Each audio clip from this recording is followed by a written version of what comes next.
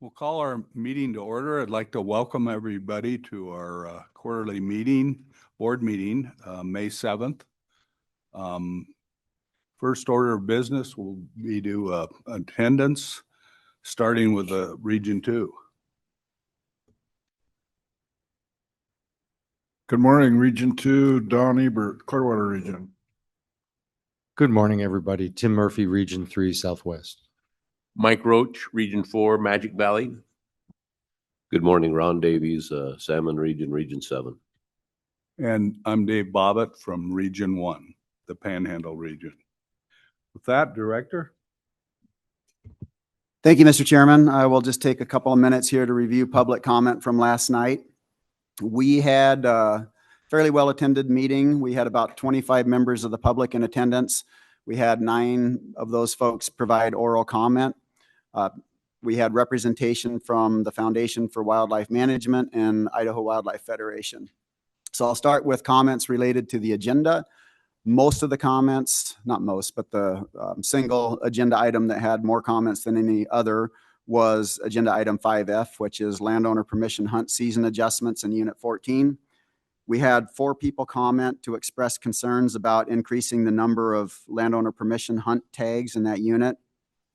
More specifically, folks included requests to consider incorporating a youth hunt or translocating those elk instead of offering them up for LPH hunts, restricting hunts around Tolo Lake to short-range weapons, concurrently increasing opportunity for cow hunts on adjacent public land, and then finally managing wolves better to help prevent the movement of elk onto private lands, which causes some of the depredation issues. We had 2 people commenting on agenda item 5B, which is wolf board funding. Both expressed appreciation to the commission and the department for the rule changes that provided more trapping opportunity. Both asked the commission to consider providing $200,000 to fund Foundation for Wildlife Management reimbursement program. We had 3 people comment on items not directly related to the agenda. One person asked that we consider managing walleye somewhere in northern Idaho. They recognize that walleye are not compatible in many water bodies in the state. We do have 3 water bodies in the southern part of the state that we do manage for walleyes, and he would like us to consider whether we could manage some water body, perhaps Pend Oreille, for walleye opportunity in northern Idaho, so he wouldn't have to, or walleye anglers wouldn't have to travel to Washington or southern Idaho. We had one person expressing some dissatisfaction and frustration with the department's engagement in a water right application, and he would like to continue to try to find a resolution on how that process went for him. And then finally, we had a person expressing concerns with the operation of the Farragut shooting range, specifically related to safety and noise. So, Mr. Chairman, that concludes my summary of public comment.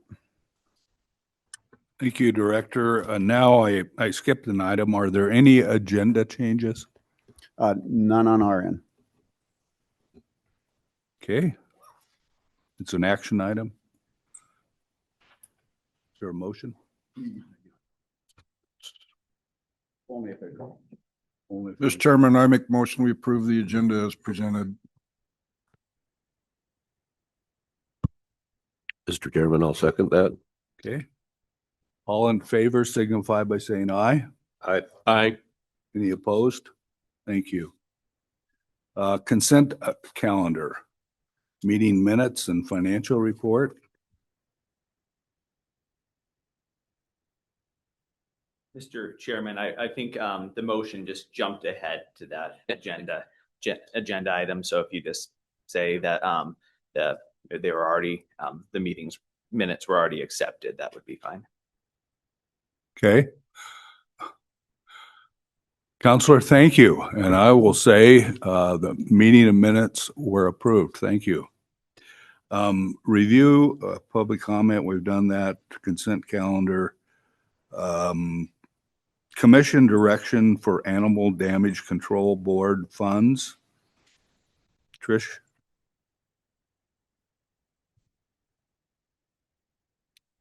Super short.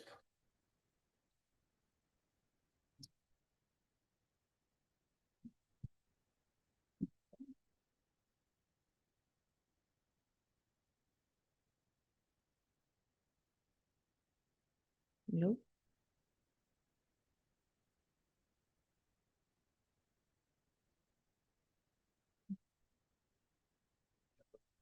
Okay. Good morning. Yeah, we're good. Good morning, Chairman Bobbitt. Good morning, Commissioners. Director Fredericks. For the record, my name is Tricia Hebden, and I'm the Assistant Chief of Wildlife, and I will be presenting today on 2 action items. The first one is 5A, the Commission Direction for the Animal Damage Control Board, and the second one is 5B, the Commission Direction for the Wolf Depredation Control Board. As these are reoccurring annual topics, I thought I would give you a brief overview of these 2 boards and then go into the 5A topic and then the 5B topic. So while both of these boards are related to control, they differ in purpose, with the Animal Damage Control Board focused on predatory species and nuisance species, and the Wolf Depredation Board is solely focused on wolves. Both have statutory requirements for the Fish and Game to transfer licensed funds to these boards annually, and only the Wolf Depredation Control Board covers damage compensation for depredation.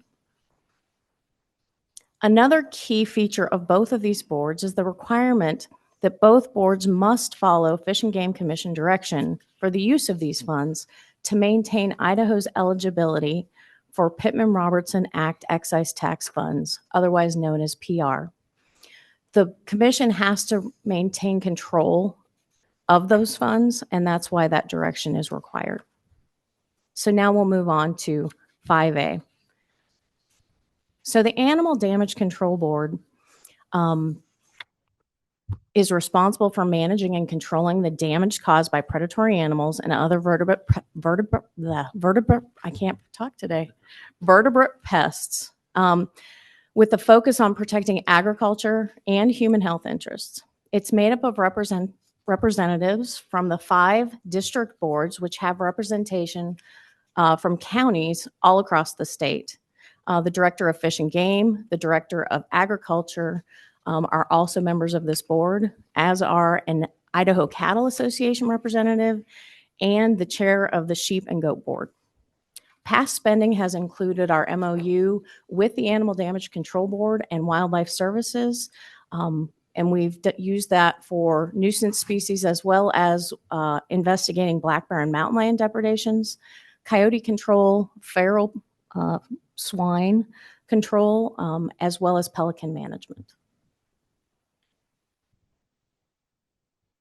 So for fiscal year 2027, the staff recommends that of the $100,000 of statutory transfer, that 50 will be directed towards predatory wildlife control activities consistent with that Animal Damage Control Board, USDA Wildlife Services MOU I just talked about. 25,000 would be directed towards depredation control targeting black bears and mountain lion depredation. And the final 25,000 would be directed towards management of piscivorous birds, primarily pelicans, impacting fisheries management. So I will stand for questions, and I've put a suggested motion up on the screen. You also have this, if you can't see it on the screen, you have a PowerPoint in front of you on the table. Questions?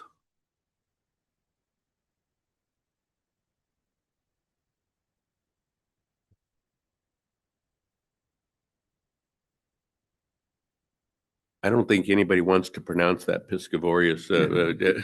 Anyway, I will make a motion. I move the commission direct the Animal Damage Control Board to expend the transferred Idaho Fish and Game funds during state fiscal year 2027 as follows. 50,000 for general predatory wildlife control, consistent with Animal Damage Control Board MOU. 25,000 for department authorized depredation control of black bears and mountain lions, and $25,000 for department-directed activities to manage the effects of piscivorous birds on fisheries resources. I will second that.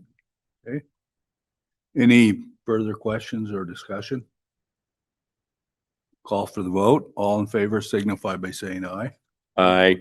Any opposed? Action is done on that one. Keep that one up.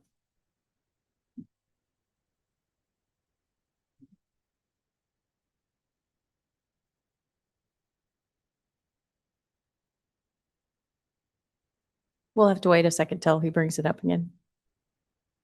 Yeah, Mr. Chairman, and for anybody that's watching, we've got a new IT system here, AV system, and so it's a little bit challenging, but there'll be a few little uncalled for breaks, but we'll work through it. So, Chairman, Yes, if you're amenable, I will move on to 5B. sure.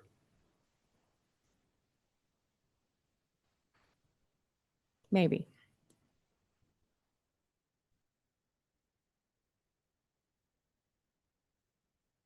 There we go.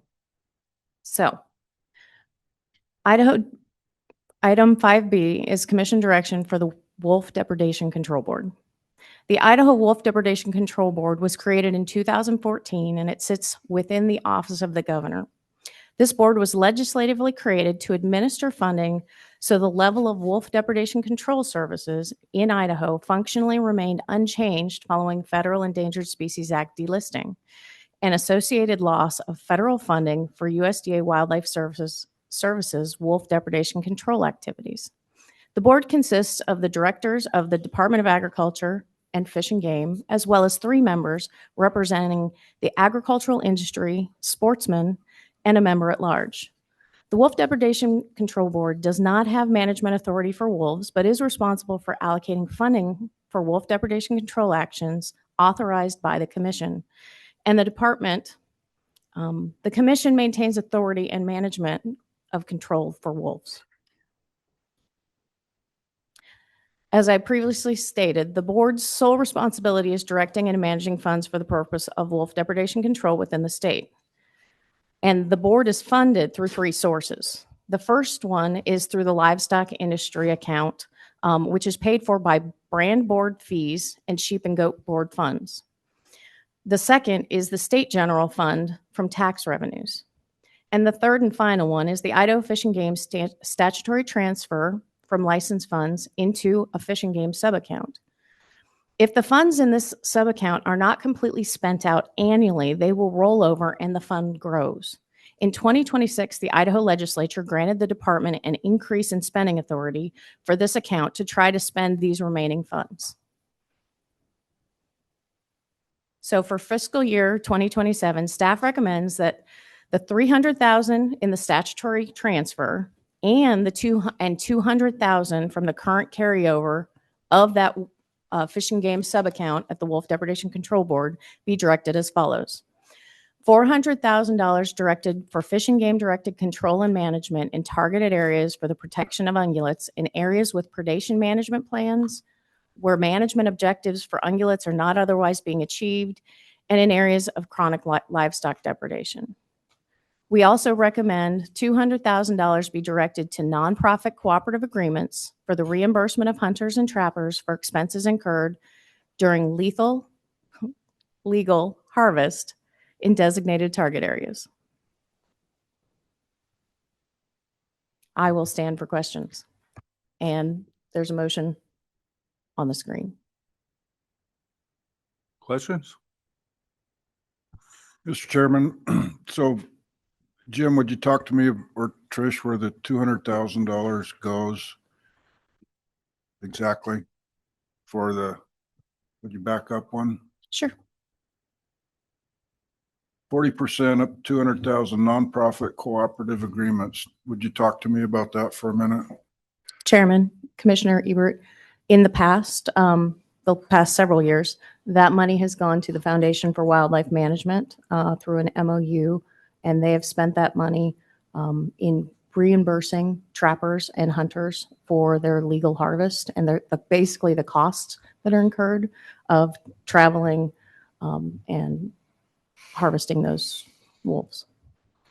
Mr. Chairman, if I may, so why couldn't we distribute those cost reimbursements our own selves? Do they have to go to a nonprofit? And then could we use the Idaho Trappers Association for that?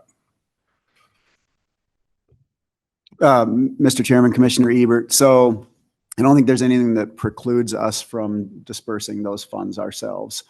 I can't speak to whether the ITA would be interested in taking on that program. I think F4WM has created the infrastructure to do that, and they've promoted the program. So there's certainly value in that.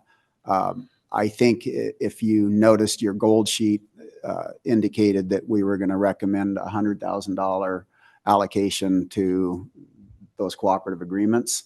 I asked that staff do that, not with the intent to limit that at $100,000, but to start with $100,000, given that we have $300,000 total. And then if there's a demonstrated need to increase those funds, the commission would have the alternative to do that. Again, normally we are talking about a $300,000 fund to draw from. And with the injunction, trappers and hunters have still been doing the majority of wolf removal in Idaho without question. But trappers have been less effective given the injunction. And so that has put the department in the position of looking and exploring methods for wolf removal outside of that program, which also costs money. And so the intent behind reducing the initial allocation to that program was to make sure that we have sufficient funding in the upper category, directed control and management, to explore and act on some of those programs that we've been working on. That said, because we have a total of $500,000 to work with because of the legislative action, I do feel comfortable that that the commission could authorize up to $200,000 for the F4WM program, and still gives us the latitude to explore and act on other programs. Going forward, we don't know that that's the case. So I think the bottom line is that in the coming year, and looking at data from past years, we need to be very thorough in our evaluation of what is the most effective way at removing wolves in those areas where we need to remove them. So again, we're in a position this year that we've got ample funds to work with. Thus our recommendation as you see it forward, as you see it here. But there are other alternatives on the table that we can and need to consider going forward. So follow up, Mr. Chairman. So this aligns with the gold sheets? Mr. Chairman, Commissioner Ebert, the gold sheet that you saw suggested or recommended up to $100,000 to nonprofit cooperative agreements. So we have modified that recommendation to say $200,000. And again, the intent wasn't to limit that to $100,000. It was to start with $100,000 and ensure that we have available funding for other opportunities, which I'm comfortable now that we do.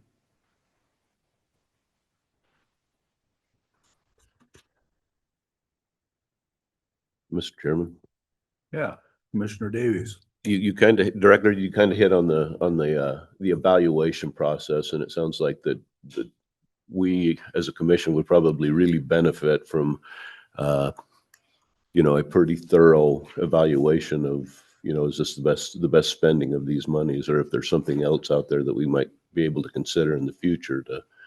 I certainly agree with the philosophy that, yeah, we need to spend this money to reduce the wolf population, but I would like to see an evaluation process that would see if this is the best spending of these funds.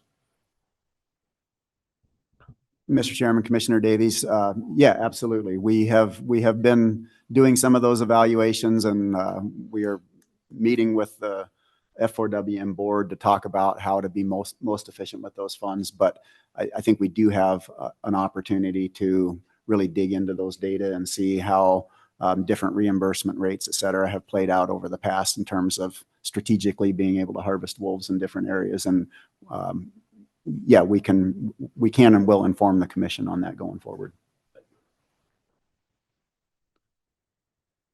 Other questions? Question, Mr. Chairman. So if we take this action here today, then do we still have a say in when and how those funds are distributed? I mean, you're on the board, right? You're on the Wolf Depredation Control Board? Yeah, Mr. Chairman, Commissioner Ebert, I am. And then we have, through our MOU with F4WM, that's where we work out the details of how the funds would be dispersed. So yes.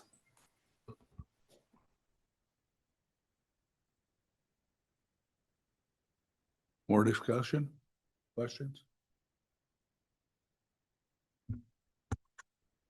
Mr. Chairman, if the motion is appropriate, I would move the commission direct the Idaho Wolf Depredation Control Board to expend up to $500,000 during state fiscal year 2027 for the protection of ungulates and to address livestock depredations with the target areas and subdivision of funding as directed by staff. Thank you. The motion's been made. Is there a second? Second. Any further discussion? Call for the vote. All in favor signify by saying aye. Aye. Any opposed? Chair votes aye. Thank you. Thank you.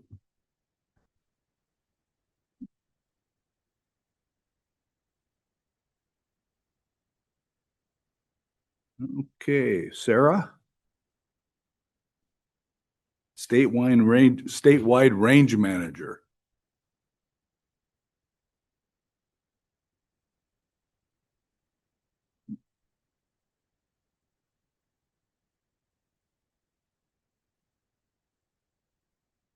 Stand here patiently.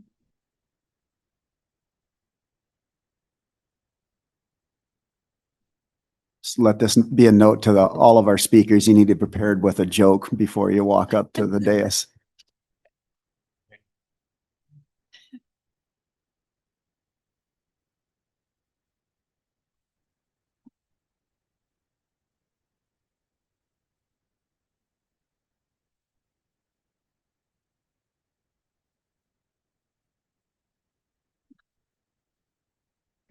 Thank you. Okay, Chairman, Commissioners, Director Fredericks, thank you for being my captive audience. I'm presenting this year I'm presenting the fiscal year 27 public shooting range grant recommendations. It's going to be a brief presentation. I'm just going to give you a little bit of a history of the program and talk about our shooting range committee and how the program is funded, and then present the recommendations we have for this year's grant applications. So to start off, our public shooting range grant program, we've always offered, I shouldn't say always, we've offered shooting range grants for decades to local shooting ranges, and they've primarily been funded through the Hunter's Education Program. Historically, most of the shooting range projects were directly related to hunter education programs, and that's been modified and modernized pretty recently. But historically, we started giving grants in the 70s. If you look at it's a small picture there, that image from the Statesman from 1989. It talks about how since 1974, the department has funded 6 shooting ranges since. So that was just over 15 years. So we've offered those generally were shooting. I'm stuttering. We've done a lot of development and cooperation coordination grants, and they generally have been hunter's education grants. And how we have funded these range grants historically is through Pittman-Robertson, the Wildlife Restoration Fund, and fine and forfeiture funds. Primarily, previous to 2019, we used fine and forfeiture funds. Those are the fees accumulated from wildlife violation fines. 65% of those fines go into the public shooting range account. The Wildlife Restoration Fund, as you may know, that is collected from a 10% or 11% tax on firearms, handguns, ammunition, and archery equipment. And if you look at that chart with our previous years, the entire lifespan of the Pittman-Robertson program, how the funding has progressed and changed throughout the years, you can see that it ebbs and flows. Generally, it gets higher with the economy as people are buying more guns and ammunition and spending money on hunting equipment. And as we go into recessions and downturns in the economy, it goes down. A little bit political as well. And as you can see, currently we are in we hit a high in 2022, 2023 with the onslaught of people buying guns and ammunition post-COVID, and now that's going back to previous COVID levels.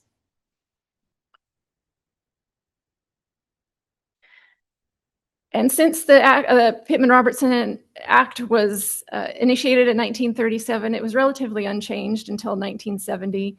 In 1970 and 71, they modified it to include handgun and handgun ammunition excise taxes. And half of that would go to hunter education and safety programs. They were really wanting to push hunter education and safety at that time. So a small allotment from the wildlife restoration went strictly to basic hunter education and safety programs.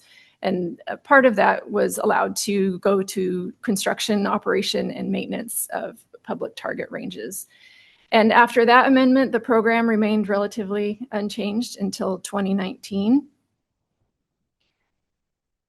And previous to 2019, the program was fairly small. How it was managed, the hunter education coordinator with Pittman-Robertson, some Pittman-Robertson and fine and forfeiture funds worked with regional communications managers and volunteer service coordinators to assist with grant writing, recommendations, and monitoring.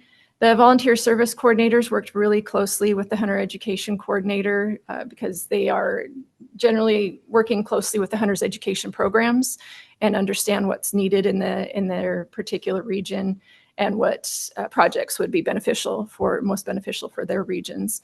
They continue to be very helpful with those projects and monitoring. Previous to 2019, the Pittman-Robertson, the federal projects were required to benefit hunter education programs almost exclusively. It was primarily for hunter education programs and live fire ranges primarily. The fine and forfeiture grants were the predominant fund source. The hunter education allotment was fairly small in comparison to the overall wildlife restoration grants. So we used the fine and forfeiture funds for the most part for those shooting range grants. We didn't have a huge amount to disperse for the federal funds.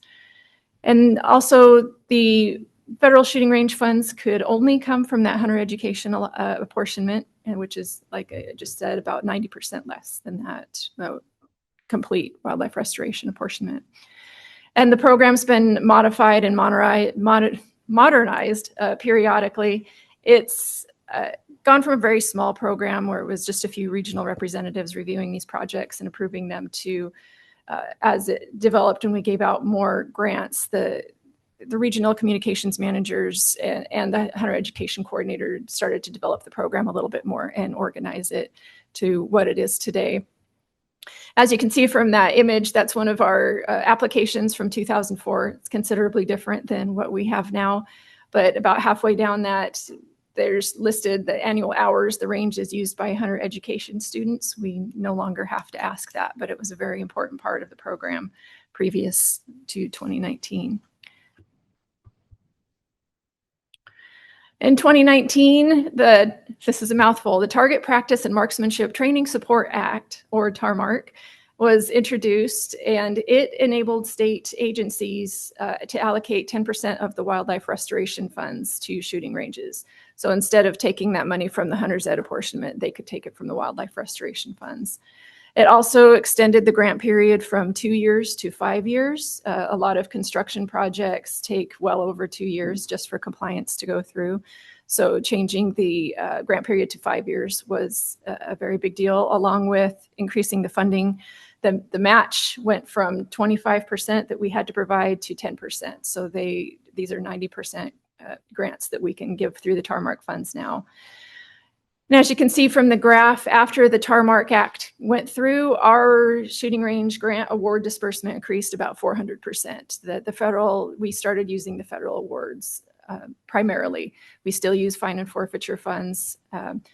Pittman-Robertson funds are reimbursement grants through the federal aid, and the fine and forfeiture, they're generally cash advance grants.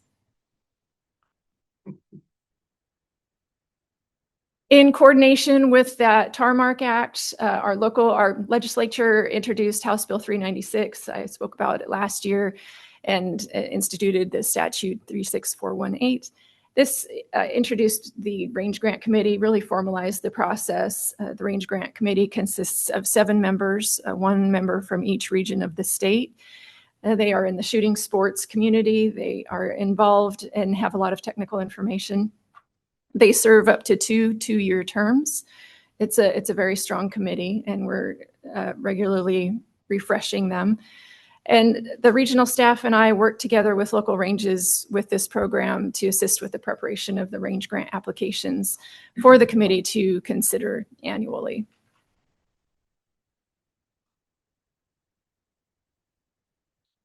And just a really quick overview of a lot of the grants that we've given in the past 10 years.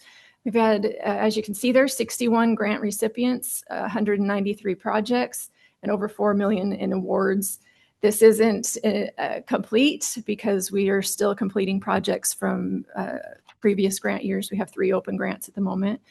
But the closed grants, we had 20, and just in 10 years, 28 trap machines, 25 covered shooting shelters, 16 range builds and improvements. That includes berms, dividers, safety improvements, 12 ADA parking pad or sidewalk projects, 9 sheds or storage containers, Connex containers, 8 fencing projects, which are always huge endeavors, 6 restroom facilities, 6 lighting projects, 5 roof replacement or repair projects, 5 feasibility studies, 5 parking lot or road improvements, and 3 RV hookup upgrades.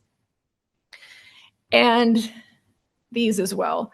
That wasn't a general overview. We've done dozens and dozens of projects, and it's really fun to go to these ranges. I went to Pocatello Trap Club was actually the range, and as they walked around, I was told that they love walking around the range because just about everything they look at was funded by Fish and Game Grant, and so they're all very grateful. It's a wonderful program to have. And just a few pictures of some completed projects that we like to highlight. Cedar Hills Gun Club in Blackfoot in Region 5 is a big one. We highlight them just about every year because they've been such a good partner. Cedar Hills actually started as a private range. They were membership only, but thanks to work from our volunteer service coordinator up there, she's worked tirelessly to get them to work with us. Public access is a requirement of this program, and they have worked with us so well that now they offer public access, much more public access than they used to. They provide access for our COs to go practice, and they welcome our Hunter's Ed instructors to come take classes regularly. So they've really opened up the range and are very grateful for our help. As you can see, their most recent project was this new skeet and trap range. You can see kind of in the center of the picture there. That was a huge endeavor. When we had a tremendous amount of money to give out, they got a good portion of it. It's a beautiful range. They have also built 3 shelters, I believe, at this point with our grant funds, vault toilet on their upper range, and ADA parking pads and ramps for a lot of their facilities.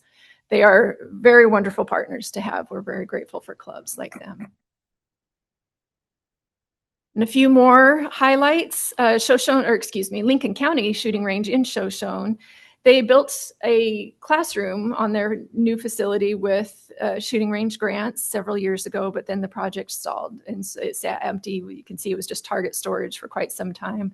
And just recently they received another grant and were able to complete that classroom so that they can host concealed carry classes, hunter's education classes of the sort, and they're improving their range considerably.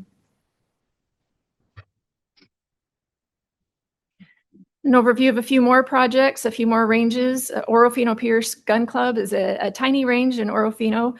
They've built almost from the ground up with our shooting range grants. Most recently, they built these shooting benches. The previous benches were not safe anymore and falling apart, so they were very grateful to be able to build those with just a small amount of money and volunteer work. The Rupert Shooting Range has expanded considerably in the past 10 years. This is one of their projects here. They built a brand new classroom. It's a beautiful new classroom, and we helped a lot with that classroom work. They also work pretty extensively with NRA We consider the NRA grants to be match, so a lot of the ranges will use those NRA grants for their match as well. And down in that lower right is Boise Gun Club. You can see how packed that is. They do have statewide competitions every year, and they desperately needed RV upgrades for their electric. And so that was a monumental project. They had to bring in new power poles and transformers, and it was big. And they also gravelled that entire parking lot, and they're very grateful for that access. You can see how heavily used that is. And finally, Fremont County Sportsman's Club in St. Anthony have the covered shelters and benches. This is another small range that has been built almost from the ground up with Fish and Game with shooting range grants. So part of our grant criteria for these shooting range applications, the public access is probably the number one consideration for us. It doesn't make sense to give public money for a private range, so public access is number one on our list. The projects have to be necessary and reasonable expense, can't be overpriced, and that takes some review. Substantial in character and design.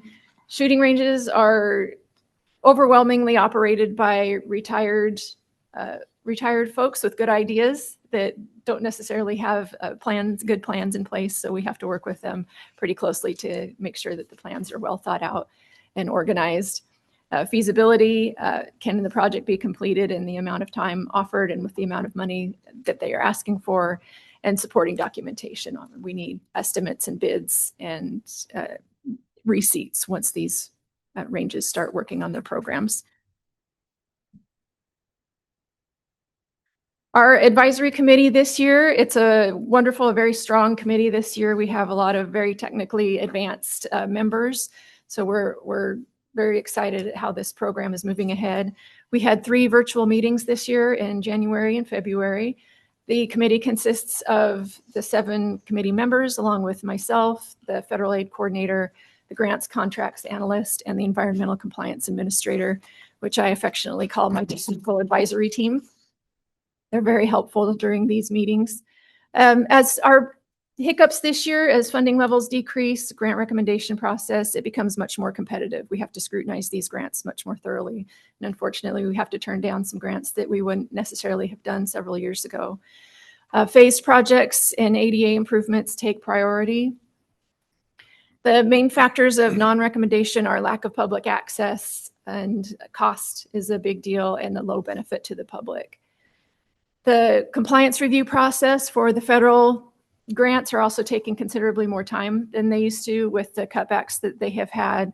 It's taking much longer for the compliance review process, whereas it used to take 12 to 14 months for an extensive project.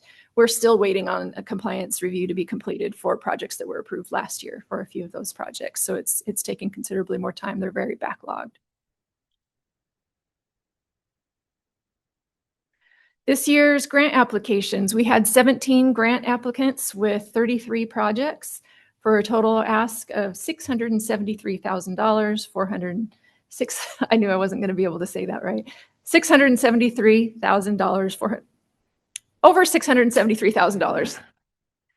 The available funding for this year is $300,000. We have 19 projects from 15 ranges recommended, and the total amount for the recommended projects is just over $281,000. I'm not going to try that again. Thankfully, we were able to represent all of the regions again this year.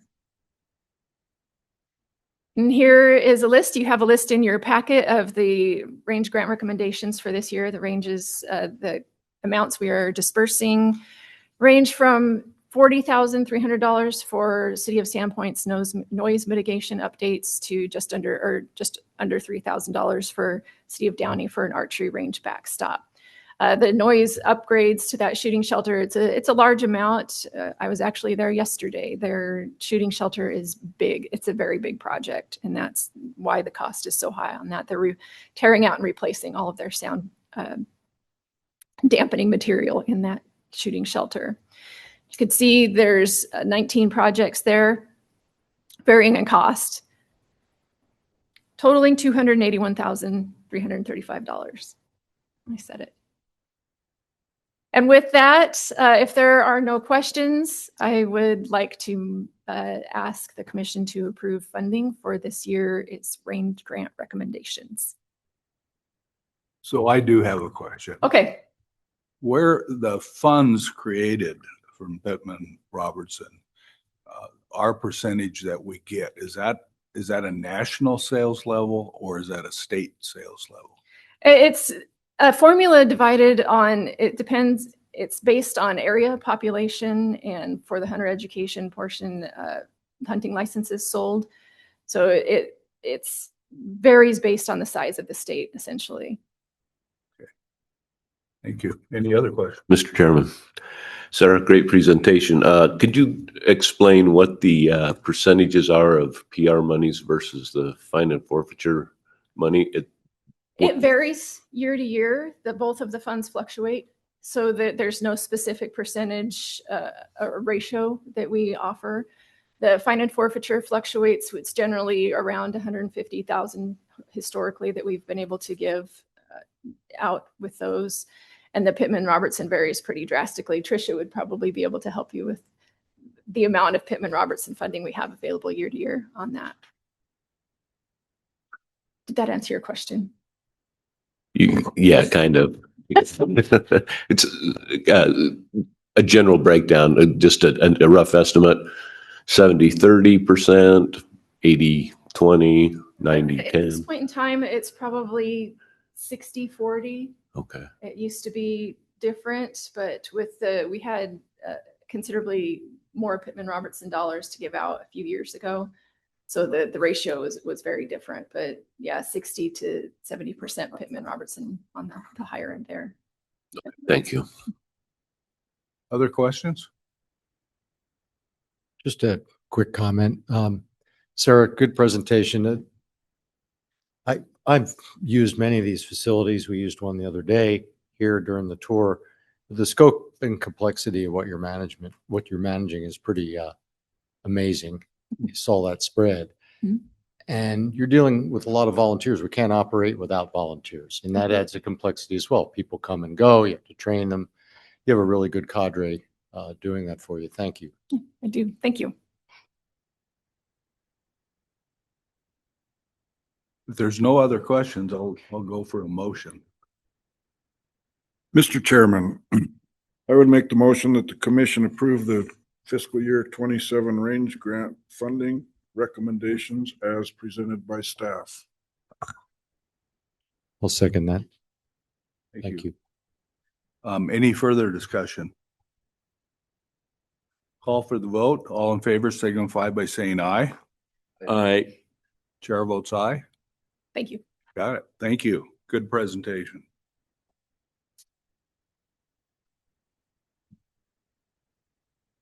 Okay. Jeff. There you go. Yeah. Morning, Mr. Chairman, Commissioners, Director Fredericks. I guess at the director's recommendation.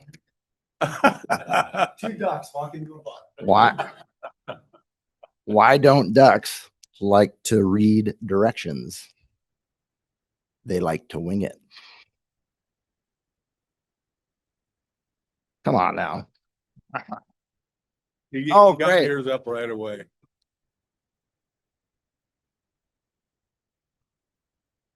Had to try. Thank you. My name is Jeff Knetter. I'm the Upland Game and Migratory Game Bird Program Coordinator. Because I did provide a briefing on this topic back in March, because this commission did vote on the swan season recommendation, at least in regard to the number of tags in April, I'm intentionally going to keep the background of migratory game bird season setting relatively brief this morning. But I will touch on why this year has been atypical as compared to previous season setting iterations. Very briefly, you've seen this slide before. The Migratory Bird Treaty Act implements 4 international conservation treaties that the U.S. has entered into with Canada, Mexico, Japan, and Russia. It provides the authority to the Secretary of the Interior to determine when hunting can take place for migratory game birds.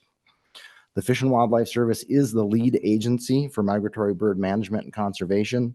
However, because these migratory birds do not pay attention to political boundaries very well, states are involved in this process as well. So the management of migratory game birds is a cooperative effort between states and the federal agencies. States participate through this process through the 4 flyways.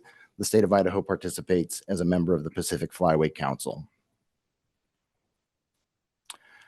So let's talk a little bit about federal hunting regulations. Typically, the department presents migratory game bird season setting recommendations to the commission in April of each year. However, the department has delayed recommendations this year because we've been seeking clarity on the status of the federal rulemaking process. The service is transitioning to a new regulatory process. Historically, as you can see on the screen there have actually been 4 different documents that the service has had to publish and seek public comment on in previous years. This includes the preliminary rule, the proposed frameworks for states to consider, the final frameworks that states actually get to choose from, and then finally, the season selections that states select for their respective seasons. Again, each of these required a public comment period as well. And on an annual basis, the service was at risk of not publishing these documents before season started on September 1st each year. So the new process is supposed to have a proposed rule published, a final rule, and this would be published one time. Thereafter, there would be a policy memo published on an annual, or actually the proposal is to publish every 3 years unless data warrants a restriction or a liberalization. Given the fact that sandhill crane seasons are set on an annual basis with annual data, it is likely that this policy memo will actually come out on an annual basis. So all that being said, this regulatory process is still in internal review. So we were hoping to get some clarity on this on May 5th when the service met with states through the Service Regulations Committee process. And we were told that there are backup plans in place and that there's an outside chance that the new process will not be adopted and that seasons would revert to last year. The service has stated that this is very highly unlikely. Given that the majority of states across the country have already adopted seasons and have started publishing regulations, we are certainly very hopeful that the service finds a way to get this done. So with all that being said, the department is going to provide recommendations to you today to adopt seasons. I'm just going to go through a very brief reminder of how we go through this process on an annual basis. So back in March, we did provide you a briefing on the seasons that we were going to scope with the public. Back in April, Commission did approve swan tags so that folks could apply for a controlled hunt. Stand before you today to present the department recommendations. Once the Commission adopts those recommendations, the department will submit those season selections to the Fish and Wildlife Service. We anticipate sending our regulations to the printer in June. All right, one of the things I did want to provide a brief reminder on is that the season proposals that we did scope with the public and the recommendations before you today are the product of extensive outreach to hunters aimed at understanding hunter preferences. Since 2012, the department has conducted mail and web-based surveys to obtain input from hunters on their preferences on how to structure the migratory game bird seasons within the confines of the federal regulations. Feedback from these surveys is then used to help guide the season setting process during the following 5 years. This coincides with how often we can change duck zones. All right, here's a very brief summary of the public outreach and input that we've conducted this year. Public comment period ran from February 27th to March 15th, and the proposal pages received about 245 submissions. The public was notified by statewide and local media releases. This was about 250 different media outlets. There were 5 posts or features on migratory game bird season setting on social media platforms, and we had over 60,000 views of these posts. We also posted these proposals on the Fish and Game website, and open houses were held in most of the fishing game regions. All right, with that, I will now transition to the actual season setting proposals. Largely, these are unchanged from what we briefed you on back in March. And I would also provide the reminder that these recommendations are a reflection of the hunter opinion surveys. I'll move forward with the 2026, 2027 migratory game bird season recommendations. So the first thing, starting with duck, snipe, and coots, we'll have a youth, veteran, active military season for September 26th, 27th of 2026. In zones 1 and 4, the season would run from October 3rd to January 15th, and a SCOP season from October 3rd to December 27th. In zone 2, this is a slight change from last year. It'd be a start of the season 1 week later than it did in the previous season, October 10th, 2026 to January 22nd, 2027. SCOP season would run from October 29th through January 22nd, 2027. And lastly, in zone 3, the season would run from October 19th, 26th to January 31st, 2027. That's as late as the duck season framework will go. And the SCOP season, November 7th through January 31st. The bag limit is unchanged from the previous season recommendation. That would be 7 ducks. That includes no more than 2 female mallards, 2 redhead, 2 SCOP, 3 pintail, or 2 canvasback. Snipe bag limit would be 8, and the coot bag limit would be 25. Possession limits for all migratory game birds are 3 times the daily bag limit unless stated otherwise. Moving on to Canada geese. This is largely unchanged from last year's recommendation as well. In zones 1 and 5, there'd be a season from October 3rd to January 15th. Zones 2 and 6, November 3rd through February 15th. As a reminder, the Canada goose season framework is a little bit longer than the duck season framework. It can go till February 15th. Zone 3, October 19th to January 31st. And then lastly, Zone 4 would have a season because they have an early Canada goose season from September 1st through September 15th, and then reopens on October 3rd and runs through December 31st. Bag limit would be 5 Canada geese, and the possession limit would be 3 times the daily bag limit. Moving on to light geese. Zones 1 and 5, October 3rd to January 15th. Zone 2, October 3rd to December 23rd, and February 16th to March 10th. This is to allow the opportunity for hunters to hunt those light geese as they start moving north and take advantage of that opportunity. Zone 3, October 19th to December 24th. Again, another late season opportunity that runs from February 1st to March 10th. Zone 4, October 19th to January 31st. And Zone 6, October 10th to January 22nd. The bag limit would be 20 white geese, and the possession limit is 3 times the daily bag limit.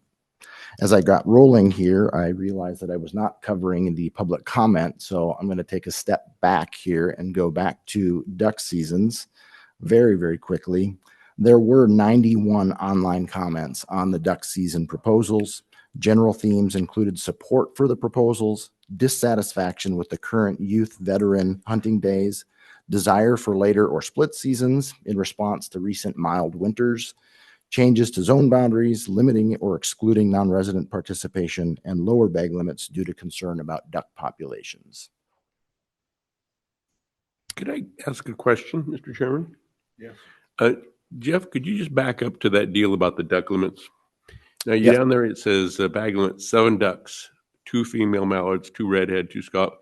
So what about, can you get 7 mallards, the males? Mr. Chairman, Commissioner Roach, yes. Okay. So it's 7 ducks, Mm-hmm. and it just cannot include more than 2 female Okay. mallards. All right. Yeah, those are the limitations. All right, returning to a very brief summary on the input that we received on Canada goose seasons. There were 70 online comments. General themes included general support for the seasons, season alignment with duck seasons, and changes to zone boundaries. Given I already covered the light goose recommendations, there were 23 online comments that we received for light goose season proposals. Common themes there were to remove the split season in zone 3, general support, concurrent seasons with white-fronted geese, and a conservation order season. All right, so moving on to white-fronted geese, again, largely unchanged from the previous year and scoping, but season recommendations are in zones 1 and 4, October 3rd to January 15th, zone 2, October 19th to January 31st, zone 3, November 3rd to February 15th, and in zone 5, October 10th to January 22nd. Those highlights are there to demonstrate that the season in zone 5 will be a week later than it was in the proposal last year. And then we had actually had an error in the gold sheet that suggested that the white-fronted goose bag limit was going to be 10. The framework that was approved by the Pacific Flyway Council this past year was for 6. That population has been declining a bit, and that decision was made in response to the decline of that population. So just wanted to provide that clarification. Again, the possession limit would be 3 times the daily bag limit. Oh, question. So when we see changes highlighted, is that because of public comment? Mr. Chairman, commissioners, in this case, I would say yes, it was in regard to public comment. It wasn't in regard to scoping this year, but was in response to the public opinion surveys that we've conducted over the last couple of years. When we're taking in thousands of responses to our public opinion survey, or I should say alternatively, you've heard me mention that we only received about 20 comments or so on proposals. So largely the changes that you see are reflections of the duck hunter or goose hunter opinion surveys that we've conducted. All right, moving on to swans. As the commission well knows, you've already approved the 50 tags available for this hunt. This would be a proposal or a recommendation for a season structure from October 10th to December 1st. This season has a concurrent start date with the duck season in North Idaho. And as a reminder, the rationale for the December 1st closure, the intent there is to avoid the harvest of trumpeter swans.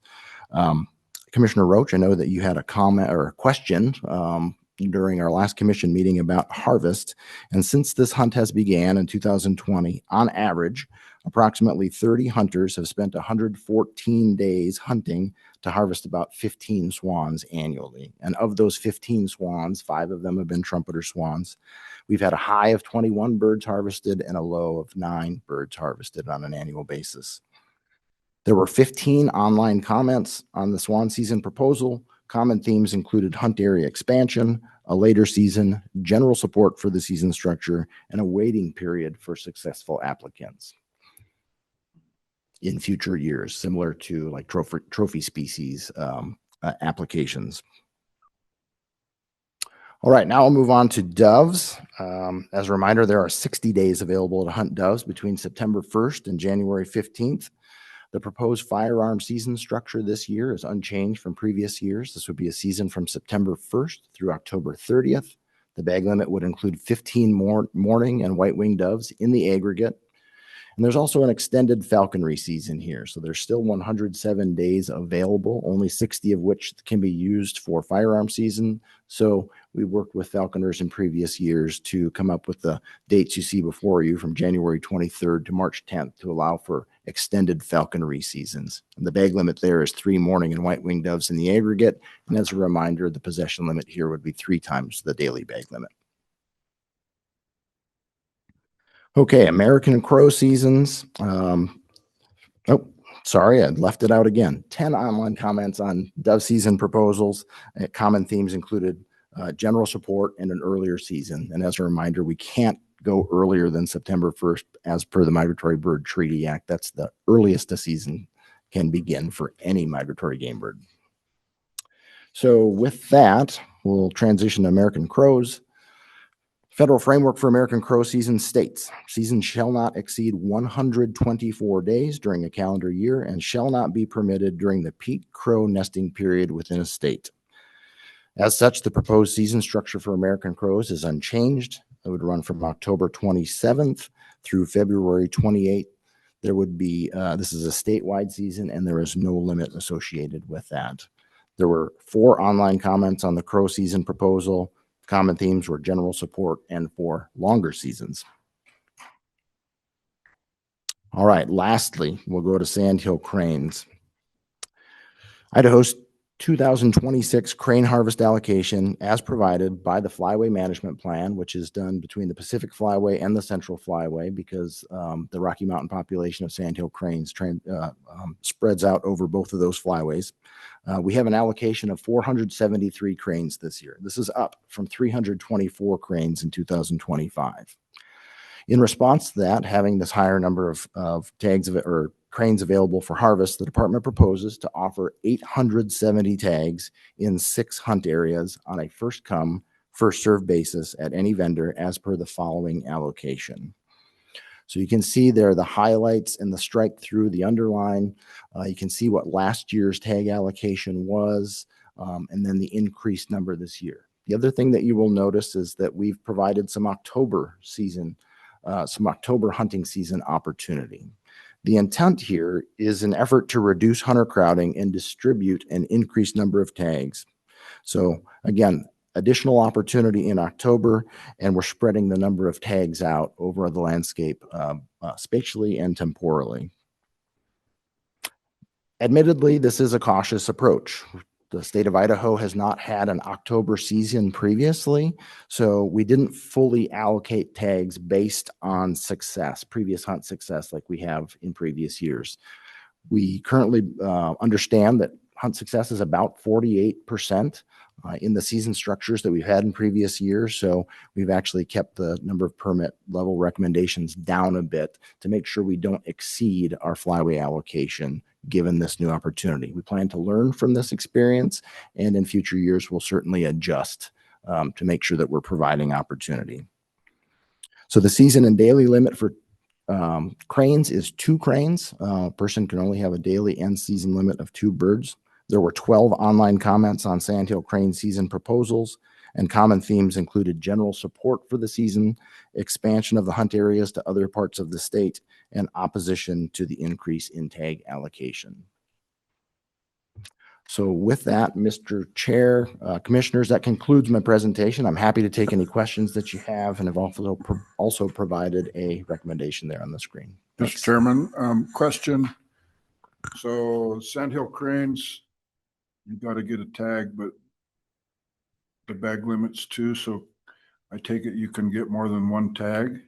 Mr. Chairman, Commissioner, that is correct. Maximum number of tags a person can purchase is 2. Mr. Chairman. Jeff, great presentation. You're very thorough. At the beginning of your talk, you mentioned that we're hopeful that the federal government adopts this new process. What happens if that doesn't take place? Mr. Chairman, Commissioner, well, if the federal government did not publish regulations by the time seasons start on September 1st, it would technically make all migratory game bird seasons that have started at that point illegal. And so that would be a disaster. And I would think that the federal, the U.S. Fish and Wildlife Service would really like to avoid that situation. I believe the director spoke with the director of Fish and Wildlife Service back at the North American. I think there was concern expressed by all states across the country that this is a very big deal. We are a state that has chosen to delay our season setting process in hopes that this would be done. It's still not done. So given the fact that most states have already selected these seasons, most states have already published their brochures, you can imagine how much dissatisfaction and frustration there would be among states if we had to come back to you, change our season recommendations because we'd have to fall back on the previous season's frameworks, or in some cases there's a discussion about having last year's regulations and have to reprint our regulations. It would be a big problem. So maybe more than you wanted to know, but disaster, I think, is the best way to put it. Yeah. Good question. I'll tear off of Commissioner Davies' comment just for the record. With the resources available to the service, it's quite astonishing that it would come to this point. And I know there's risk management that's involved, and we've delayed in order to do that. But the resources available to the federal government are pretty strong. And I don't know why it gets delayed, it is. Quite disappointed. You've gone through scoping, public survey, public comments, you've rolled it up, you've presented us a great presentation bird by bird, so thank you. And I'm sorry you have to await this. And then the, sword of Damocles hanging from the federal foot dragging. Apologize for that. Thank you. Any other comments, questions? Looking for a motion. Mr. Chairman, Yes. I would move that the commission adopt the staff recommendations for the 2026 through 2027 migratory game bird seasons. I'll second that. Okay, call for the vote. All in favor signify by saying aye. Aye. Any opposed? All right. Thank you. Okay. Helmick Conservation Easement Plan, Casey.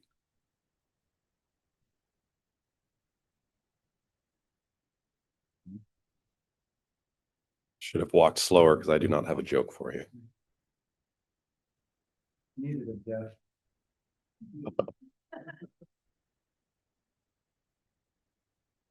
All right. Good morning, Mr. Chairman, Commissioners, Director Fredericks. I'm Casey Pizanger, the Lands and Mitigation Program Coordinator. The agenda item in front of you right now is for the acquisition of a new conservation easement in the Magic Valley region. So this is Elmore County. This is a 38-acre easement. It is immediately adjacent to a larger easement that the commission and the department acquired back in 2024 on the Helmick Ranch. So we are calling this the Helmick Ranch Part 2 Conservation Easement. What you see on the screen in front of you is the general location of the Helmick Ranch property in red. So we are just to the west of Fairfield, east of Mountain Home. You can see the little purple squiggly line through the middle there is Highway 20. Here's a close-up look of the property. So the original conservation easement that was purchased 2 years ago was almost 3,500 acres. That's the large red polygon you see here. And then off in the northeast corner, circled in yellow, is the new 38 acres that we're talking about today. At the time that the department and the commission acquired the original conservation easement, the Helmicks didn't actually own this 38 acres. They've since purchased it. Both parties feel like it would be prudent to incorporate that into our area of protection. Now, you might hear me refer to this as expanding the conservation easement. It will technically be a new document that is recorded for this easement, but for all intents and purposes, the goal is to maintain a very similar structure to the agreement. It is a non-development easement. We intend to keep these working lands working. It's an active cattle ranch. So these landowners will get to continue to use the land that they've been using for decades and hope to continue to use in a very similar fashion. Our interests are simply to avoid any development in this area, to preserve the open space that is there and the good habitat that is there currently. I know that most of you have heard this story before, but to just rehash kind of our interest in this area from a conservation perspective. This is an area, this Highway 20 corridor, that is incredibly important for migratory big game species. Elk, pronghorn, and in particular mule deer use this area as kind of transitional range. So what you see on the screen here is a movement map of collared mule deer. This data was put together from animals in 2018. Obviously, the warmer areas indicate areas where more collared animals were traveling during their seasonal migratory events. Stripping away some of the noise here, this is kind of just a simplification of where we saw these collared animals moving. And really what we saw is these animals preferred just a few areas to cross Highway 20. One of those areas being right where the Helmick Ranch is located. So Helmick Ranch is just to the left of center on the screen here. Again, Highway 20 running east to west through the middle of the screen there. All of the white that you see is private property. So that Highway 20 corridor is predominantly private ground where these animals are transitioning through. We understand from a lot of research done over the years that these animals are primarily summering in units 43 and the northern portions of unit 44. So this is kind of the Soldier Mountain country up on Forest Service ground. They're transitioning south through that private land corridor along Highway 20 and then wintering in a couple herds down in unit 45 on BLM ground predominantly. So with a good understanding of the movement ecology of these animals, we know that this is a large number of animals we're talking about. Estimates at the time that this was put together was this herd is around 15,000 animals.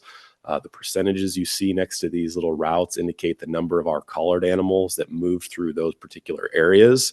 So if we do some simple back of the napkin extrapolation based on the number of collared animals we have, we estimate that somewhere in the neighborhood of 5,000 to 7,000 animals are actually moving through the Helmick Ranch property seasonally during these movements. So all this information is kind of directing us toward these conservation actions in this area. Not to mention that this is an extremely important population from a hunting perspective. These animals being in 43, game intermediate 43 is the second most popular mule deer general unit in the state, behind only unit 39, which is right next door. And then obviously in 44 and 45, where the ranch is actually located, you've got two of the most premier controlled buck hunt opportunities in the state. So an immensely important and popular mule deer herd from a hunting perspective for our sportsmen and women. I mentioned the private land that kind of surrounds this area. Really, the goal here is to protect that private land and keep it in its current status, because right now, largely rural landscape, open space, it's great for transitioning big game animals. The threat here is development in this area. We've seen proposed wind projects, solar projects in the area, and obviously that kind of development can have real implications for migrating big game species. So the intent with these efforts is to maintain that open space corridor for these animals to transition through. They're just showing you the location specifically of the new 38 acres that we're talking about. As a reminder, as was the case with the original conservation easement purchase back in 2024, there is no public access component with this conservation easement. The goal here really isn't to provide new opportunity on private land for our sportsmen and women. It is to ensure the health of this population, ensure that these migratory paths can continue to be used, maintain that open space, protect these animals as they're transitioning through private to ensure that they can get to their summer range on public ground, where they can be then utilized and accessed by our sportsmen and women. Excuse me. I didn't touch on wildlife crossings. There is a component to this larger effort, thinking about crossing structures and crossing ecology. That's road crossing. So obviously in an area where we have large numbers of animals crossing a highway, deer vehicle collisions is a concern. We've worked with partners at ITD across the state to address this. And this conservation easement doesn't specifically speak to any actions related to crossing structures, but it does improve our ability to have effective crossing structures come into play in the future, should those opportunities arise. Having more property along the frontage of the highway means that we have more assurances that for crossing structures to be effective, you would hate to see a crossing structure go in and then see the ground on either side of it get developed. Animals aren't going to use that structure in that case. So this gives us more assurances that future opportunities for crossing structures could be effective in this area. Just a note, as you can probably see, this is really a landscape scale conservation effort. We are continuing to talk to landowners in the nearby area with hopes that we can conserve more of this private ground to really create a connected corridor between summer and winter range through the private corridor around Highway 20, and ensure that these animals can continue to use this open space like they've probably been doing for thousands of years to migrate. And easy to monitor. That's just a note, recognizing that from a staff resource perspective, this is not a huge burden on staff. Monitoring these conservation easements primarily consists of a once a year monitoring check to make sure that the terms of the easements are being upheld. For this particular 38 acres, obviously staff will be on the property monitoring the larger portion of the easement anyway. You could look at this 38 acres right from the highway and see that things are being complied with. So not a huge burden from a staffing perspective. Oops, excuse me, wrong way. This easement has appraised at $50,000, and we do have a signed purchase agreement with the landowner for that dollar amount. Right now we have HB 530 funds identified for the purchase, which are our licensed set aside funds specifically to be used for land acquisition actions. And we do have a closing date already set up for May 22nd. So with your approval today, we would have this thing wrapped up in the next couple of weeks. With that, I'm happy to take any questions. I have a question. I can't believe we haven't asked it before, but does this easement prohibit any wind type structures on it? Mr. Chairman, yes, that falls under the umbrella of development. Okay. Mhm. Good presentation, Casey. I'm assuming when there's not public access in perpetuity like the easement, that the appraisal and the cost for acquisition reflects that. There's a factor in there for access versus no access. Mr. Chairman, Commissioner Murphy, yes, that's accurate. So when these properties get appraised, the inclusion of public access we've seen can almost double the value of that easement. So we are paying a lower price for this easement than we would be paying if public access was included. Thank you, Casey. And a quick comment. This is a very narrow strategic location, but it's got an outsized positive impact on the herd. And of course, small belly button they go through, but they're going to areas where hunters can access elsewhere. So I'm very supportive. Thank you. Thank you. Mr. Chairman, this is in my region, and I do monitor the right to the top picture there. Right across the road is and I don't know where Jeff is, but there's a sandhill crane, a pair that nest in there. Except this year it's dry. There isn't any water.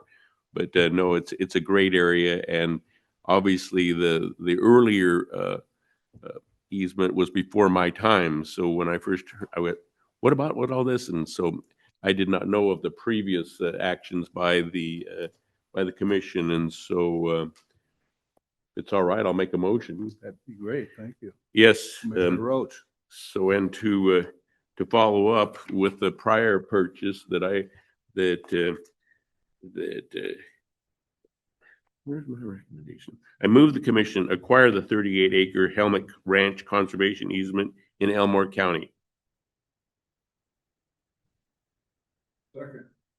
Second from Mr. Commissioner Ebert. Any other discussion? I just have one probably really stupid question. Casey, the picture that you show right above or right below the motion on the last page of the gold sheet shows a red square right in the middle of the existing easement. Is that land who owns that land? Is that there? Mr. Chairman, one too far. Mr. Chairman, Commissioner Davies. So that is actually a development envelope that we left out. So this is an area where the terms of the conservation easement won't apply. So that is still Helmick property. They've carved that out to say we reserve the right to build in that little square. Okay, thank you. Okay. Any other questions? Discussion? Okay, I'll call for the vote. All in favor signify by saying aye. Aye. Chair votes aye. Thank you, Casey. Elk landowner permission hunt season adjustment, Rick Ward.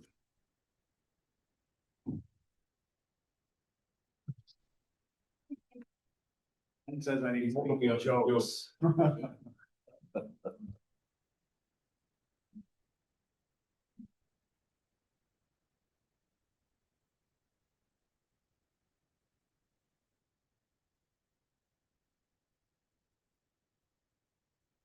I don't have a joke. Mr. Chairman, Commissioners, Director Fredericks, good morning. I'm here to discuss adjustments to elk landowner permission hunts in Unit 14.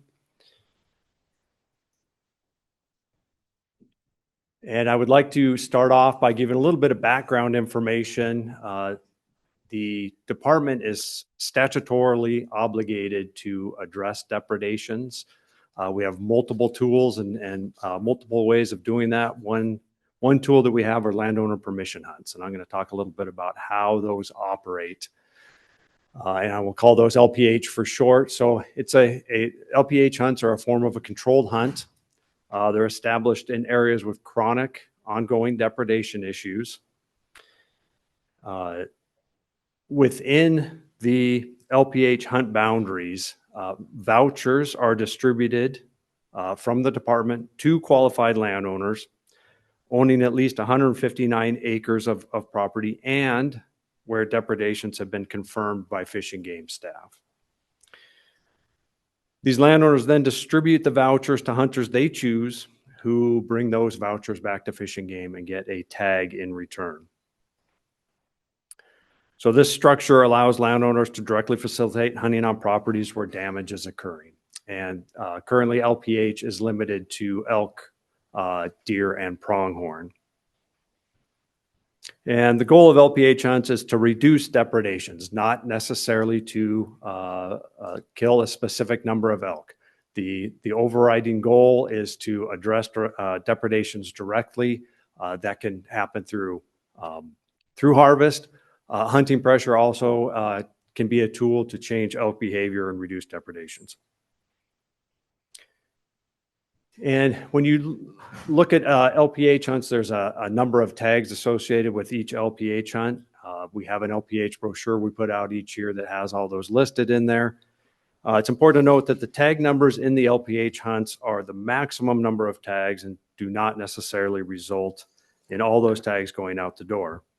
Really, the number of tags that go out is dependent on depredations occurring during the LPH hunt timeframe. So as I said, staff confirms depredations. They distribute vouchers to landowners. Landowners then can distribute those vouchers to hunters who bring that back and get tags. So I'll talk a little bit more about numbers in a minute. Excuse me. And worth noting, we have the majority of LPH hunts in the state right now are elk. I think there's one deer LPH and a handful of pronghorn LPH. For all the elk LPH in the state, they currently are and have been for some time all antlerless hunts.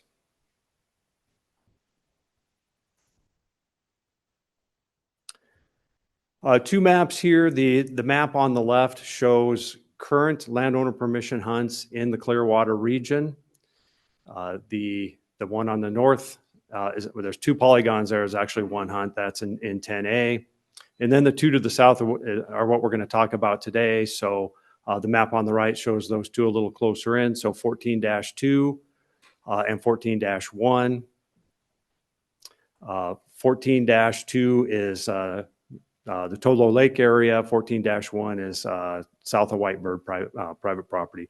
So in both of these situations, the vast majority of those hunt areas are private property. The hunt area description or the hunt for 14-1 is limited to private property only.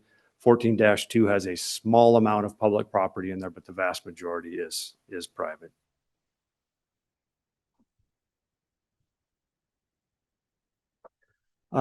This graph shows our survey results from elk specific to Unit 14. And you can see that that's a growing elk population that over the last 27 years, that's a good thing. The reason we are here talking about this today is because we have a growing elk population. The flip side of a growing elk population is that as populations increase, depredations often increase with that. And that's what we're talking about today.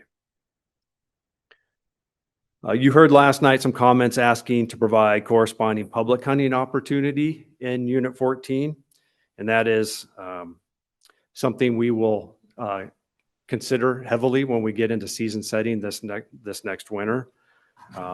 We think there is likely some additional opportunity with this growing elk population, but I want to draw a distinction between dealing with depredations and providing public opportunity for hunting. LPH is not designed to address elk population management. It's there specifically to address depredations as they are occurring.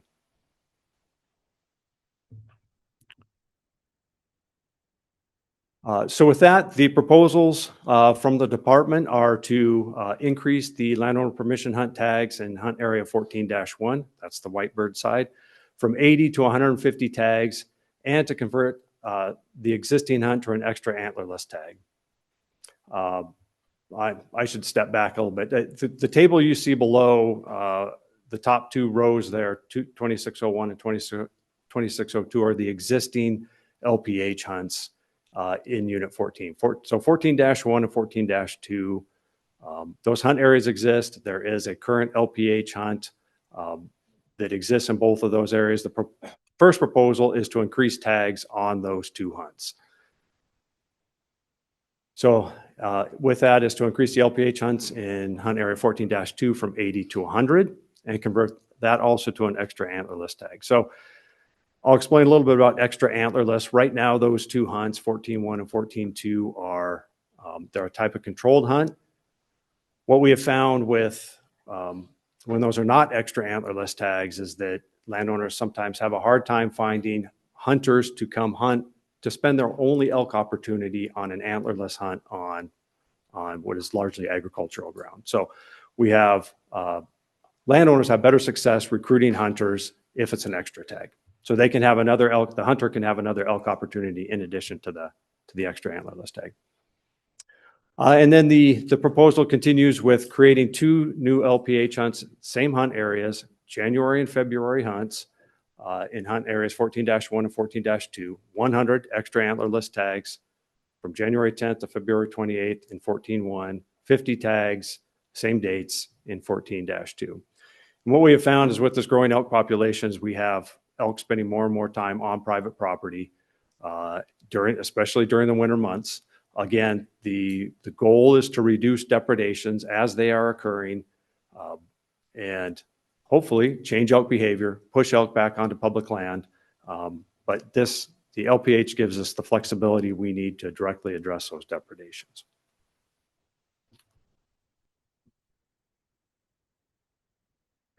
So with that, I'd be happy to stand for questions. The recommendations at the top there reiterate what I just said, and below is a sample motion for you to consider. Okay, questions? Mr. Chairman, Rick, thank you. So we currently have 160 tags for these LPH hunts. How many of them do we use, and how many elk did we actually kill from the 160 tags? Mr. Chairman, Commissioner Ebert, about the average number, you said 160. Right. Of that, it varies by year, and actually, I believe I have some numbers right here. So this table's a little bit messy. This is what I had to work with. So the one on the left is the 14-1 top left, top right is 14-2. So LPH tag numbers have varied somewhat over that time period, the upper limit of those tags. But in 14-1, an average of 62 tags went out the door. So that is not the same as the total limit on tags. Right. If I'm making that clear. That resulted in 29 elk harvested on average over that 7-year time period, or a 47% success rate on the tags that were issued. And then 14-2 is similar on the right side. So 41 tags averaged annually with 22% or 22 elk harvested on that on average, 55% success rate. So the two tables down below are based on those harvest success rates. How many tags go out the door and how many elk that would result in approximately harvested based on 47 and 55% success. Okay, so looking at the chart on the right then, so there were 80 tags. We issued about half, and the success rate was a little more than half. So that's a quarter approximately of the available 80 tags. So what I'm trying to get at is, people got a hold of this and said, we're going to go kill 300. Last night I heard 400 elk. And so I just kind of want to make it clear in my own mind that as this example here, we ended up harvesting about a quarter of the elk. And so if we approve to issue another 300 tags, does not in no way indicate we're going to kill 300 elk. Mr. Chairman, Commissioner Ebert, correct. That is, the tag number gives us flexibility to address specific landowner issues, and also in years of heavy depredations, we can pass out vouchers accordingly. Okay, and then just to clarify, Rick, so these 300, the tags we're talking about, we're not just going to push a button and issue all those tags on day one. That is correct? Mr. Chairman, Commissioner Ebert, that is correct. So one of the things to emphasize here, and I hit on this briefly before, but the depredations have to be confirmed by staff before those vouchers are given to landowners. So there is depredation actively occurring when those vouchers go out. So our intention is to actually go after the problem, and the best case scenario is we kill a handful of elk and the rest of them leave. Mr. Chairman, Commissioner Ebert, that's ideal. The success with that around the state is mixed, and I look at the Tolo Lake side where it's almost entirely private land. The opportunity to push those elk onto public land is less than it is on the whitebird side. But yeah, ideally that is what happens. But no, there's no guarantee. Predicting elk behavior is, I know enough to know it's impossible. Yeah, I think anybody that's hunted elk knows that you can't always predict their behavior. But so important to me that, you know, it's one thing for us to authorize the use of up to so many tags, but then the caveat with that is that these tags will be handed out at department discretion as needed by people, in my mind, who are pretty much on top of this and have a desire not to kill more elk than we need to. Mr. Chairman, Commissioner Ebert, that yes, in short, yes, it is. As I said, there has to be demonstrated depredation, and there has to be a valid reason for the tags to go out, or for the vouchers to go out. And one thing I will say that we issue vouchers to the landowners. Most, but not all of those are converted into tags. And then most, but not all of those people who get those tags hunt. So really the metrics we have to look at are how many total tags are available, how many vouchers go out, how many of those are converted to tags, and then what the harvest is on top of that.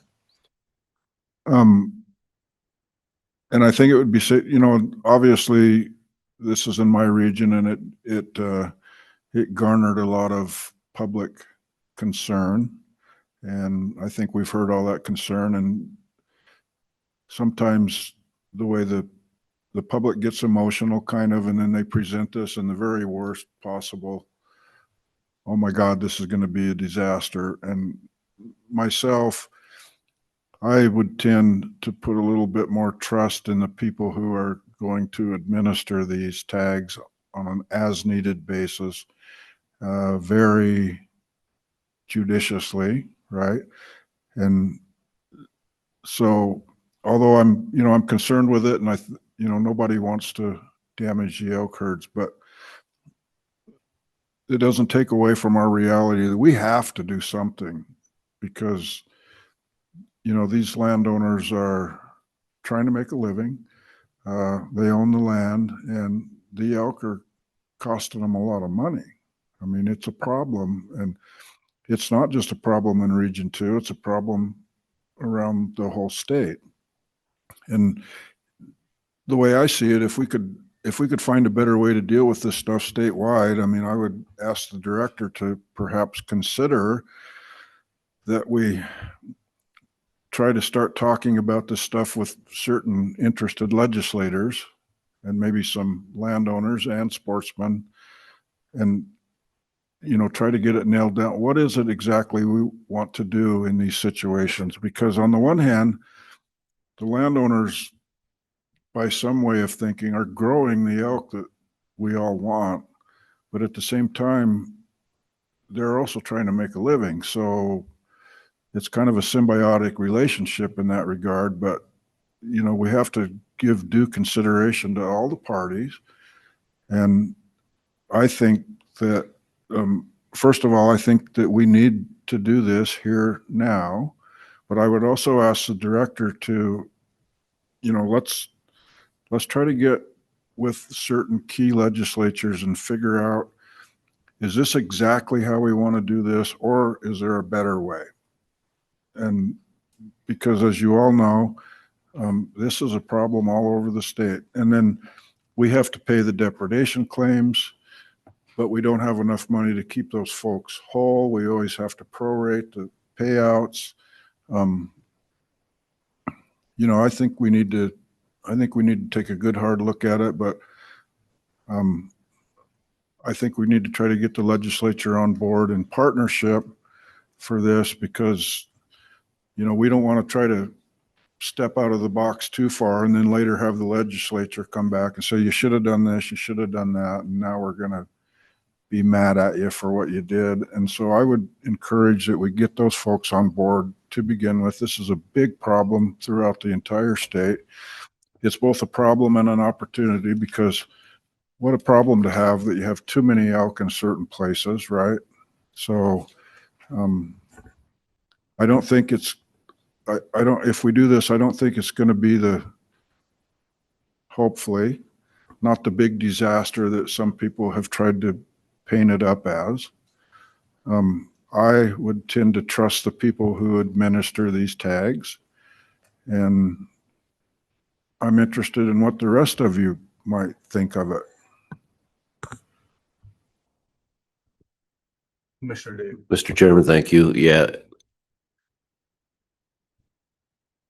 This is a complex problem, and I know you realize that. One of the things that you brought up, Rick, that really concerns me is I believe you said in 14-2 that there really isn't any public ground around there. So if we can't push them into the public ground, we're just going to be pushing them into neighboring issues, which means we're probably going to need to issue more LPH tags. And what's the solution there? If there's no public ground to push them to, what happens when we issue these and they're moved? Mr. Chairman, Commissioner Davies, that is one of the challenges with managing elk on private. And we have that, especially in the southern part of the state. There is not a great answer for that. These elk, my understanding is they spend pretty much the entire year on private. So yes, that is the thing with hunting, whatever form it takes, is the risk you take of pushing elk to a potentially a worse spot or to a neighbor's property. The way LPH is designed and the way it is operated in the past on the Tolo Lake side is that there are, I think they have a pretty good idea of what the pattern of the elk is. And so they are able to at least address the depredation issues to a point that is, or has been, maybe not now, that's why we're talking about this, but that's tolerable to landowners. So landowners are not out there to eliminate elk completely. Mm-hmm. It's about the numbers of elk and the depredations that are occurring. So I don't have a great answer for your question. That is one of the challenges of dealing with elk. And again, I'll say elk behavior is unpredictable. So we have a variety of tools, and I know that on the Tolo Lake side that we have had in the past, there have been controlled hunts where there is a public opportunity, but of course access is completely limited. So that was not very successful. But we have in combination with LPH hunts, we have had occasional depredation hunts to address specific issues. So yeah, we have a variety of tools. The goal is not to eliminate elk from that side. So it's to get it to the point where it's the elk numbers are tolerated by landowners. And I guess a follow-up, Chairman, if I could. So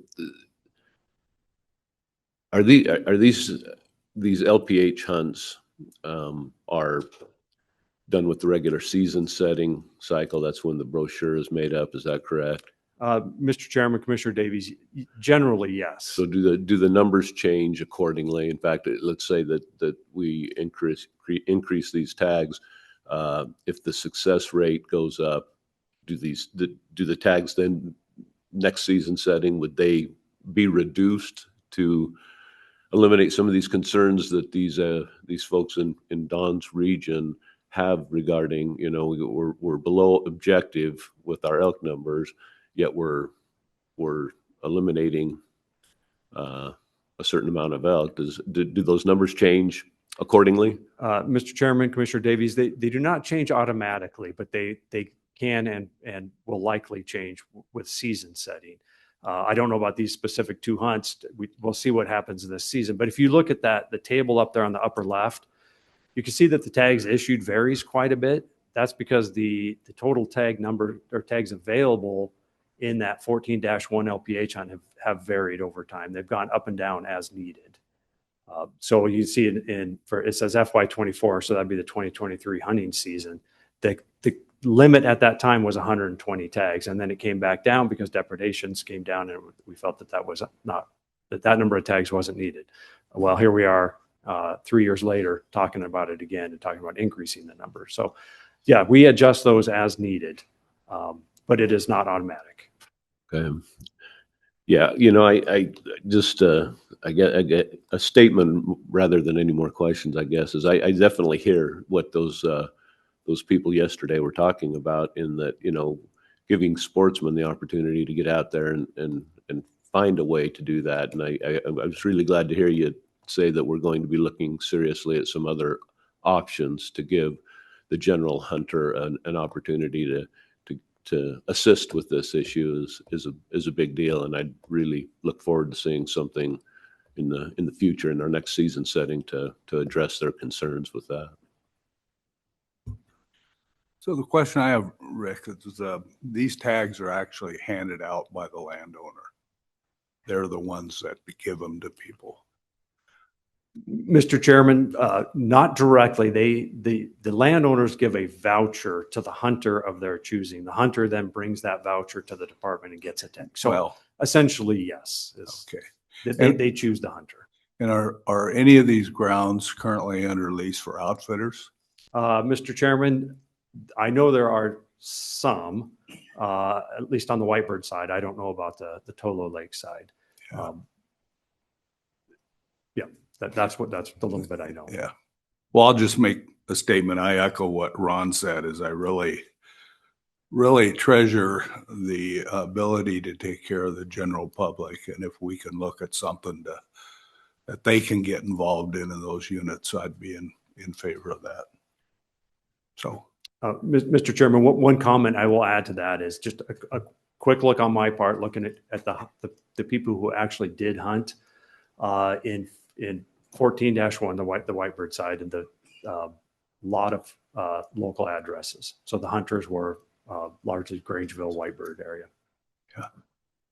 And landowners can't sell tags. They can allocate them. But there was some talk at one of the meetings about access fees. Mr. Chairman, correct. Tags cannot be bought or sold except by the department. Access fees, landowners are free to charge a trespass fee for their property if they so choose. Okay. I will remind everybody that we are talking about antlerless elk, largely on ag ground. I don't pay for access fees, but I can't imagine that would demand a whole lot of money. But okay, Mr. Chairman, if I may, couple things. If the Tolo Lake herd never leaves the public or the private ground, they seem to hang there all the time, then those elk aren't really available to the public now anyway, right? I mean, if they never leave. That's just a comment I wanted to make. But another thing, and I hear this a lot, and it's mostly out of our hands, but at some point we need to have a conversation. If you have a chunk of land and you're having problems with elk, at what point do you have an obligation to allow public to come help solve your problem? And I know that's a bigger debate about private property rights and this and that, but it's like, if you're having a problem with elk, maybe you should consider letting hunters come. That would be more of a, above our pay grade to carve that into stone, so to speak. But, we hear all different perspectives, and still, I think we need to try to look at the long-term solution with the help of the legislature. This is a big issue. It caused my email to blow up for a little while. My phone rang a few times. People are passionate about it, and it kind of puts us in a little bit of a tough spot. But I do agree with providing the public opportunity at every opportunity. Every time we can, when we have a problem, let's let the public general hunter help us. Mr. Chairman, Commissioner Ebert, thank you for that. I will add that as part of the depredation program, landowners are, at least in order to file a claim, they are required to allow reasonable access for hunting. That's not defined what reasonable means, but it is a requirement. And part of that, the little bit of statute I provided, the other part of that is that landowners are expected to take reasonable steps to prevent property damage from wildlife. So there is some onus on the landowners to address depredations directly themselves. Director? Yeah, thanks, Mr. Chairman. And Commissioner Ebert, I appreciate that question and that sentiment. I would point out that really is what the LPH hunts are designed to do, right? So I think because the tags would only go to people that the landowners select, I think there's a tendency to think, well, that's not members of the public. They are members of the public. It's just they're members of the public that have a relationship with a landowner or knocked on their door or whatever. And so to your earlier point about Tolo Lake area, we could do a general hunt or a controlled hunt open to everybody, but it still comes down to, does a landowner allow you on their property? And so this is just kind of doing that preemptively, that if you have that relationship that you can hunt. And yes, it's not lost on me that, not everybody in this room would necessarily be able to take part in that hunt the way they would if it was open to anybody. But it's also not lost on me that you have a lot of happy hunters that go out there and have a good elk hunting opportunity and help solve a problem. So I appreciate your earlier point about needing to work with legislators to continue to try to navigate the elk depredation challenges and access to general hunters as well. I suspect people will be struggling with this 30 years from now, having similar conversations. And I only say that because, we've been struggling with it for 30 plus years. And if you look at other states, nobody has figured out a model or a solution. There are lots of different ideas and models and strategies out there, none of which do all landowners and all hunters say, yeah, this works for me. I'm really happy with this. This is just going to be a fundamental challenge and conflict that we deal with when we have elk on private land and hunters that recognize those are a public resource, but not necessarily available to the public the way we'd like them to be. So there was a lot of discussion in the session this year about depredation claims and payments and how are we going to be able to generate enough revenue to pay people, keep them whole, not prorate. And yes, it is top of the list in terms of working to develop, continue to refine, develop our strategies, not just for how to pay depredation claims, but also tools like this. This is one of many, many tools that we have in terms of trying to mitigate and address private land elk conflicts and then providing public opportunity while we do that. Any other questions, comments? Mr. Chairman, I do have a comment, and Rick, you hit it right on the nose. Elk behavior, you can't predict it. We all over the state, we've got these problems. Down there on the Nevada-Idaho border, there used to be the populations, the season would open in Idaho and they'd all run to Nevada. And as soon as they they'd come back. And that's just one instance like that. As we've talked, I believe the controls are in place as best as possible. The depredation is evident, so then that starts the process of these LPH deals. It's not a blank check. The controls are in place as far as I can see it. Yeah, and back to the behavior deal, those elk on low, out there on the flats, the elephant graveyard. But anyway, they're just going to go where they want to go, and they're just as unpredictable as those ones down on the Nevada-Idaho border.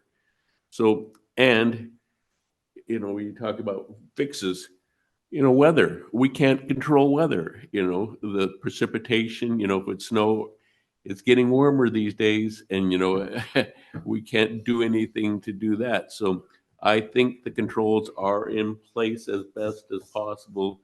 With evidence of depredation, then the process kicks in.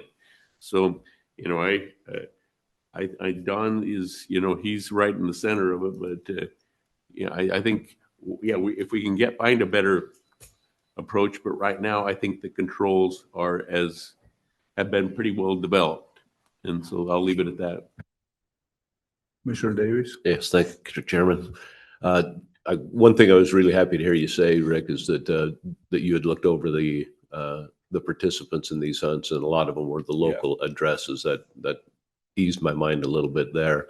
And I should know this, but if a tag's issued to an out-of-state person, they're still bound by the same purchasing the license. The tag, do they pay a tag fee, the non-resident tag fee for that tag, or how does that work? Mr. Chairman, Commissioner Davies, yes, they do pay a non-resident tag fee for that LPH tag. But otherwise, the limits do not apply in any other way. So there's not a 10% limit on non-residents in LPH like there is on other controlled hunts. And I can't let that one statement that you said about you don't know about people paying much for an antlerless elk tag, but I think there's some people around the state that are making a pretty good living selling these hunts on private land. The outfitters that have access, that have leased land, are doing quite well with the sale of said opportunity. I'm not going to say tag opportunity to hunt those. So, Rick, you might not know, but how many of these tags historically have been out-of-state people? Mr. Chairman, I do not have that in front of me. I be happy to dig that up for you and get that to you at a later time. Okay. All right. Any further questions?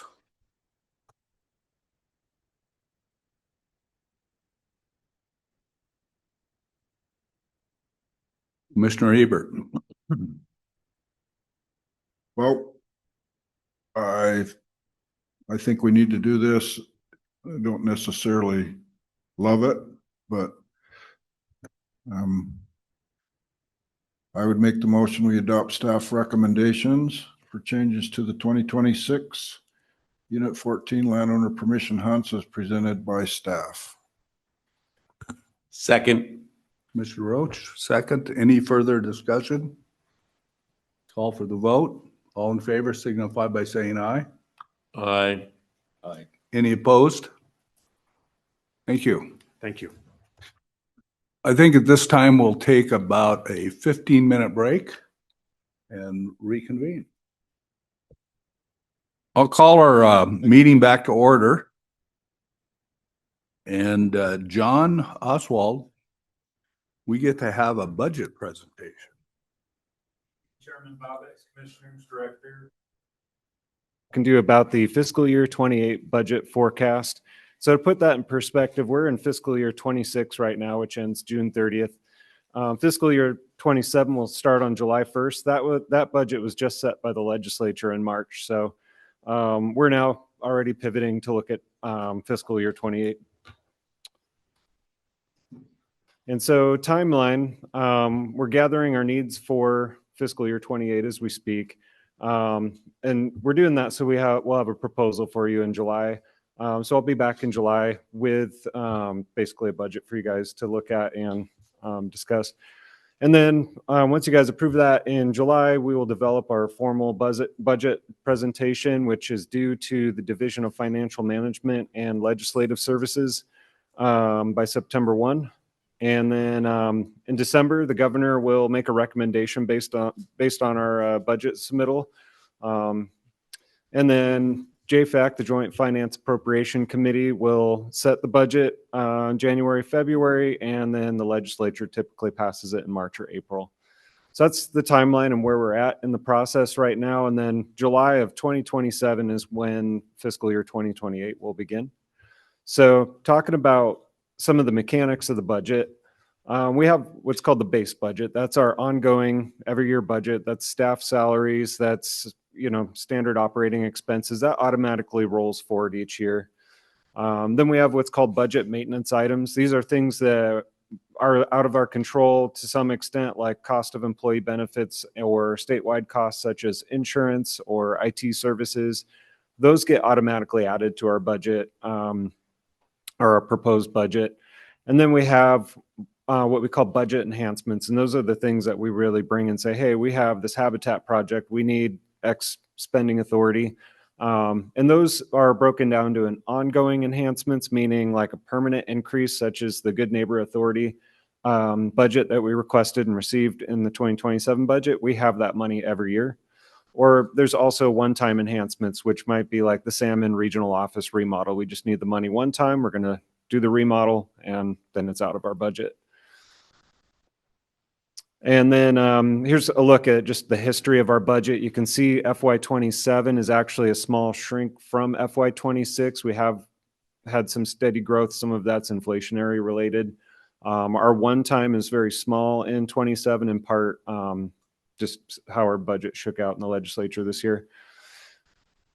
So one important thing about our budget is we don't receive any general funds. We are entirely self-sufficient with the license and tags permit fees that we bring in. And so on this graph, it's kind of busy, but that dotted pink line at the very top is our fiscal year 2027 license budget. And so in a ideally responsible management, you would want to have sufficient revenues to support your budget. You don't want to operate at a deficit. So looking at the 2025 numbers, this was the over-the-counter sale of non-resident tag kind of scenario. You see a big jump in December for that, single sales event, and then how the rest of the year shook out. This year, we recouped the money or got the money over a longer period of time because there was two parts to this draw, went through March. And so what you see in 26 here is we are well above our 25 numbers, which is great news. However, while that may look kind of like a windfall, it just puts us even with our budget. So it really went a long ways to ensuring our sustainability of operations. And speaking of the non-resident draw versus the over-the-counter sale, thought this would be an opportune moment to kind of take a snapshot of where we're at. So the first column after the product tag type is the over-the-counter sale that we did for the 2025 season. And then the 2026 non-resident draw is the draw that kicked off last December for the 2026 season. And this was for non-resident deer and elk tags. So to explain some of these numbers, elk tag down 2%, that's an outfitter allocation thing, pretty small. The non-resident deer tag, even though it looks like it's up 8%, that's more of a timing issue. We sold the whitetail deer tags a little later, so those aren't captured in the over-the-counter sale numbers, but we did eventually still sell those. It's hard to make a perfect apples-to-apples comparison, just all the moving parts. And then where you see the significant revenue boost is in the hunting licenses. As you know, non-residents need to buy a hunting license to be able to put in for the draw. With the over-the-counter sale, if they were in the queue online or standing in line and didn't get a tag, they didn't buy a license. One thing to note here, though, what we don't know and what we'll know probably in the next couple of months is how many people with the over-the-counter sale bought, say, a license for controlled hunt in May that now they've pre-bought for the non-resident draw and they're not going to buy in May because they already bought. So some of it's a timing issue where we got the money sooner versus it being new revenue. Until controlled hunt shakeout, we won't really know, how this settles. But optimistically, I believe that we're we're looking at a pretty good revenue increase from this. And as I mentioned, even though it looks like a big jump in number, that helps bring us level with our license budget. So we have the revenue to support our operations. And then looking at the fiscal 2027 outlook, just from a revenue perspective, I know we're talking about 28 budget, but next year's revenues play into that. I believe license revenue, I tend to lean on the conservative side with revenue estimates. I believe that this bump we saw from the non-resident draw, I'd like to optimistically think we'll see a repeat of that. I could see just conservatively dipping a tiny bit if someone paid the money for a non-resident hunting license, put in for the draw, didn't get it. I'm like, well, I'm not doing that again, type of thing. Although I believe that there's going to be, we've seen strong demand and I don't see any real threat to our revenue there. Some anticipated requests for 2028. Winchester Dam is something we're looking at right now. That's still in the works, but I would anticipate in July I'll bring a 28 request for that. Henry's Lake Bunkhouse, we have a facility there. We're seasonal stay for field work. And we are going to go for an enhancement in 28 for that. And then replacement items. We didn't get any replacement items in our 2027 budget. So I would imagine our 2028 budget will have an even larger request because those things that don't get replaced still really need replaced. And then looking at PR, Pittman Robertson, which is excise taxes on guns and ammunition, is down 9%. Dingle Johnson, which is excise tax on boat fuel and fishing tackle, is up 7%. As Sarah alluded to, that is down, but we are still well above pre-pandemic levels. Is kind of the silver lining. But conservatively, we're not going to come with any new budget enhancements for PR in 2028. To make sure we're sustainable in the long term there. And then other federal funds, we often get things for one-time projects. We saw it with a lot, like our culvert to bridge replacements in Region 7 that were part of the 2027 budget. I imagine we'll see some more big one-time federally funded projects. So the next step is I will be coming back in July with an actual fleshed out budget for you guys to look at. And so with that, be glad to answer any questions you have.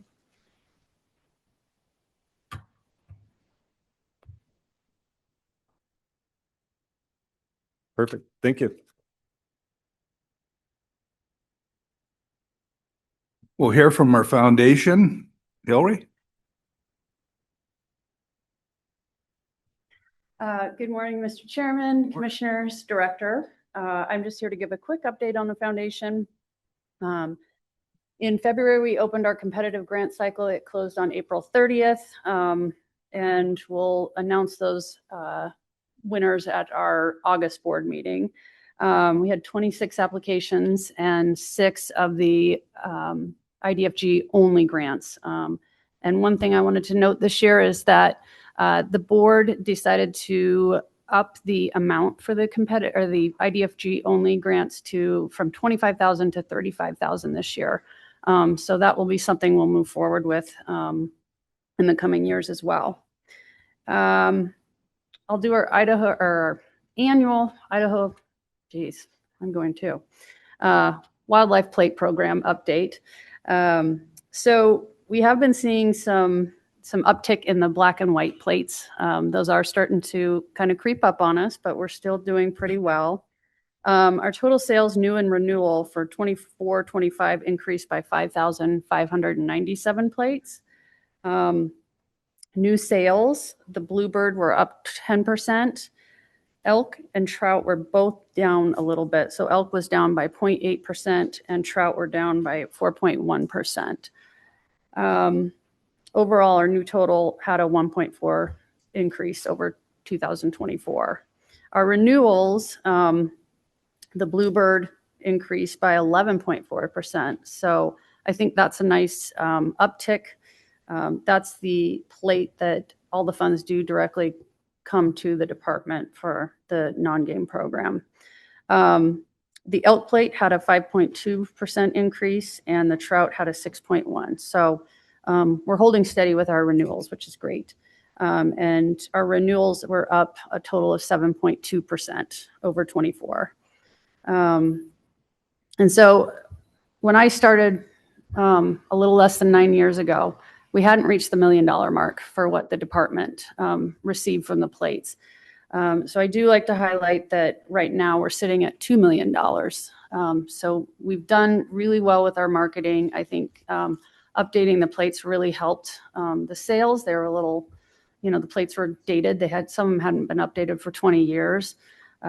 So it's nice to see that. We're still working with the marketing firm each year to figure out how and where we place our marketing dollars for that program. But we've got a great team in place to help us work through that process. So with that, I will stand for any questions.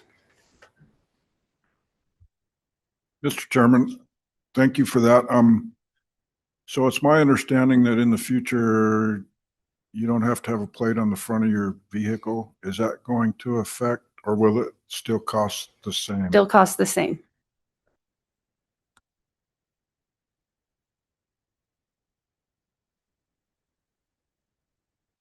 Thank you.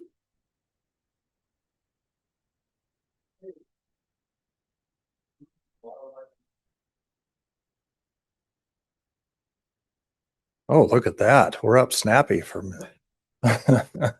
All right. Good morning, Chairman, Commissioners, Director Fredericks. I'm here today to present to you a new idea that I hope I can convince you is a good path forward, and that you'll agree in letting me pursue it a little bit further. The Wildlife Bureau currently writes and maintains 14 individual species or group of species wildlife management plans depicted here. The two group species plans, the upland game bird plan, or the upland plan, includes red squirrels, rabbits, and hares, and any upland game bird that doesn't otherwise have a species-based plan. The fur bearer management plan covers every identified fur bearer species in the state that is currently hunted. We try to update these plans on a 6-year cycle, and that's very purposeful. It's purposeful for you. We want each commissioner during their potential 2-term service on the commission to be able to have an opportunity to direct the overarching management of every one of these species. So that's the idea behind the 6-year cycle. In addition to those species management plans, the Wildlife Bureau also maintains a management plan for conservation of Fisher wolverine and Canada lynx. We have the State Wildlife Action Plan, which covers at-risk species in Idaho and their habitats. We have the Idaho Action Plan for improving big game winter range and migration routes. We have 5 predation management plans, 4 for terrestrial predation and 1 that involves your favorite word, piscivorous birds. And then we have 31 wildlife management area management plans as well. So you can see that we manage a lot of plans. But the rest of this presentation today, I am specifically focusing on these 14 plans and an idea to improve their efficiency, hopefully. So the general format of these game species-based wildlife management plans has changed over time.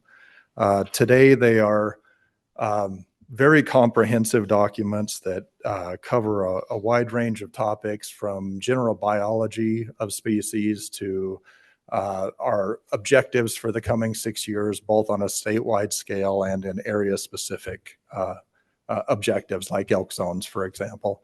But they also have served in the past as a repository for kind of our historic archive of past management actions, past research the department has conducted for that species. Because they're such comprehensive documents, they take a lot of people to produce.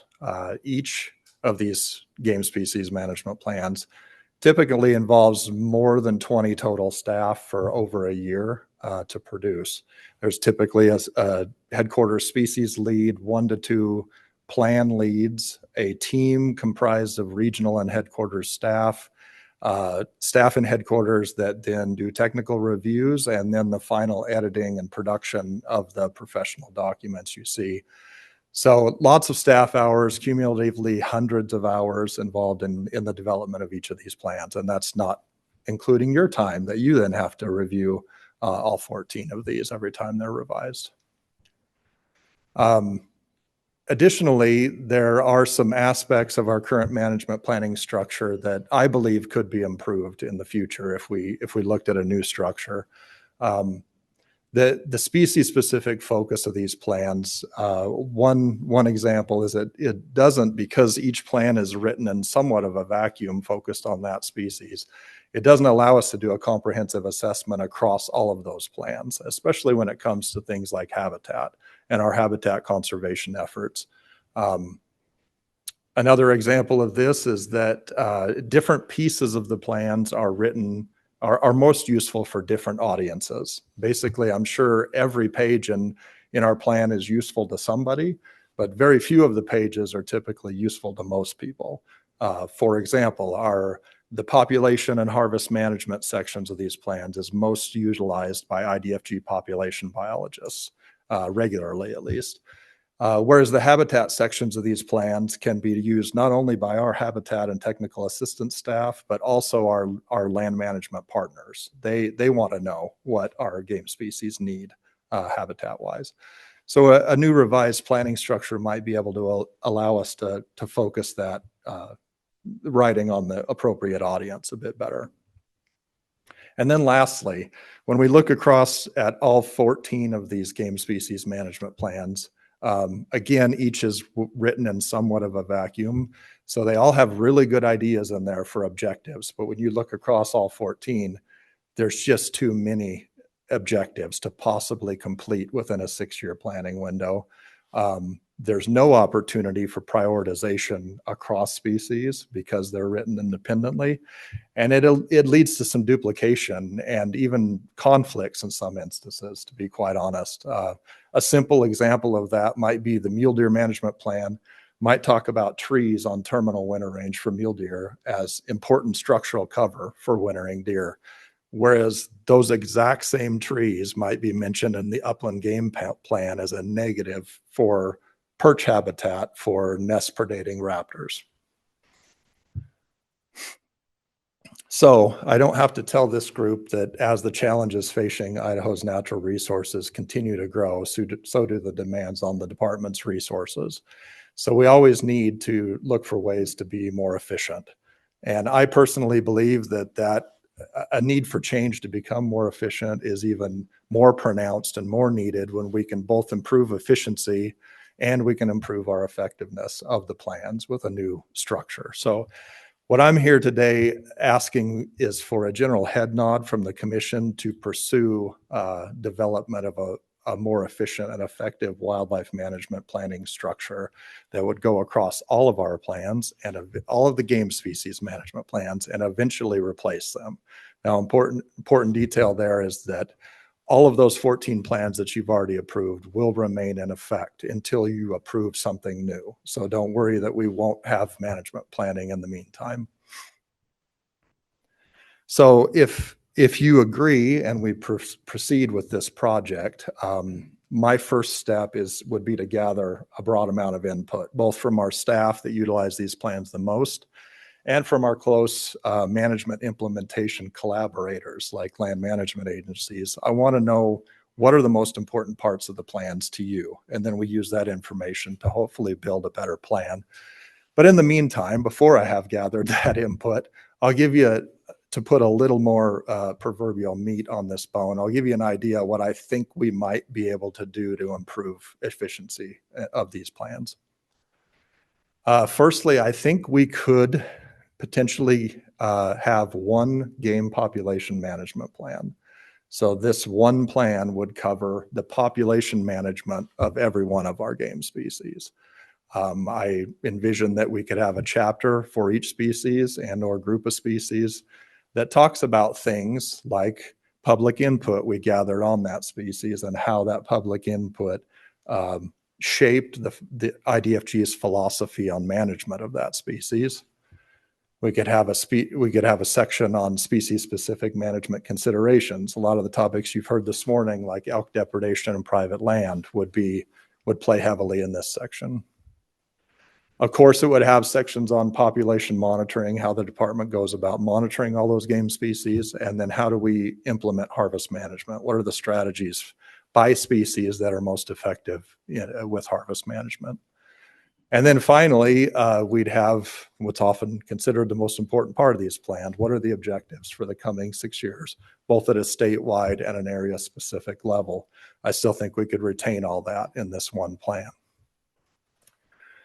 Then as a companion to that habitat management plan, I think we could benefit in multiple ways from having a new statewide habitat management plan that would absorb all of the habitat sections of the current species plans and would be written in a slightly different voice, not only for all our biologists, but also for our collaborating land managers. They'd basically have a one-stop habitat book from the department to inform habitat management for these game species. Similarly to the POP plan, I think the chapters could be arranged, but this time I think they'd be most effectively arranged by habitat type instead of by species. So for example, in the sage steppe landscape of southern Idaho, what are the game species that occur there? What are their habitat needs would be what that sage steppe chapter might include. Other subsections to that would include an overview of the species needs, the major challenges that are going on in that habitat. Example of that might be fire return interval in the sage steppe landscape and the effect of invasive grasses. Another section would likely be the best methods we know for implementing habitat conservation and management on the ground by habitat type. And then finally, maybe the best part of this new habitat management plan is the ability to prioritize across those habitat types. And what are we going to try to do in the next 6 years to really move the needle on conservation? And then, of course, statewide and habitat specific objectives as well.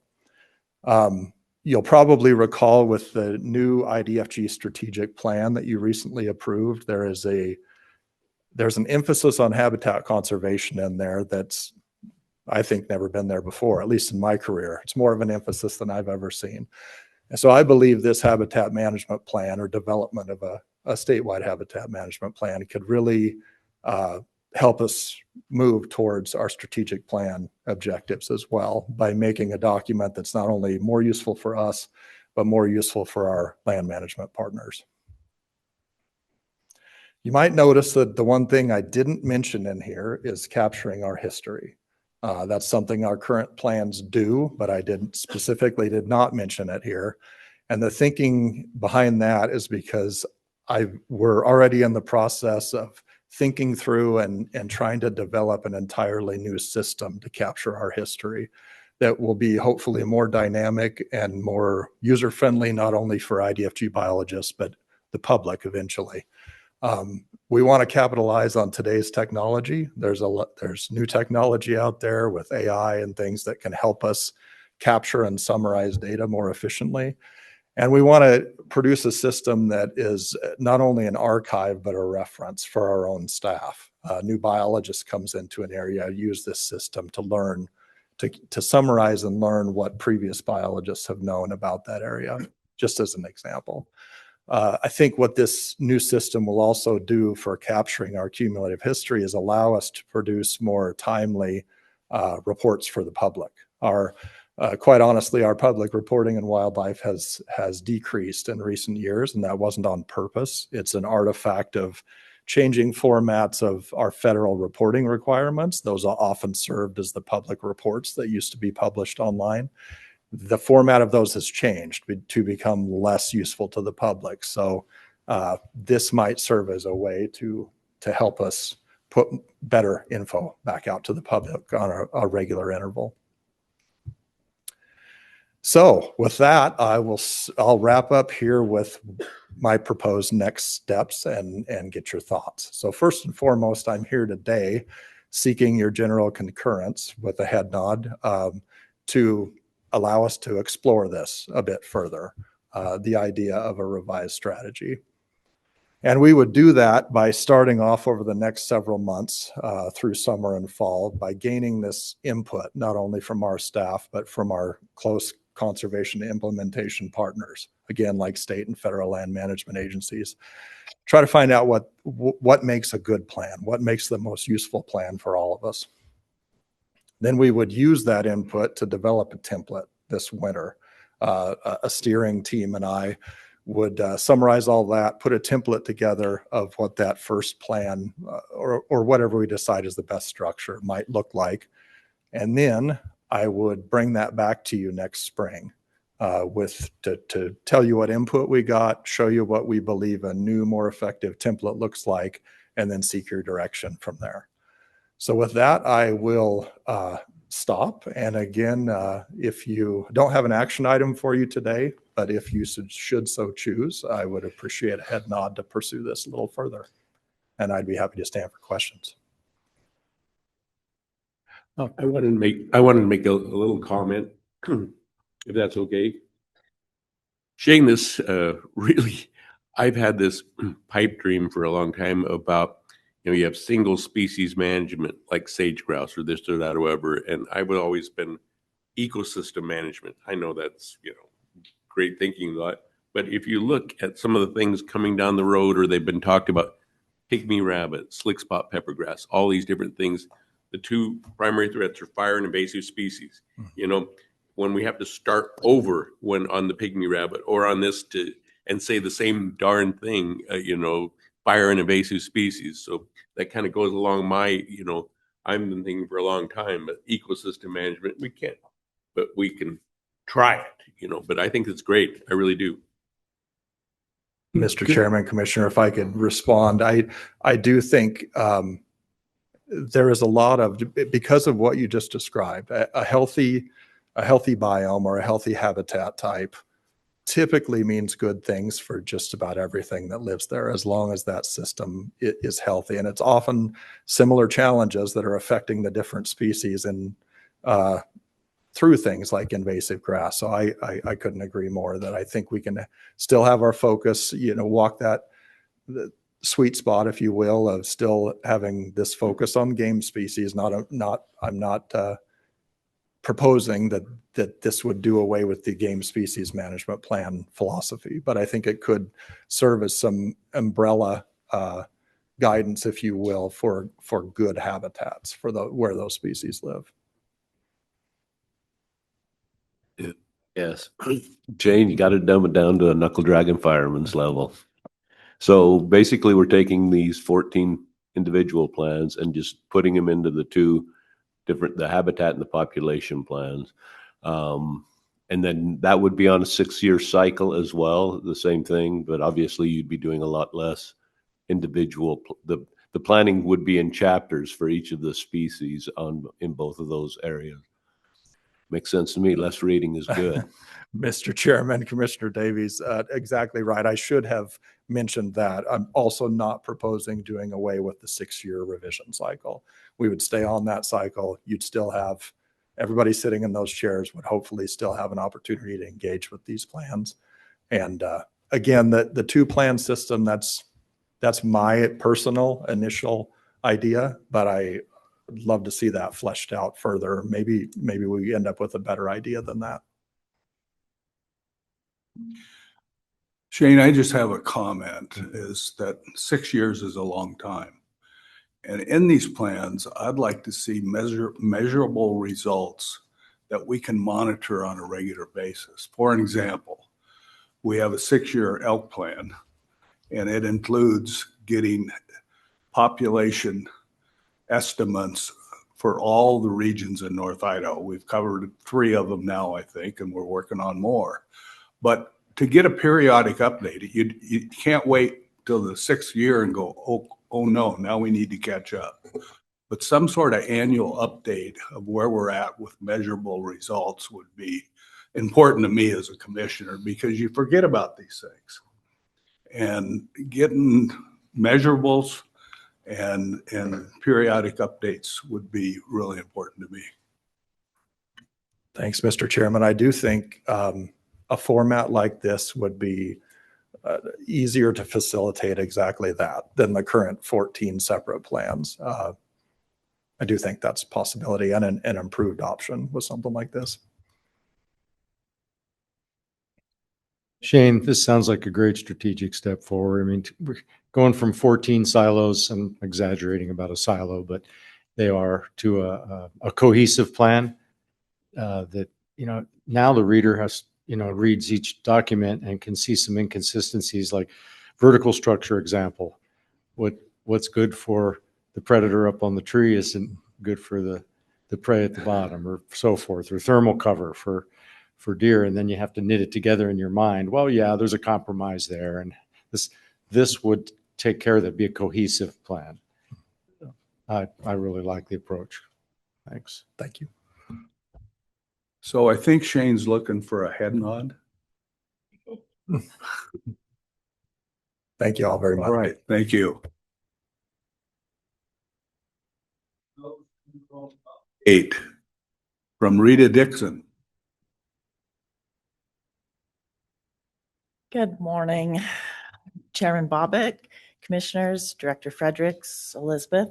Happy to be here. And I would like to start with a personal story as I get going on this. This week marks my 26th anniversary with the department. And in thinking about this presentation, I reflected back on my last presentation to the commission just over a year ago when Commissioner Charette, and too bad he's not here today, made the comment, when I signed up for the commission, bats were not on my bingo card, but I'm happy to see the department doing something about them. So like Commissioner Charette, when I started my job, bats were not on my bingo card. My background was ornithology. I knew nothing about bats, but the first week on my job, my phone rang, and the Idaho Department of Lands had some abandoned mines they wanted to close destructively, and somebody said we should call you, and can you help us? I said, sure, I can help. And they said, well, what are you going to do? I said, to tell you the truth, I don't really know, but I will figure it out. 26 years later, I started addressing abandoned mine lands, and now adapting to the needs. Now we're dealing with the disease of bats. So I'm going to talk to you about what's happening with white nose syndrome now and what we're doing about it. I hit the wrong button. Oh, there. Okay, so I want to start by talking about why bats are important and why we should care about them. So you've heard some of this message from me before, and I just want to reiterate that for those who haven't heard this message that are here today. So bats are some of the most overlooked but economically important non-domesticated animals in North America. And many members of the public and some policymakers may view the precipitous decline of bats in North America as an academic interest, but it has the potential to have really significant economic impacts, not only to our agricultural industry, but potentially our forest industry, because bats do feed on forest insect pets, but also our public health. Whoops, I went the wrong way. Sorry about that. So interestingly, to shift to what that means in Idaho, a report came out in 2025 from the University of Idaho that documented, based on 2024 data, that Idaho's agricultural industry had hit a record $44.5 billion in annual sales, accounting for over 17% of the state's economic output. So how do bats figure into that? Well, a paper that came out over 10 years ago estimated that bats were worth about $74 per acre to the agricultural industry. And so they translated that by state into the overall value that bats were contributing to agriculture. And for Idaho specifically, that amounted to over $313 million annually to Idaho's agricultural industry, which we all know is a really important industry in our state. So now let's talk about white nose syndrome. So you've all heard about it before, and I'm just going to review a few important things before we get into the current status. So white nose syndrome is a disease of hibernating bats. and it specifically affects bats, and it's caused by an invasive fungus that was introduced from what we know now genetically about the fungus that's in North America. Its most likely origin was Eastern Europe. However, it's across Europe and in Asia, but it has not had the impact on the bats there that it has in North America. So as you can see in the photo of the bat that's roosting, hibernating, the white fungus around its muzzle, that's how the disease got its name. It's been here since 2006. And if you look at the top figure on the right, the bat with the outstretched wings, what I want you to see in that, where the arrows are pointing, there's subtle blotchiness in the wings, which is caused by the disease. And then if you go down to the middle photo, the black arrow is pointing to a part of the bat's wing that's still okay. But if you look at where the white arrow is pointing, you can see that the tissue in the wing is crinkly and looking like tissue or crepe paper. And that's showing the continuing damage from white nose syndrome. And at the bottom, what's distinctive about this fungus and how it impacts bats is those arrows, those magenta colors, is where the fungus has really invaded the bat's wing at a cellular level. And when that happens, it causes necrosis in the wings, holes, damage to the wings, and bats forage. Typically, most bats forage on the wing, and if they can't fly, they can't feed, and they starve to death. And one of the reasons this has hit our bats so hard is during the winter when bats are hibernating, their immune system is suppressed. So they can't fight the fungus or the disease during hibernation. And it causes them to use up a lot of their brown adipose fat that they need to get through the winter, and then they die. So it also disrupts their water balance. So next, I want to talk about the actual fungus that causes the disease. And an important distinction for all of you to understand is that the fungus can be on a bat, either what's called the hyphae of the fungus or the spores of the fungus. It can be in the environment. It can be on the bat, and we can detect the DNA of the fungus on bats, but they may not have the disease. So some bats have the fungus on them, but are not impacted. There are particular species, for example, the silver-haired bat, which was tested positive for the fungus years ago, but has yet to succumb to the disease. That's a species we have in Idaho. Similarly, Townsend's big-eared bat, which is a hibernating species, typically roosts close to the entrance or in really cold areas, and we think that may be one of the reasons Townsend's has not succumbed to the disease, but it has tested positive elsewhere in the country. So I just want to make sure everybody understands the difference between detecting the fungus on a bat and confirming the disease, because those are two different things. So why does this matter? As we talked about the value of bats to the agricultural industry for just one reason, since this fungus was first discovered in North America in 2006 in a cave in Albany, New York, it has killed millions of bats. And for example, the little brown myotis, which we have in Idaho, used to be one of the most widespread, abundant species in North America, in the US especially. And since then, there are parts of its range, particularly in the endemic area in the Northeast US, where those bat colonies have declined by 90 to 100%. And that has led to taking a species that was everywhere and now is under discretionary review by the U.S. Fish and Wildlife Service for potential to list under the Endangered Species Act. So that just shows how serious the impact of this disease has had on our bats. And it has also led to actual listings for some other species that we don't have in Idaho.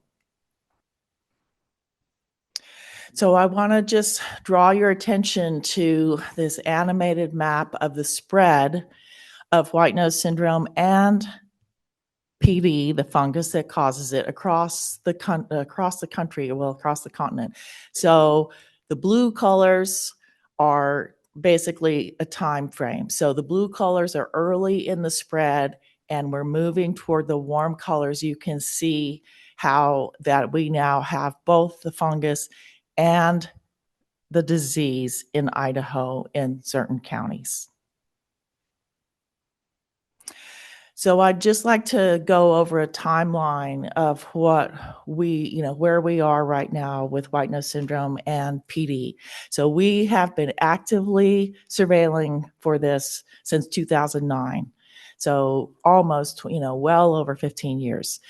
We first detected the fungus, PD, at Minnetonka Cave in Bear Lake County in October 2021 during one of our bat capture events, and it was the first year we started vaccinating bats.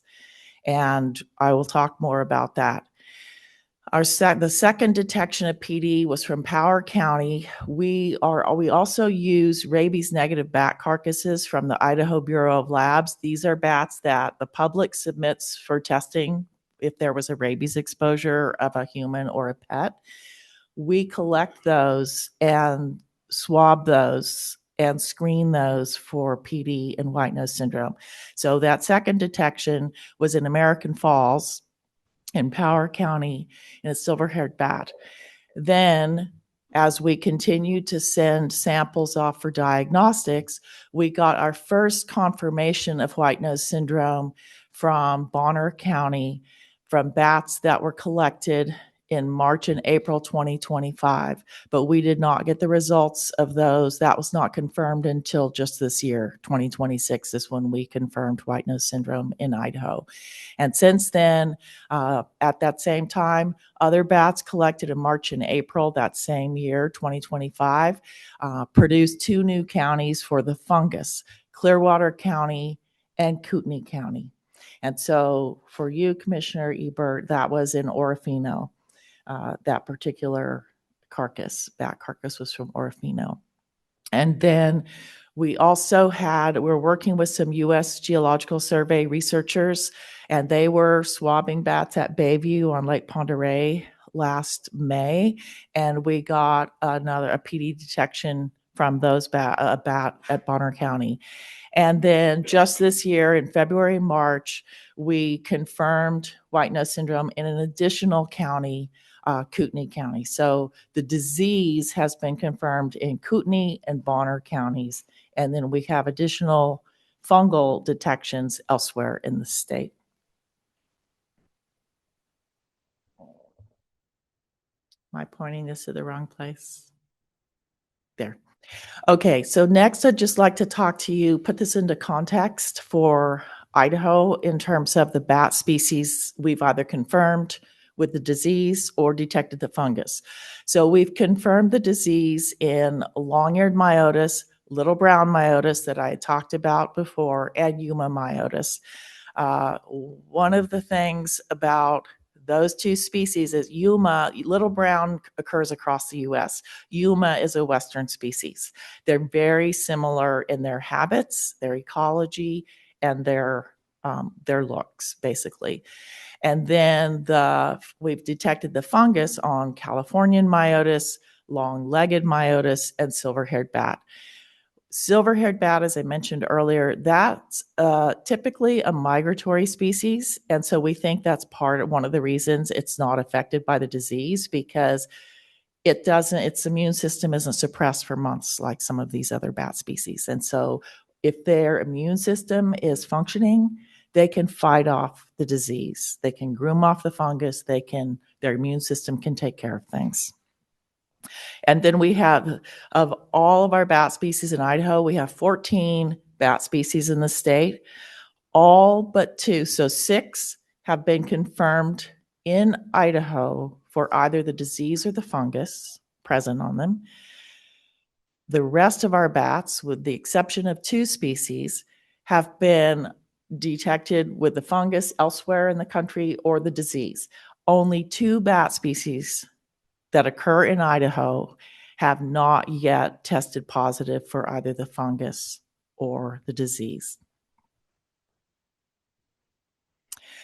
So now I want to move into, shift into how this looks nationally and what we're doing about it and what we're doing about it in Idaho and how Idaho fits into the National White Nose Syndrome Program.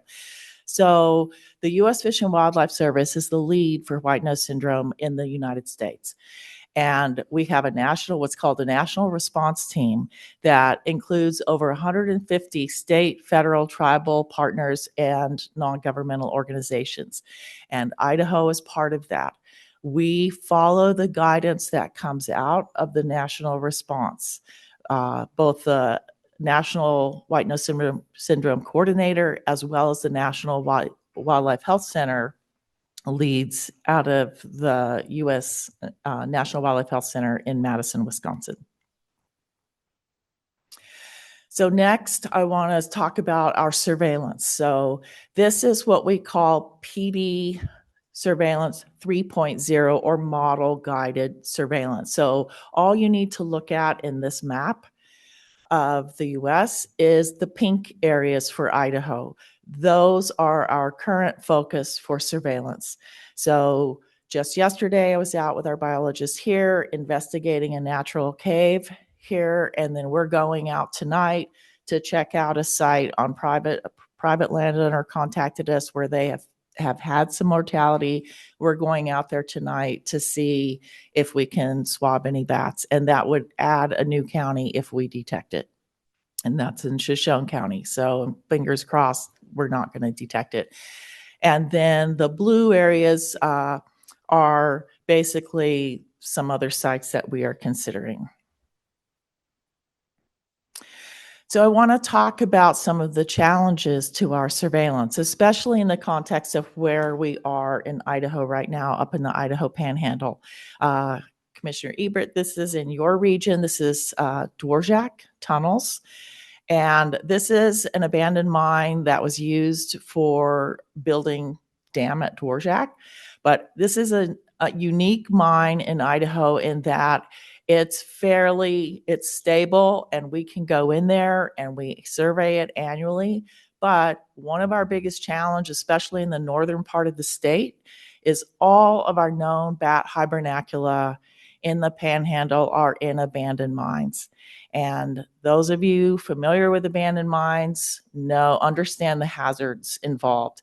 Some of these have been abandoned for 100 years. There's old dynamite, falling timbers, internal shafts, things like that. We can't just send our staff into any of these mines. We've done some in the past and contracted some of the surveys, but we have to have gas meters and, a safety lead and things like that. So that's one of our challenges up here in trying to understand what's happening in the winter with our bats. So that's why we're shifting toward doing some summer roost monitoring and collecting guano or swabbing bats like we're going to try to do tonight. So one of the other techniques we have, one of the tools we have is if you notice the picture of that bat with all the yellow-orange splotchiness on its wings, and the UV flashlight to the left, you're not going to be able to see this with your naked eye. You have to have a UV flashlight. So that fluorescence is a potential sign of white nose syndrome. And that's showing that the fungus has invaded the wing tissue. And so the bats that we confirmed for white nose syndrome, we had screened those bats and we saw that UV fluorescence. So that is a helpful tool for us in our surveillance efforts. So that was PD 3.0. Now we have what's called PD 4.0. That is long-term surveillance of either PD positive sites or sites we've started a vaccination program. So going clockwise from top left at Minnetonka Cave, that's where we first detected the fungus. We've been vaccinating bats there since 2021 for 4 years, 2021 through 2024. To the right of that, and this is in Commissioner Murphy's region, Swan Falls Dam down on the Snake River, we started a vaccination effort last year, well, trying a topical vaccination, which I'm going to show. And we'll continue that this summer, expanding on that. But that's a large Yuma myotis maternity colony of about 2,000 bats, which is one of our largest maternity colonies in the state. Below that is Oneida, which is our second largest known maternity colony. Also Yuma with some little browns mixed in. We've also been vaccinating there. That's in the southeast part of the state. And we vaccinated there for 3 years. And the bats are pit tagged, and so we can see their survival. And then the last photo is Bayview at the U.S. Navy's Acoustic Research Detachment area. We'll be going back there with the researchers this May to swab bats because that was another PD positive detection. So these have been identified by the National Wildlife Health Center as our 4 long-term monitoring sites, largely to see what happens with the fungus, if it progresses to the disease where we've had the fungus, or if we detect new species with either the fungus or the disease. And so one of the most hopeful things is, I mentioned the vaccination. We started with the oral vaccine, but as you can imagine, that's not going to work for large numbers of bats because you have to capture individual bats and administer the vaccine orally. And so now the researcher we're working with who developed the vaccine developed a topical application that we applied last year at Swan Falls.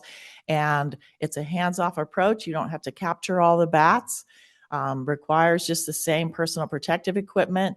It relies on social grooming. So you can see that top photo spritzing the bats with the substance that has a biomarker called rhodamine B biomarker in it. And so this has been shown successful in some other programs, like with vampire bats, where the bats groom themselves and each other and basically are vaccinating themselves. So you spray it on, they vaccinate themselves and their roost mates. And we collected fur samples to see how the uptake was in the bats. And so the marker, the one that says RB positive for rhodamine B, that shows uptake. The other one that says RB negative showed the bats weren't uptaking the substance. So our results from our first attempt at this at Swan Falls last August was we only got around 20% uptake with, so that red section, that's where we're focused on. We want to get that up to at least 70% for efficacy of the vaccine. So the researchers working on a better application method that we are going to try this year at Swan Falls, and hopefully that 20% will go higher up so that we can start actually using this as a method to apply the vaccine. And then there are other things we are doing to support bat conservation, and especially the Yuma and little brown myotis, which take to artificial structures. We are installing 15 bat condominiums around the state this year, and those are paid for with our white nose syndrome grants to states grants that we get from the U.S. Fish and Wildlife Service. So we've got one up at an organic potato farm, and we've got 15 more that we're going to put up. And then in closing, our next steps are to continue our PD 3.0, the early detection of PD expansion, continue the PD surveillance 4.0, the long-term monitoring that I showed, integrate and implement treatments and other interventions. We're starting with the vaccine. There are other things coming online, and then update our draft Idaho interagency white nose syndrome response plan to reflect the recent changes in the status of white nose syndrome and PD in Idaho and the availability of treatments. And with that, I'm happy to answer any questions.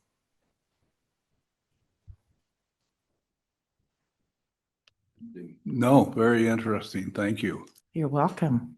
Okay, thank you. Fish and Game Conservation Officer discretion and decision making. Jacob Berry.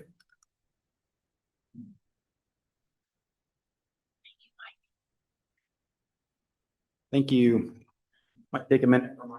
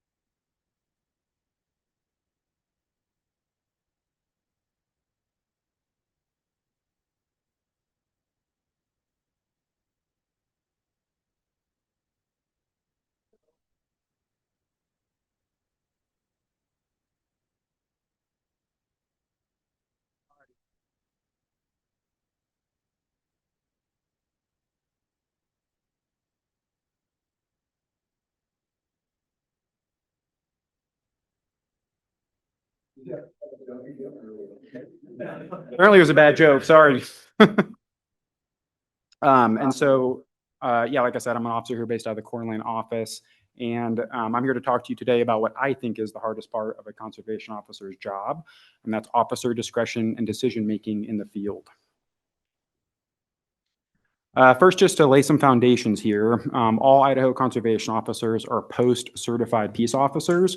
So that means that we have the authority to enforce state laws and to enforce IDAPA. It also means that we have the authority to make arrests and effect arrests or issue citations for criminal offenses. Now, as you know, Idaho conservation officers, we serve in a lot of different roles within the agency, right? We serve in an educational role. We serve in a biological or a management type role. And of course, we serve in a law enforcement role. And all of these different roles or job duties and responsibilities have inherent challenges. We work with people, we work with wildlife, we work in remote places, we oftentimes work alone. So there's a lot of hard parts to the job. In my opinion, though, the hardest part about the job has to do with this guy. And not him specifically, but it's the story related to him. This is the first individual that I ever wrote a citation to in my career as a conservation officer. And so just to tell the story, I was working in Idaho Falls in the southern part of the state. A senior officer and I were checking fishing licenses at Ryder Park Pond, just a stocked fishing pond there in town. I don't remember this individual's name, but we'll call him Chad. Chad was fishing at this pond with his buddy. They were both BYU Idaho students. They came down to the day to fish. And while they were fishing, we checked them, contacted them, and asked them for their licenses. And Chad's buddy had a fishing license and a 2-pole permit. And we talked to Chad. Chad did not have a license of any kind. So I'm brand new in my career, and I found my first ever fishing game violation. Chad is fishing at Ryder Park Pond, and he doesn't have a fishing license. So now it's my job to figure out what to do. You know, I have a job to do. I have a decision to make. So I talked to Chad, and I talked to the buddy to get the story and to help me make that decision. And the story that I got was that they thought that the buddy's 2-pole permit applied to Chad, like covered Chad to be able to fish. And so based on that information, I made a decision. I looked at Chad and I issued him a warning for fishing without a license. I did that, you know, assuming that the warning would be enough to convince him to go get his own fishing license. So I educated him. I said, you need your own license to fish. There's a license vendor, you know, right down the street. Go get a fishing license and you can fish your heart out. And then, you know, we left. So, you know, thumbs up, job well done. I dealt with my first ever fishing game violation. But even though I was pretty new to the job, I still had some pretty good game warden spidey senses, and something about the contact just didn't quite sit right. So the senior officer and I, we drove to the other side of the river. We just kind of hung out for a minute to try to figure out, you know, what's going to happen here. About 10 minutes later, you know, I pull up my binoculars and I look at the pond, and I can see that Chad's still at the pond. And what's Chad doing? He is still fishing without a license. So I have to now go talk to Chad for a second time for fishing without a license. How do you think that contact went? No more warnings. Chad got a citation for fishing without a license. And actually, it was one of the easiest decisions of my career. And so that story just kind of paints the picture, I think, of what I think is the hardest part of a conservation officer's job. And it's all of these in the field officer discretion decisions that we make on a daily basis throughout the state. That, you know, I think is just the hardest thing that we do. So to set the stage even further, a little bit more, I think it's important to step back and think about the goal of wildlife law enforcement. Big picture, like what's the goal of wildlife law enforcement? And ultimately, our goal is to change behavior. It is to change behavior and gain compliance with our regulations. So like in an ideal world, right, there would be no need for us to change behavior. There'd be 100% compliance with our regulations. I'd be out of a job. But as we all know, that just isn't the way things work. So I also think it's important to think about how we change behavior. You know, we change behavior in a ton of different ways. We change behavior through education. We change behavior by providing formal education, things like hunter education, trapper education. We change behavior by providing education like the printing of regulations or social media posts. That's all a form of education to assist folks in their compliance. You know, I think we change behavior by the mere fact that we exist, that there's an enforcement mechanism to our wildlife laws and regulations. RCO Cummings came and talked to you all last commission meeting a little bit about the agency's history. And so the mere fact that there is an enforcement mechanism to our wildlife laws and regulations, that changes people's behavior. And I'll be honest with you, I thought I understood this concept when I first got the job, but I have a toddler at home now, and I really understand the concept. Like, you can have all the rules and regulations you want, but if there's no enforcement mechanism, compliance just isn't very good, right?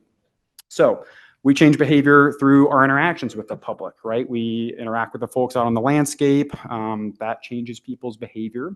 And we change behavior through this concept of deterrence. So the fact that folks can be held accountable for their violations of our wildlife laws, and then any of the potential punishments or penalties that may come from those actions, that changes people's behavior.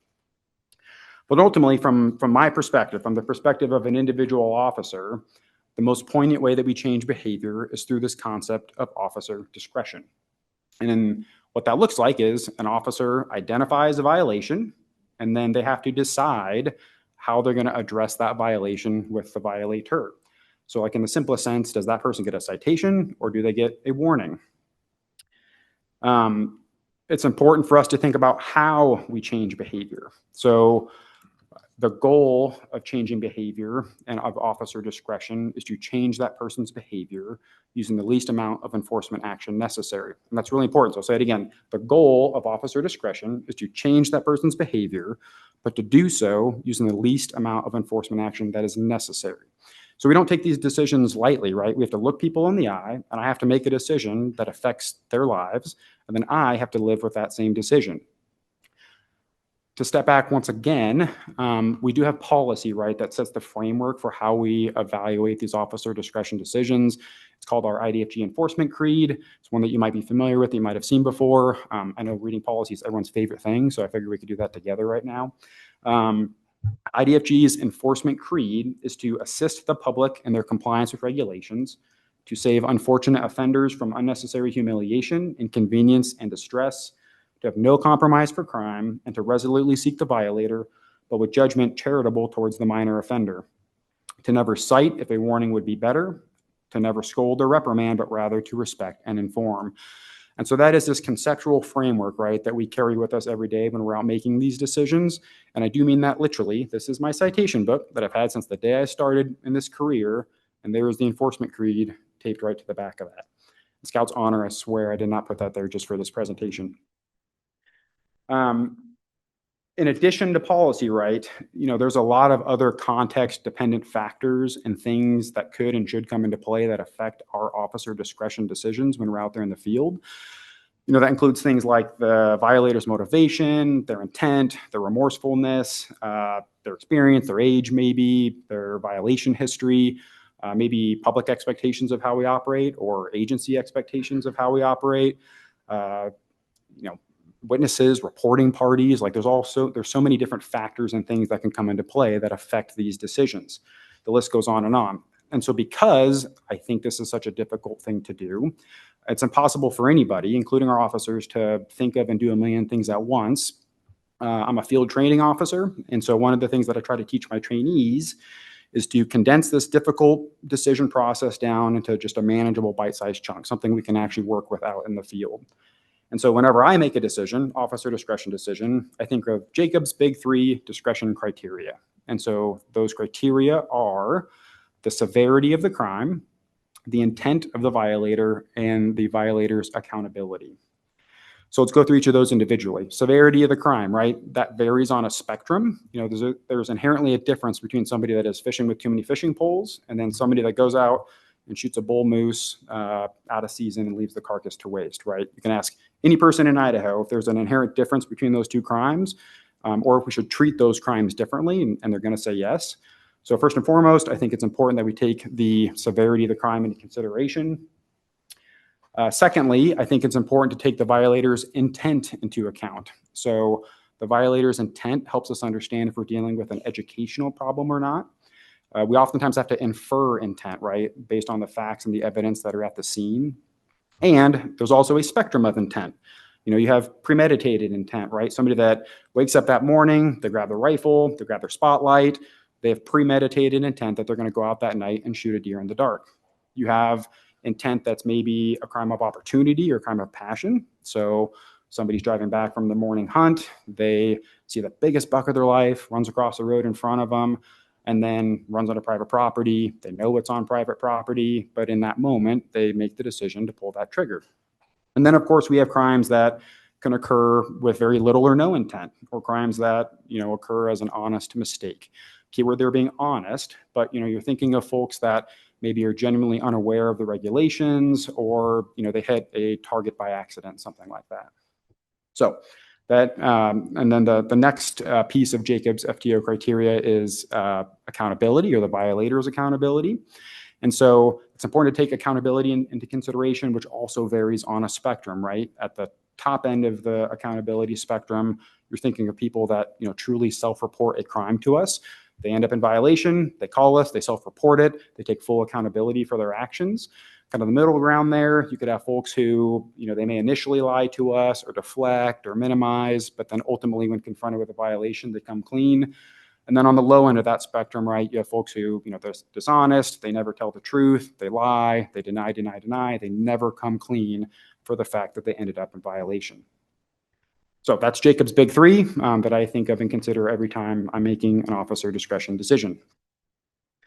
There are, of course, in addition to Jacob's big three, even though that's the most important in my opinion, other factors and considerations and moving parts and pieces in the background when we're making these decisions. That includes things like we have no discretion over, like whether a crime is considered a felony or infraction. That is all set by the legislature. I have no discretion over that whatsoever.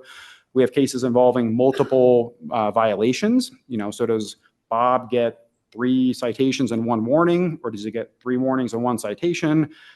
We have cases involving multiple violations and multiple violators. So does Jim get a citation, but Johnny gets a warning? These are all decisions we have to make. And of course, when we're making these decisions in the field, it's just the first step in the criminal process, right? Prosecutors and judges have discretion above and beyond our officers out there in the field. I think it's also important to remember and think about how these discretion decisions that our officers are making, they're not made in a vacuum. They're made during real life dynamic police contacts. So our officers have to simultaneously balance customer service, department policy, constitutional rights, the public's safety, my safety. And then now on top of all of that, right, I have to look somebody in the eye, I have to make an officer discretion decision to change that person's behavior using the least amount of enforcement action necessary, and then make the right decision. It's really, really hard. And so because I think this concept of officer discretion is so difficult, I figured I'd let you all sit in my shoes for a minute. I'm going to show you a couple body camera videos, real life body camera videos of my contacts. And then you can be the officer and make an officer discretion decision. And then to compare, I'll share with you the decision that I made from that situation and why I made it. Sound good? Okay, let's do it.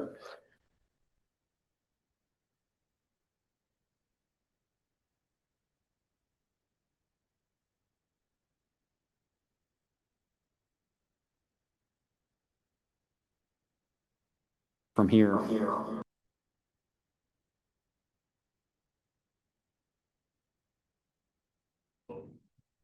No audio? Can we pause the video?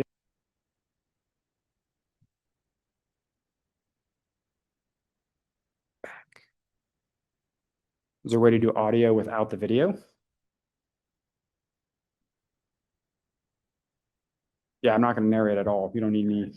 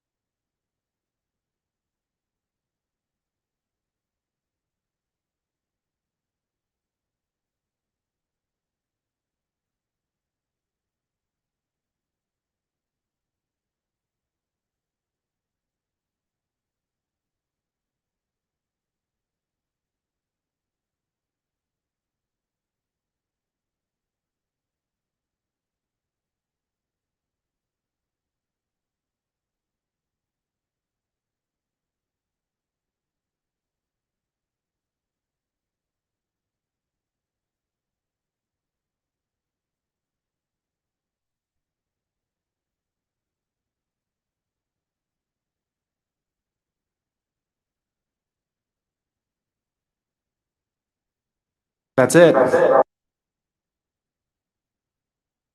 get to do that in front of everybody here. But no, so that's the video. So you saw exactly what I saw in that contact, right? That was my body cam. Look this person in the eye and make a decision. So they had a Washington fishing license. That's what he handed me. It was a Washington resident fishing license, not an Idaho fishing license.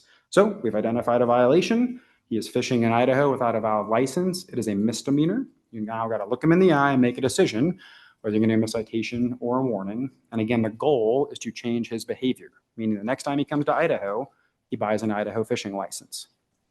So what would you do? Want to know what I did? I wrote him a citation. But please, before you judge me for being like the meanest guy on the planet, let me explain why I did that. Let's talk about Jacob's big three discretion criteria, right? So we look at severity of the crime. It's fishing without a license. That's a licensing violation. But compliance with license purchases is necessary for agency funding, and then out of fairness for all those out there that do purchase licenses, right? We look at intent. I do think that this individual had intent to fish in Idaho without a valid license. He had a Washington fishing license, so that tells me he knows what a fishing license is. He knows you need one in order to fish, and it can be a little bit tough to distinguish, but when I asked him about his fishing activities, he was a little bit deflective. He was a little bit elusive in his answers. He wasn't fully upfront and honest about his activities. That leads me to believe that he knew he did not have a valid license. We look at accountability. Again, it was pretty subtle, but he wasn't the most forthcoming about his activities that day. He tried to pass off his Washington license as if it was an Idaho license, and he didn't take full accountability for the fact that he was fishing in Idaho without a valid license. So based on all those factors and information that I had in front of me, I made the decision to issue him a citation. Okay, let's do one more. Can we do one more?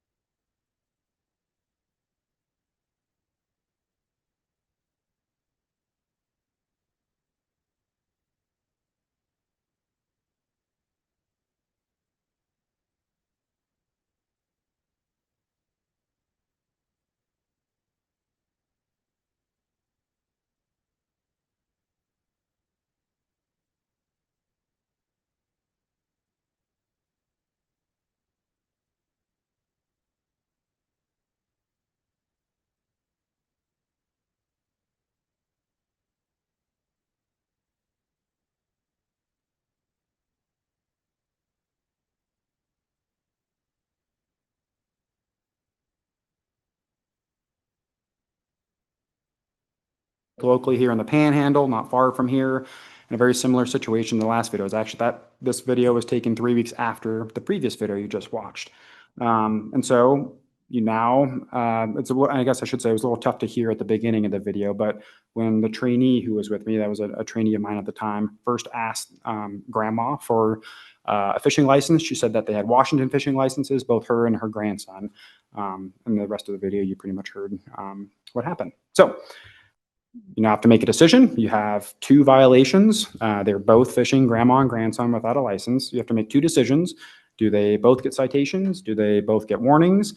Does grandma get a citation, but then grandson gets a warning, or maybe vice versa? And again, the goal is to change their behavior, meaning the next time they come to Idaho, they get a fishing license. All right, what would you do? It was rhetorical, but thank you, Commissioner Davies.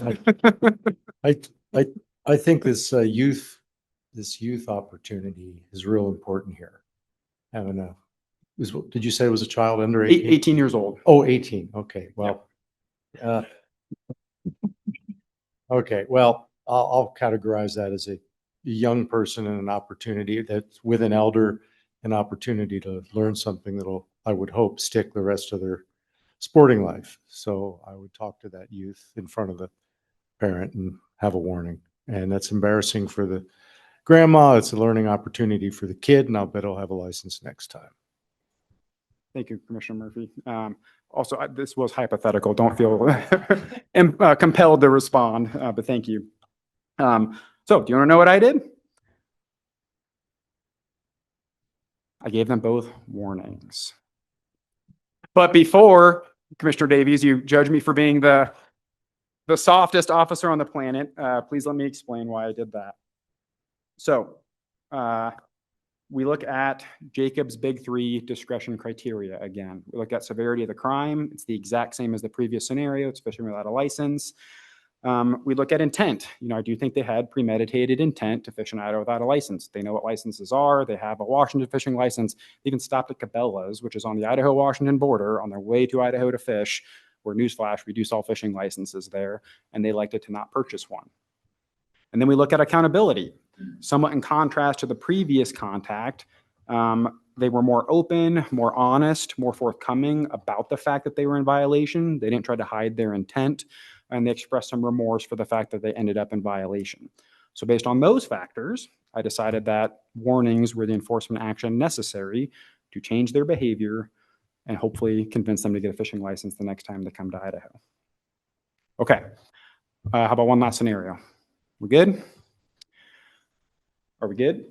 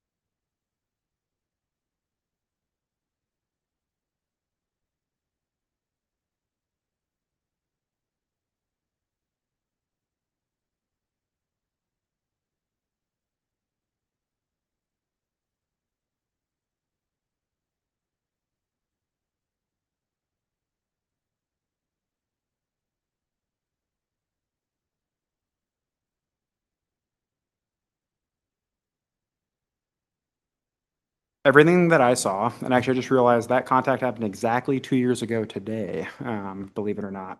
But so you saw exactly what I saw in the video, except for when I was preoccupied talking to that first angler.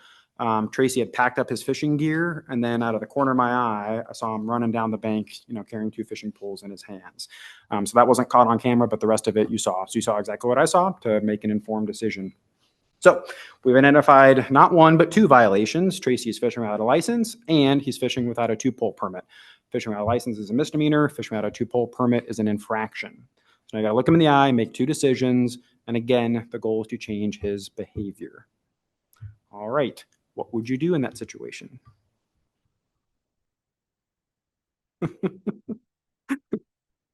What did I do? I wrote him 2 citations. But before you judge me for being the biggest, baddest, most meanest guy on the planet, let me explain why I did that. Again, let's look at Jacob's big 3. Severity of the crime, fishing without a license. You're familiar with that one by now. And then we have an additional licensing violation on top of that. And, before we get into the nitty gritty of it, I think it's important to remember or recognize and understand. You probably noticed that my behavior in that contact was a little bit different, right? Based off of Tracy's behavior that day, my behavior, the way I approached and handled that contact likewise changed. I handled it quite a bit differently. And so I still made a decision, or I still have to make a decision in that circumstance, regardless of how the contact goes. So looking at Jacob's big 3, we look at severity, we look at intent. I do think it was pretty clear that Tracy had premeditated intent to fish without a license. I don't think this was a situation where he simply forgot to get a license before a spur of the moment fishing trip. And then we look at accountability. This is the low end of that accountability scale, right? He tried to avoid contact with me by running because he knew he was in violation.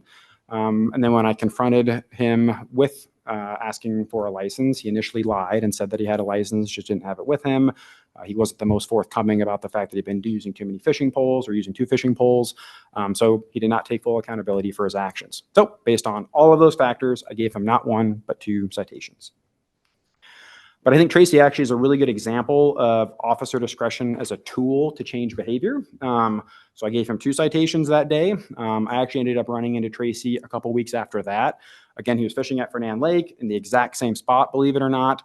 And then after I issued him 2 citations previously, do you think he had a fishing license this time?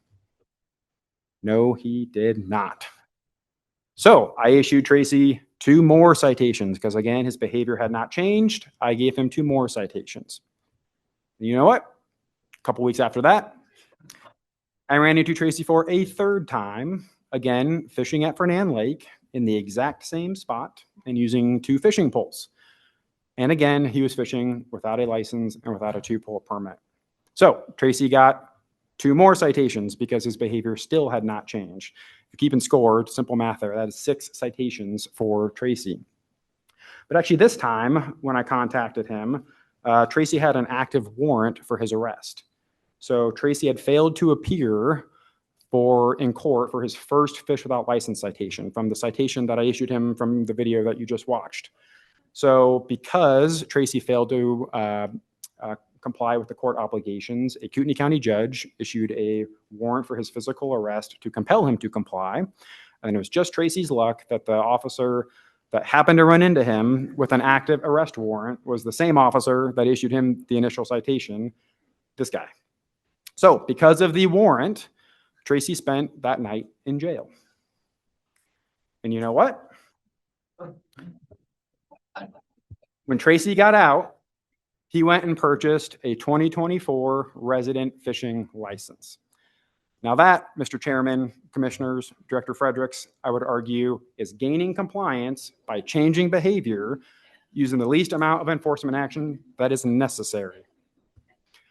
Okay, so to conclude this conversation, there's a quote by Teddy Roosevelt that I think applies here. I've always said in the wildlife world, you can't go wrong by quoting Otto Leopold or Teddy Roosevelt. We're in the Roosevelt room, so we picked Teddy today. It's actually a quote you might be familiar with. It hangs in the office down there in Boise on the wall, and it's called "The Man in the Arena." And it's about the challenges of actually being in the arena, actually being in those difficult situations, and then the difficulty of understanding something until you've experienced it for yourself. So my goal and hope for today was that you're able to see and experience some of the challenges experienced by our officers in the arena of wildlife law enforcement. As I mentioned, I'm a field training officer, and this concept of officer discretion is really something that our new officers wrestle with. And I'll be honest, it's something that all of our officers wrestle with because we want to get it right. It is, in my opinion, the hardest part of a conservation officer's job. So thank you so much for the opportunity and time to speak with you today. If you have any questions or comments, I'd be happy to answer. Yeah, I'd like to make a comment. I've been out on check stations the last couple of years, I think 4 separate times, and every officer I observed had really good decision making, along with really good public relations skills. So I compliment you. This was a great presentation and real life. So thank you. Thank you, Chairman. Thank you. Thank you.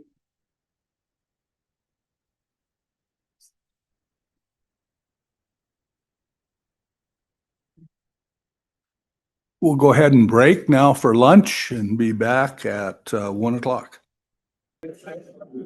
We'll call the meeting to order. And first item on our agenda is Lake Pend Oreille Rainbow Trout Management. Jeff Strait. Mr. Chairman, Commissioners, Director, good afternoon. 2 tough acts to follow here. First, Jacob's presentation, then lunch. Hopefully I don't put you guys to sleep. Show you plenty of big pictures of fish, hopefully keep you entertained. But yeah, I'm going to talk to you, tell you a story about the trophy fishery on Lake Pend Oreille for rainbow trout. Talk you through its history, its origins, went through a period of pretty severe decline, and how we got back to where we are now. Throughout this talk, I'm going to highlight the role that angler engagement involvement has played throughout the recovery, the management, and now the monitoring of this fishery. It's a pretty unique case study where anglers are pretty heavily involved in what we do. So to give you some background, if you're not familiar, the rainbow trout that we have in Lake Pend Oreille are called Girard strain rainbow trout, also known as Kamloops or Cams, and they're native to Kootenay Lake, BC. In Kootenay Lake, they evolved there with kokanee, and so they evolved this diet that relies heavily on kokanee to reach these massive sizes. But when kokanee are abundant, they're able to reach 30 to 40 inches and 20 to 30 pounds by the time they're 8 or 10 years old. So a relatively short-lived fish as well. And we have both of these fish, kokanee and Girards, in Lake Pend Oreille. So those 2 fish, along with native bull trout and West Slope cutthroat trout, make up what we consider the traditional Lake Pend Oreille fishery. And Fish and Game's been managing for these species since the 1940s. And kokanee are really the cornerstone of this fishery. They not only provide a valuable recreational opportunity for anglers, but they also provide the prey base for all the large predatory fish in Lake Pend Oreille, which today includes lake trout, northern pike, and walleye, as well as these fish here. And so when kokanee are abundant and conditions are good, you can see we're producing world-class trout, both these Girard strain rainbow trout, but also the still standing world record bull trout in the system as well. And throughout the course of the history of this fishery, even to the most recent creel stripper we have, kokanee and rainbow trout make up the majority of the angling effort that occurs each year on Lake Pend Oreille. So 2 of the most popular fisheries we have in the lake. So to provide some context for this talk, I'm going to run you through a timeline of some of the major events that have affected the fishery over the years, beginning in the 1920s where lake trout were introduced. This was an intentional introduction, but the lake trout really weren't a major player in the system until much later. They kind of remained at a relatively low abundance, caught by anglers, but not widely sought after. In the 1930s, kokanee were introduced. This was an unintentional introduction. They came downstream from Montana out of Flathead Lake, but established and quickly became a very popular fishery, as I mentioned earlier, and started feeding predators right away. But it wasn't until that introduction of Girard strain rainbow trout in 1941 that kokanee really kind of started to shine and what they can do for trophy fish. And by 1947, we had the world record. At the time, the world record rainbow trout was caught out of Pend Oreille. It was a 37-pound, 40-inch Girard and caught by Wes Hamlet there. And as you can do the math, that's only 6 years later. So that just highlights the tremendous growth that these fish can achieve in such a short period of time.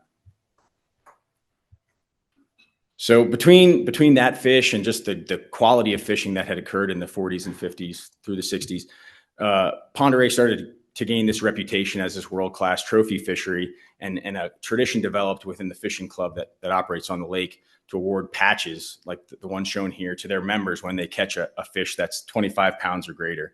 And I mentioned that just to highlight the standard that was set for this lake. Anglers want to catch their patch fish, their 25-pound rainbow trout. That's what they're out there after.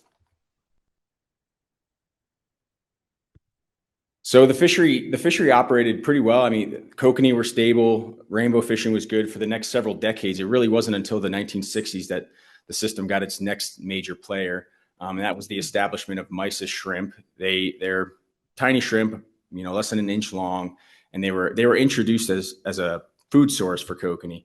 And other systems, they provide excellent feed for kokanee, grow more kokanee, larger kokanee, and so they were introduced into Pend Oreille as well as a number of other lakes in the West with the same hopes. However, we found that in this case and in many other cases, they don't actually provide a food source for kokanee. They actually compete with them. And so they work to actually destabilize their population dynamics even more than kokanee already are, and they can lower the carrying capacity of the system. So it makes kokanee a little more finicky moving forward. However, for the next several decades, kokanee and mysids and gerards all seem to be playing nice together, and the fishery was still performing pretty well. It wasn't until the 1990s that things started to change again. And that's because while mysis shrimp don't provide a great food source for kokanee, they provide an excellent food source for juvenile lake trout in Lake Pend Oreille. And so that allowed the lake trout population, we think, to move past some bottlenecks in juvenile survival and recruitment by feeding on mysis shrimp. And by the mid-1990s, we have this exponentially growing adult lake trout population. And I'll show you some figures of what that looked like in a minute. But adult lake trout love to eat kokanee, as every large salmonid in Pend Oreille does. So we now have this increasing predation pressure on kokanee, and kokanee start to decline severely during this period. And with kokanee declining, the rainbow trout fishing obviously suffers as well, as these things rely heavily on that kokanee feed to reach these sizes. So from the mid-90s to the mid-2000s, the quality of rainbow trout fishing went down from where you had a history of catching 25-pound rainbows as the gold standard to you have 10-pound rainbow trout winning some of the major fishing derbies. And so this is where anglers first get involved after watching this pattern occur over time. Fishing game meeting with stakeholders, including anglers, other experts from around the country and Canada, decide what are we going to do about this problem, and we take action. And this included closing the kokanee fishery, supplementing their population via stocking to help prevent their collapse, as well as implementing a pretty aggressive gill net suppression and angler incentivized harvest program to reduce the abundance of both lake trout and rainbow trout, to try and relieve that predation pressure on kokanee and get them recovered. At this time, the tributaries to Lake Pend Oreille, where these rainbow trout spawn, were also open to harvest during their spring migratory period. Again, just providing that extra pressure to try and reduce their numbers and relieve that predation pressure on kokanee. So this strategy proved successful, and I'll start showing you some numbers here. And we were able to reduce the abundance of lake trout and recover kokanee. But I'll start with the rainbow trout suppression piece because it's interesting. This is where anglers really carried the weight of this program. You can see the numbers breaking out there.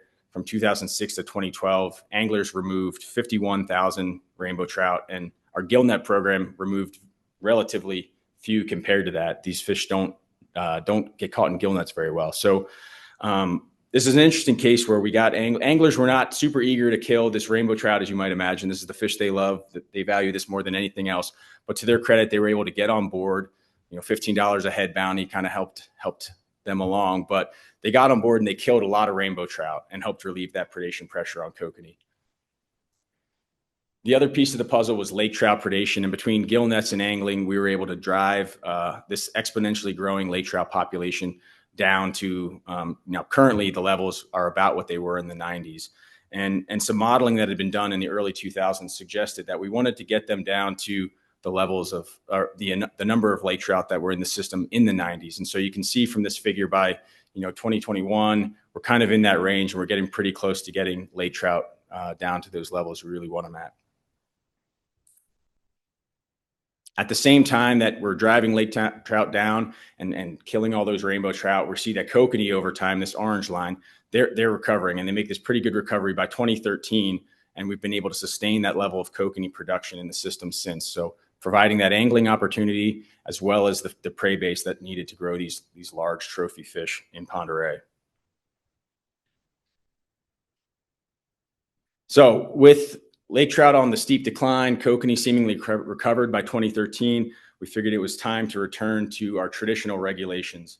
And so this meant opening kokanee to harvest, as well as removing the bounty on rainbow trout and going back to those trophy regulations, limited harvest and only one fish over 20 inches. The only change, however, was that from 2006 to 2013, that tributary angling had become very popular with many folks. And so to provide an opportunity, leave an opportunity for sportsmen to get after these fish who may not be able to on the lake, we left the tributaries open to catch and release angling only, and they've been open to that since. So with the reinstatement of those traditional regs, anglers were eager to get back to the good old days, like the one shown in this picture here, where I think everybody's holding a 20-pound or 25-pound rainbow trout. And we knew, we figured we could get there, but honestly, Fish and Game had very little data to monitor the rainbow trout fishery with. And so we had very little information to understand how long it might take and what it might look like to get this fishery back to these levels. We have standardized monitoring approaches for the other major players in the food web: kokanee, mysis shrimp, and lake trout. And we can estimate their abundance on an annual basis and monitor their trends to understand what's going on with those populations. However, as I've been alluding to, we really have no such methods for rainbow trout. These fish are pelagic, meaning they're out in the offshore habitat of the lake, and they're very difficult to sample with nets and other traditional fisheries gear. And so hook and line sampling is really the best way to get at them. And we can use angling data to understand the growth and the catch statistics of this population and kind of keep our finger on the pulse of what's going on out there. And that's where our angler science program was born. So we kind of transitioned from an angler incentivized harvest program on rainbow trout to getting folks to help us monitor and do research on these fish through this angler science program. And we incentivize, to back up, this started off as simply a logbook program where anglers were submitting their catch statistics, how much effort they put out, size of class of fish they were catching, that information. But it's grown to include having anglers help us with tagging efforts, putting out various types of tags in these fish each year, as well as collecting aging structures so we can evaluate the growth of this population as well. We incentivize this program now by doing a raffle every year for anglers that turn in logbooks, and we give out things like Yeti coolers and other fishing gear, rods and reels, as well as giving out like printed swag, hats, sweatshirts, and stuff with this Angler Science logo on it. This program's really grown in the last several years, and it's helped to build some pretty great relationships with many of the anglers on Lake Pend Oreille and help provide us with some very valuable catch data as well. So to illustrate some of the types of data we're getting, these are data from the angler logbooks over the last nearly decade. And this is the proportion of their catch that fits into these different size classes of rainbow trout. And so with the white bar there, 25 to 28 inches represents your kind of quality fish. 29 to 32, you're a little bit better approaching trophies class, and then greater than 32, that's really where the trophy fish are. And from what you can see here is that it took some time to recover that trophy portion of the fishery greater than 32, but slowly but surely we've gotten that component of the fishery back, and it's remained at pretty high levels. Great portion of their catch each year is coming as trophy class fish.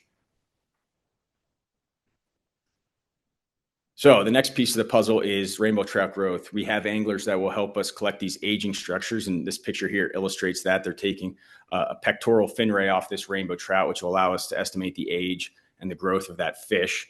And we can see if our actions are working to restore the growth of the population through that. And so to illustrate some of those data here, I have a figure that shows the growth of rainbow trout prior to that kokanee restoration during 2011 to 2014 on the white line, and the orange line there represents growth rates of these fish after kokanee have been restored. So you can see there's big differences in the size and age of all these age classes of fish. They're reaching that quality and trophy size much faster and much younger than they were when kokanee were not as abundant.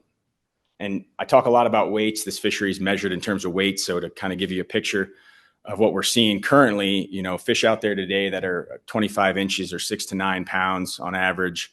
Once you get around 30 inches, you're 15 plus pounds easily. And when you hit that 35-inch range, that's where the 20 to 25 pound fish are coming in. So lots of those out there as well, and we're hitting those marks.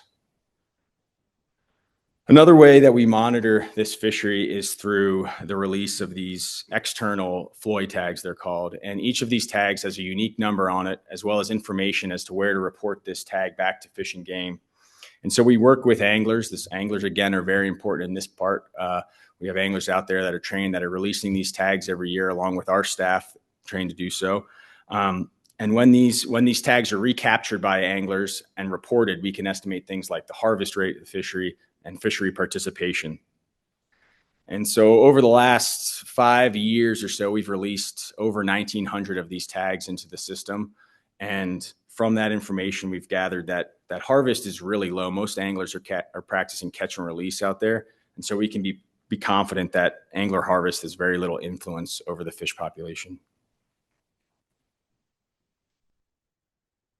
Our newest area of research is this rainbow trout telemetry study we started in 2023. This uses acoustic telemetry, it's called. We put a transmitter in the abdominal cavity of this fish, and we're able to answer questions about movement throughout the system. What are their seasonal movement patterns within the lake? But we can also answer questions like when and where most of these rainbow trout are going to spawn in the tributaries. How many spawns will a fish pull off in its lifetime? And then estimate sources of mortality as well from those tags. And this is year 4, 2026 was year 4 of a 5-year study design we put together. We've put out 125 of these tags, and we're getting great data. We have 1 more year to go. Again, anglers play a huge role in this. If we were trying to put out 125 tags, I'd still be out there fishing right now, trying to get our first 30 or something. But anglers go out, they go out, we organize them, they get out and fish, they catch a fish, hold in their live well, and then transfer it over to us. We do the surgery, as you can see here, and release the fish after we gather all the information off it. And then they swim around and do the rest from there. So how this works is that tag that goes in their abdominal cavity pings off a signal every 1 to 2 minutes. And we have these stationary receivers located around the lake. If a fish is within range of one of those receivers, that signal's captured by that receiver, and we know the fish is within a certain vicinity of that receiver. And so we can infer sort of course movement of these fish around the lake based on that signal. It's not perfect, but what I'm going to show you here is some of the movement data we've kind of been seeing to date. See if this works. Uh-oh. Double click. Can you make it play for me? We'll see. Otherwise, I'll just describe it to you. These dots are going to start moving very slowly at first. Oh, all good.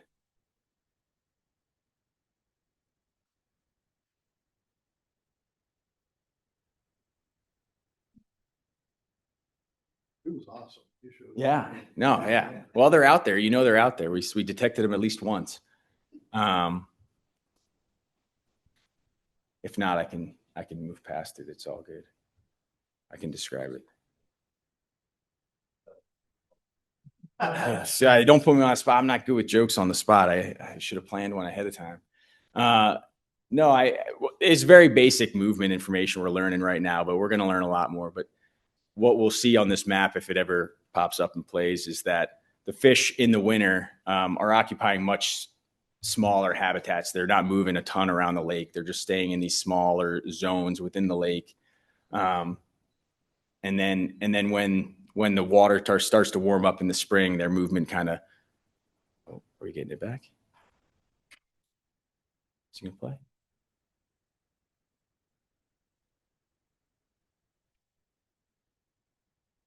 I'll double click again. Now I can't control it at all.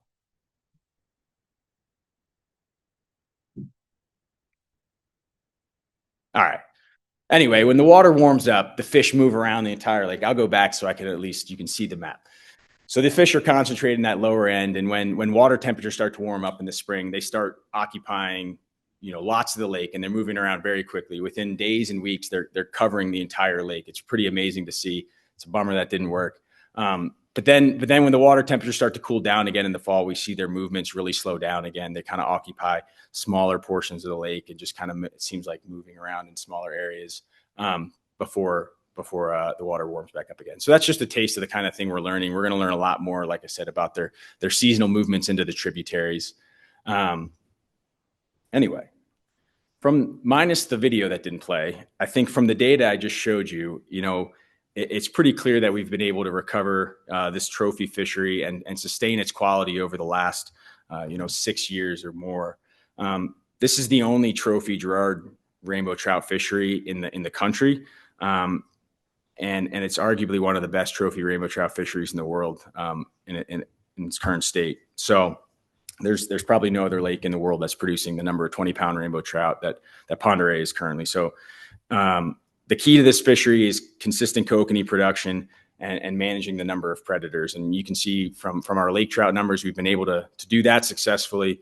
We do have other major players in the system now, walleye and northern pike, that we're gonna have to deal with. But so far, we've been able to recover things. And the other key piece to this whole story is the angler science bit. Anglers played a role from the very beginning, getting on board with the angler incentivized harvest program to try and kill the fishery, degrade it even more than it was, with the hope of recovering kokanee to one day recover this trophy fishery. And so that same angling constituency now gets to enjoy the rewards of all those years of recovery, and are out there transitioning from killing rainbow trout to collecting valuable monitoring data for us to help us keep tabs on this fishery moving forward. It's built a lot of great relationships and trust between sportsmen and Fish and Game in this area. And it's just a really cool recovery story, made even cooler by all the work that sportsmen have done to help us. And so this is a short list of folks that need to be thanked. Volunteer anglers, there are many, many, many more. And then folks with Fish and Game, including our director, who were involved in this program over the years. And yeah, if you'd like, I'd be happy to answer any questions. I've got a couple comments. Is you made it sound like it was pretty easy going, but originally there was a lot of opposition, Yes. a lot of outfitters that didn't like this. And some of those same outfitters today are going, thank you. This worked as planned. So this isn't a trick question, but I have a cabin on Priest Lake, and we have lots of Mackinaw up there and very few kokanee. Would this same plan work there? And I see the Mackinaw taken in the 47, 48, 50 time range at Elkins and at Hills Resort on the wall, and they're this big, not that big. Mr. Chairman, I don't think I want to get into this one at all. Every system is different, and I'm not saying it wouldn't work, but I'm not going to say it would work. Director, you want to shed some light on that? I think Jeff's answer was great.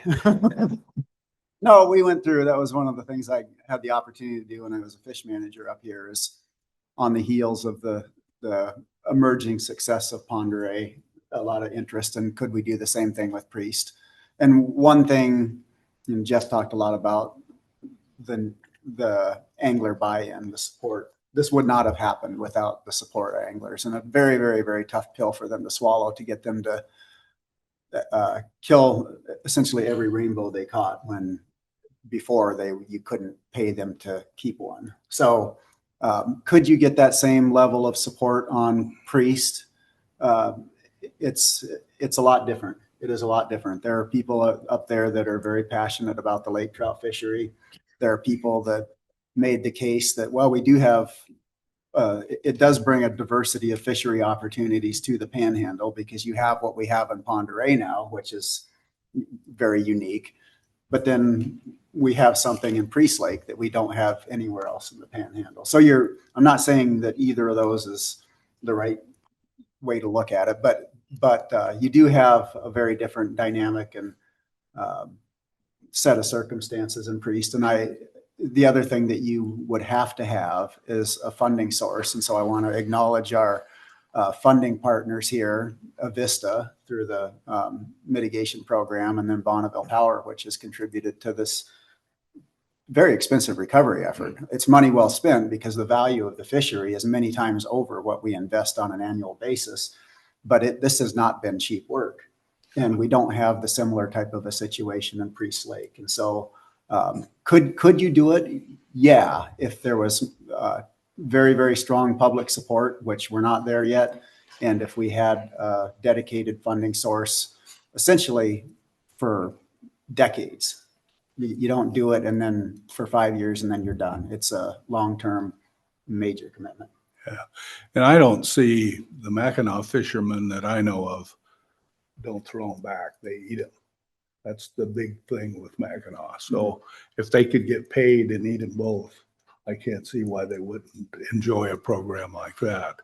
But the kokanee population has dwindled to hardly anything now, and you're getting smaller and smaller Mackinac. Something you brought up, but you never really expanded on. What are the Mysis shrimp? Who eats the Mysis shrimp? Mr. Chairman, so lake trout juvenile lake trout do eat Mysis shrimp. They're an excellent source. I mean, we see it in Flathead, Priest, it's the same thing. The reason those lakers in Priest Lake have such that great dark red flesh qualities because they're eating Mysis shrimp.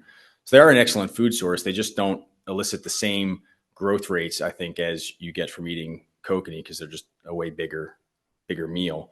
Well, and I know we had a light year in Mysis shrimp, and the color of the meat of the Mackinac actually changed for a while. It's coming back now, but yeah.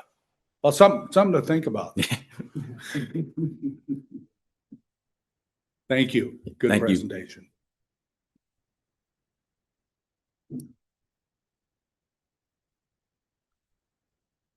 Okay, next up, Bob Ryan and Eric Oldenburg.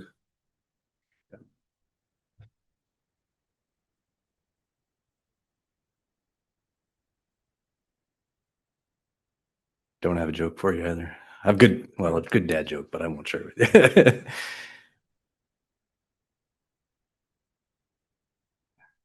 I'll just start by saying, I guess the conversation and Jeff's presentation teed this presentation off well. So we're going to talk about the Clark Fork Settlement Agreement and the mitigation that comes with that. So, Mr. Chairman, Commissioners, Director Fredericks, my name is Rob Ryan, and I'm a mitigation staff biologist here in the Panhandle region. And the focus of my role is coordinating the implementation of the Clark Fork Settlement Agreement on the Idaho side of things. So the Clark Fork Settlement Agreement really frames up Avista's mitigation for their hydropower facilities on the Clark Fork River. And when I say mitigation, I'm talking about directed work to address or reduce, or in general, try to make better the negative consequences of those dams on, in this case, aquatic resources in Idaho. So the Clark Fork Settlement Agreement is an integral part of fisheries management in Idaho and Lake Pend Oreille, and I think you'll see some of those ties as we talk through it. So it's a really important program to the Panhandle. Joining me today is Eric Oldenburg. So Eric is the license manager for the Clark Fork project. He works with Avista and heads up kind of this broader program under the Clark Fork Settlement Agreement. And he's going to help me tell this story. So he's going to start by sharing some information about who is Avista and what is the mitigation program. And then I'll take it over and tell you a little more about what we're doing on the Idaho side and how that makes an impact. So.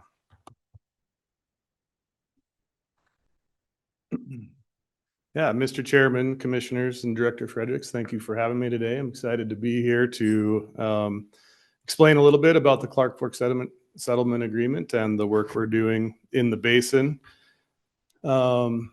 I wanted to briefly explain a little bit about Avista. I believe at least one of you is probably an Avista customer, and some of the others of you may have never heard of us. So we're an electric and gas utility headquartered in Spokane. We've been in business for 137 years, and our electric service territory includes parts of eastern Washington and North Idaho. We have a variety of generation sources, including wind and thermal, but almost 50% of our electricity is served by hydro. So we have 6 dams on the Spokane River and only 2 on the Clark Fork River. Those 6 dams on the Spokane River generate about 214 megawatts, whereas the 2 on the Clark Fork generate 835 megawatts. So they're pretty big producers. In addition to that generational capability, we also have a lot of operational flexibility at those 2 dams. And the combination of those 2 things make the Clark Fork project incredibly important to Avista, and in particular, our ability to serve reliable and cost-effective electricity to our customers.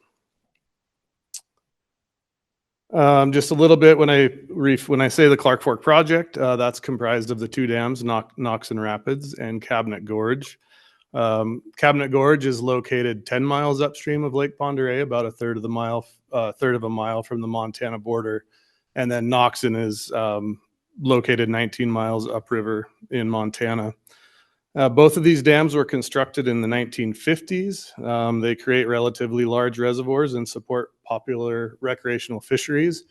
As a interesting, maybe not so good aside, Knoxon is the place where walleye were originally illegally introduced almost 40 years ago, and that almost certainly became the source of walleye in Lake Pend Oreille. So because we are a private utility, we have to have a license from the Federal Energy Regulatory Commission, or FERC, in order to operate our dams. Originally, these 2 dams were licensed independently, and both of those licenses were set to expire in the early 2000s. So in the late 90s, we initiated a relicensing process with both dams combined. There's a few different manners through which you can choose to pursue a FERC license. And we chose to use a non-traditional approach that was pretty unique at the time. So basically what we did is we put out a call and we invited anybody who cared about the lower Clark Fork River and the resources to have a seat at the table. And the idea was to sit down and negotiate what things did Avista need to do in order to earn the right to operate those 2 projects. The result of that was about 120 people turning out. They represented 44 different entities, and they had over 300 meetings. And then the end result of that was 27 entities that became party to the settlement agreement that was negotiated through that process. And just to give you an idea of the diversity of that stakeholder group, represents 10 federal, state, and local agencies, 4 agencies for the state of Idaho, 5 tribes, 4 environmental groups, 3 angler groups, and then a conservation district, watershed council, shoreline coalition, and a water quality group. So pretty big and diverse group. So the settlement agreement defined the resource goals and the things that Avista needed to accomplish, as well as defined the financial commitments that Avista would make to ensure that those things could happen. It also defined the process that would be used for evaluating projects and making decisions. The entire settlement agreement is rooted in collaboration and working together to accomplish these things for the resources and the public. And then the last thing I would mention about the settlement agreement is that it is based in adaptive management, which I think was really important. So these are very long-term licenses from FERC. And the folks at the time recognized, I think, 2 main things. One was that we were going to learn a lot along the way. And the other was that the management direction from the agencies was going to change a lot along the way. And so need some flexibility to adapt as we move. And the adaptive management that's rooted in the settlement agreement really allows us to do that. So those terms and conditions from the settlement agreement were incorporated as some of the articles in our FERC license, and the 45-year license for the Clark Fork project, which again includes both Knox and Cabinet, became effective in 2001. A little bit about the process. Everything that we do is governed by a management committee, and that's comprised of all of those 27 parties to the settlement agreement. We strive to make all decisions based on consensus, and we're successful in doing that about 95% of the time, which still amazes me that 27 different groups are consistently coming to consensus. If we fail to reach consensus, we do have a voting procedure that can be implemented to make decisions. As part of that procedure, each of the 4 state of Idaho agencies have one collective vote. But a part of this that's really important is that the state of Idaho is one of 5 parties that also has veto authority. And I think that's also critically important because nothing that happens through the settlement agreement obviously can diminish any authority of any of the agencies. Big benefit of the collaborative and consensus-based approach is that we've never been litigated through the first 25 years of implementation. And I think that's largely due to the fact that anyone who cares about the resource already has a seat at the decision-making table. So I think it's been incredibly successful that way. To give you a broad sense for the scale at the work we do, the management committee approved 92 projects to be implemented this coming year, and the expenditure of up to $7 million to accomplish those projects.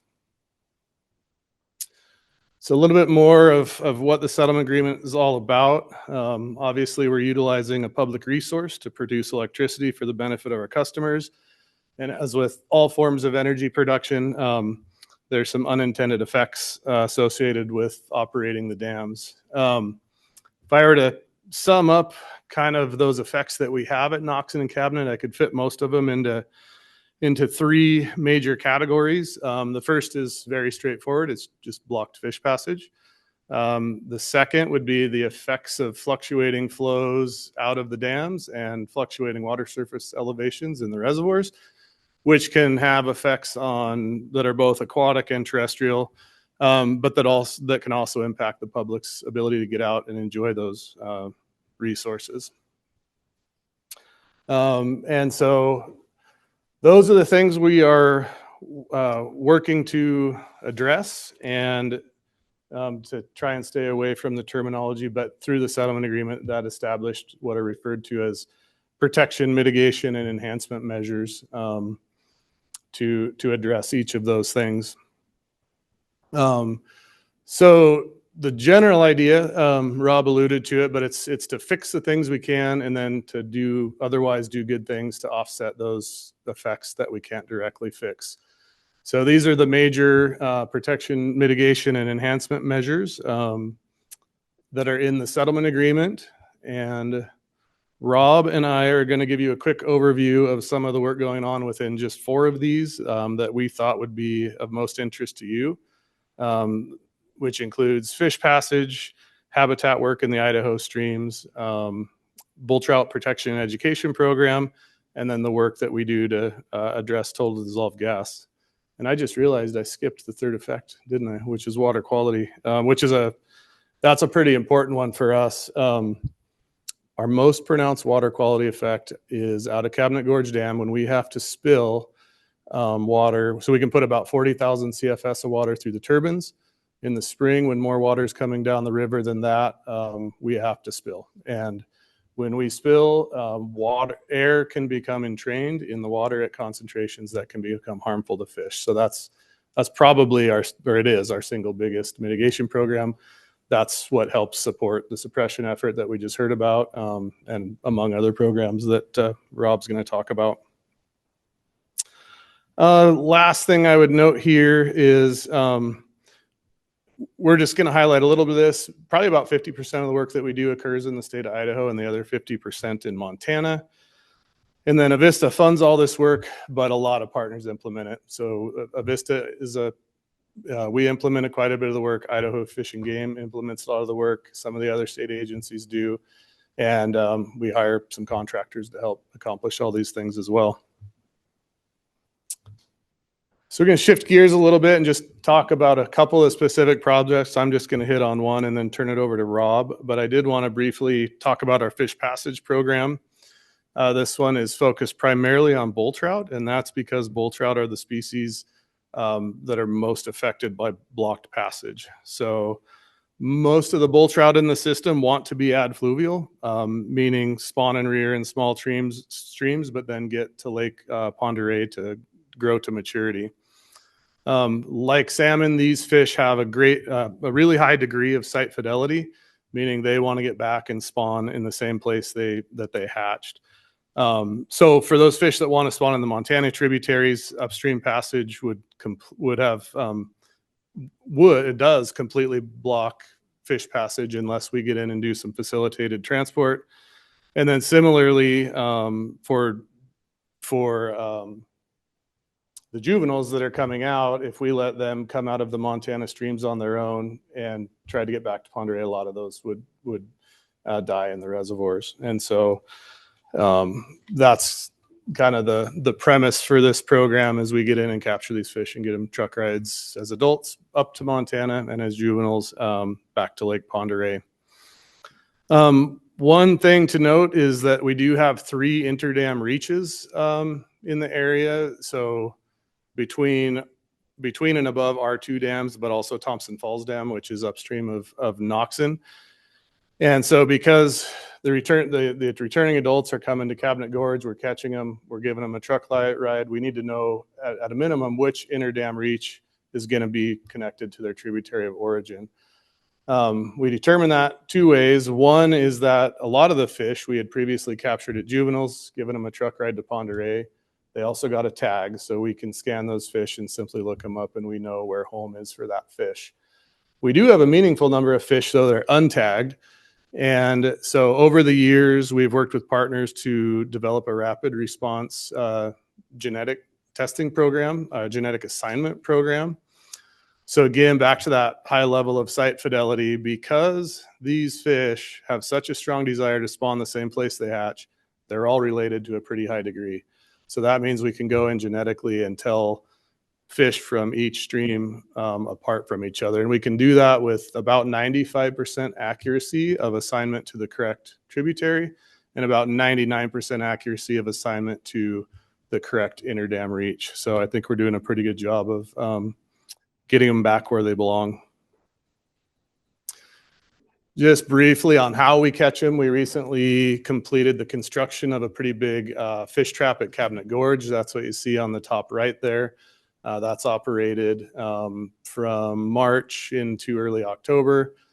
We also operate the Cabinet Gorge Hatchery ladder trap that's located at the Cabinet Gorge Hatchery. That's a late summer and fall trapping site.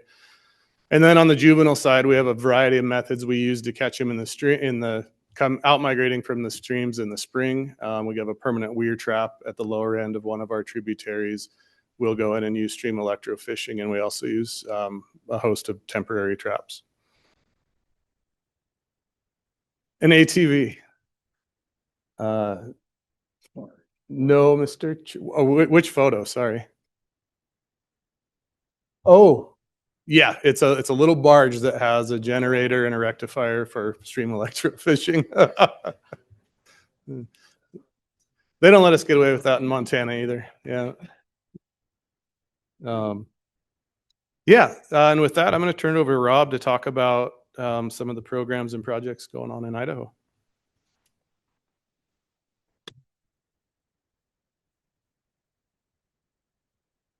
Okay, so before I get started on some of those programs, I just wanted to highlight the integration that Idaho Fish and Game has within the Clark Fork Settlement Agreement project. So I gave you my title, mitigation staff biologist, but I wear a number of other hats within this broader program. So I'm also the aquatic program leader, which just means I head up a couple of these mitigation programs on the Idaho side.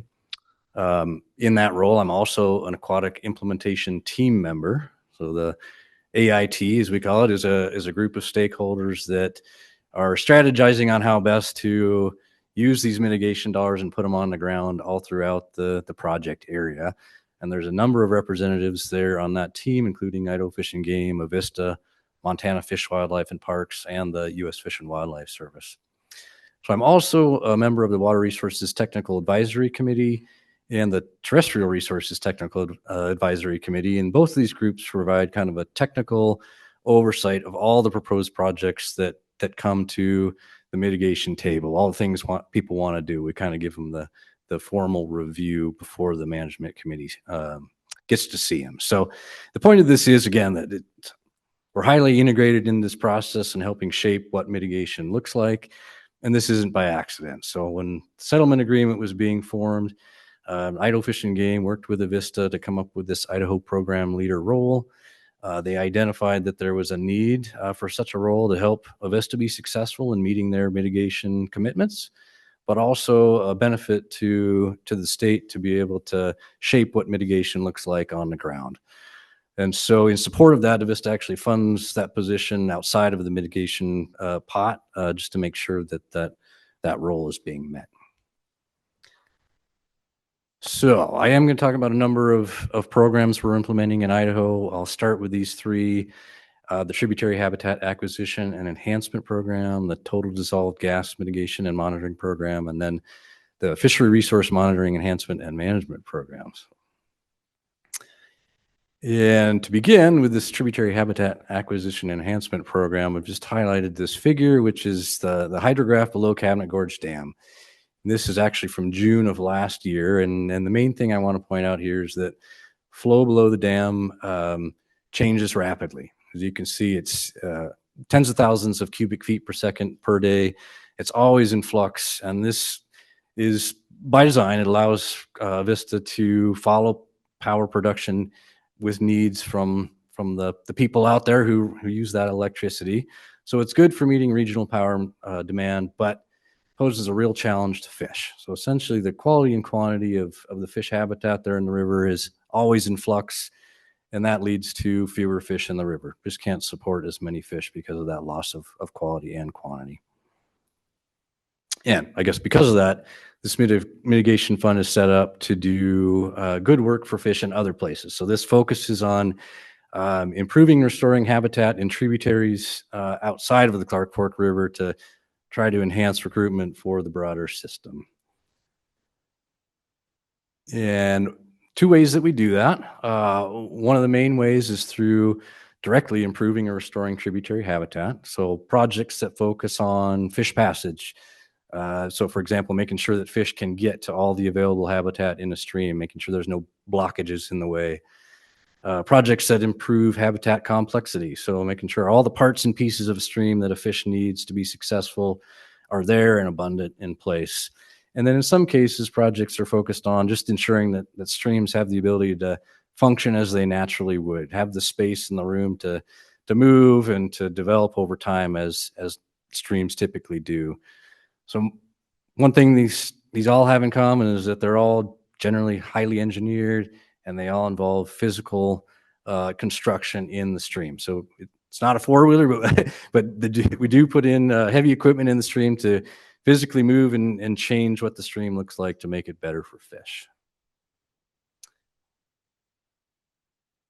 One example of a project that was recently completed that did just that was a project in Rattle Creek. So Rattle Creek is a tributary of Lightning Creek, which is one of the major drainages in the Pend Oreille Basin. And this was an in-stream wood project where the intent was to add wood, literally add wood over a long stretch of stream to increase the habitat complexity, let the stream work with the wood to add some additional complexity and then increase spawning and rearing habitat in that reach.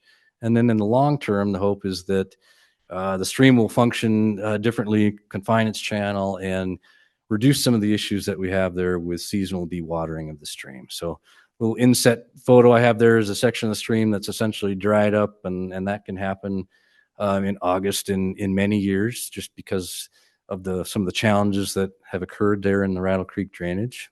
And then on the right side, I've got sort of the before and after photo. This is literally strategically placing wood in the channel to let the stream work with it and try to accomplish these habitat goals.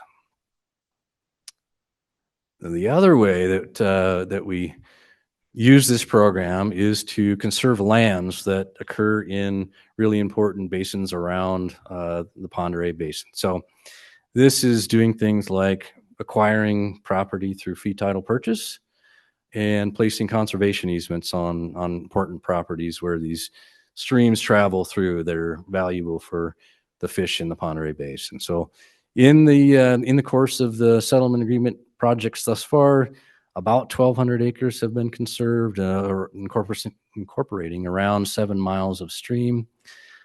One of the unique things about this program is that it also allows for operation and maintenance funding, so we can continue to maintain these properties that have been purchased. Another unique thing is that in general, most of the fee title purchased properties also provide additional public access for the public. So the map that's shown to you there highlights all the project areas, both in Idaho and Montana, highlighted in yellow. The portion that, or the quantity, I guess, that I highlight is really from Cabinet Gorge Dam or Cabinet Gorge Fish Hatchery is prominent there, prominently labeled. From that point west is the location where these Idaho projects have occurred.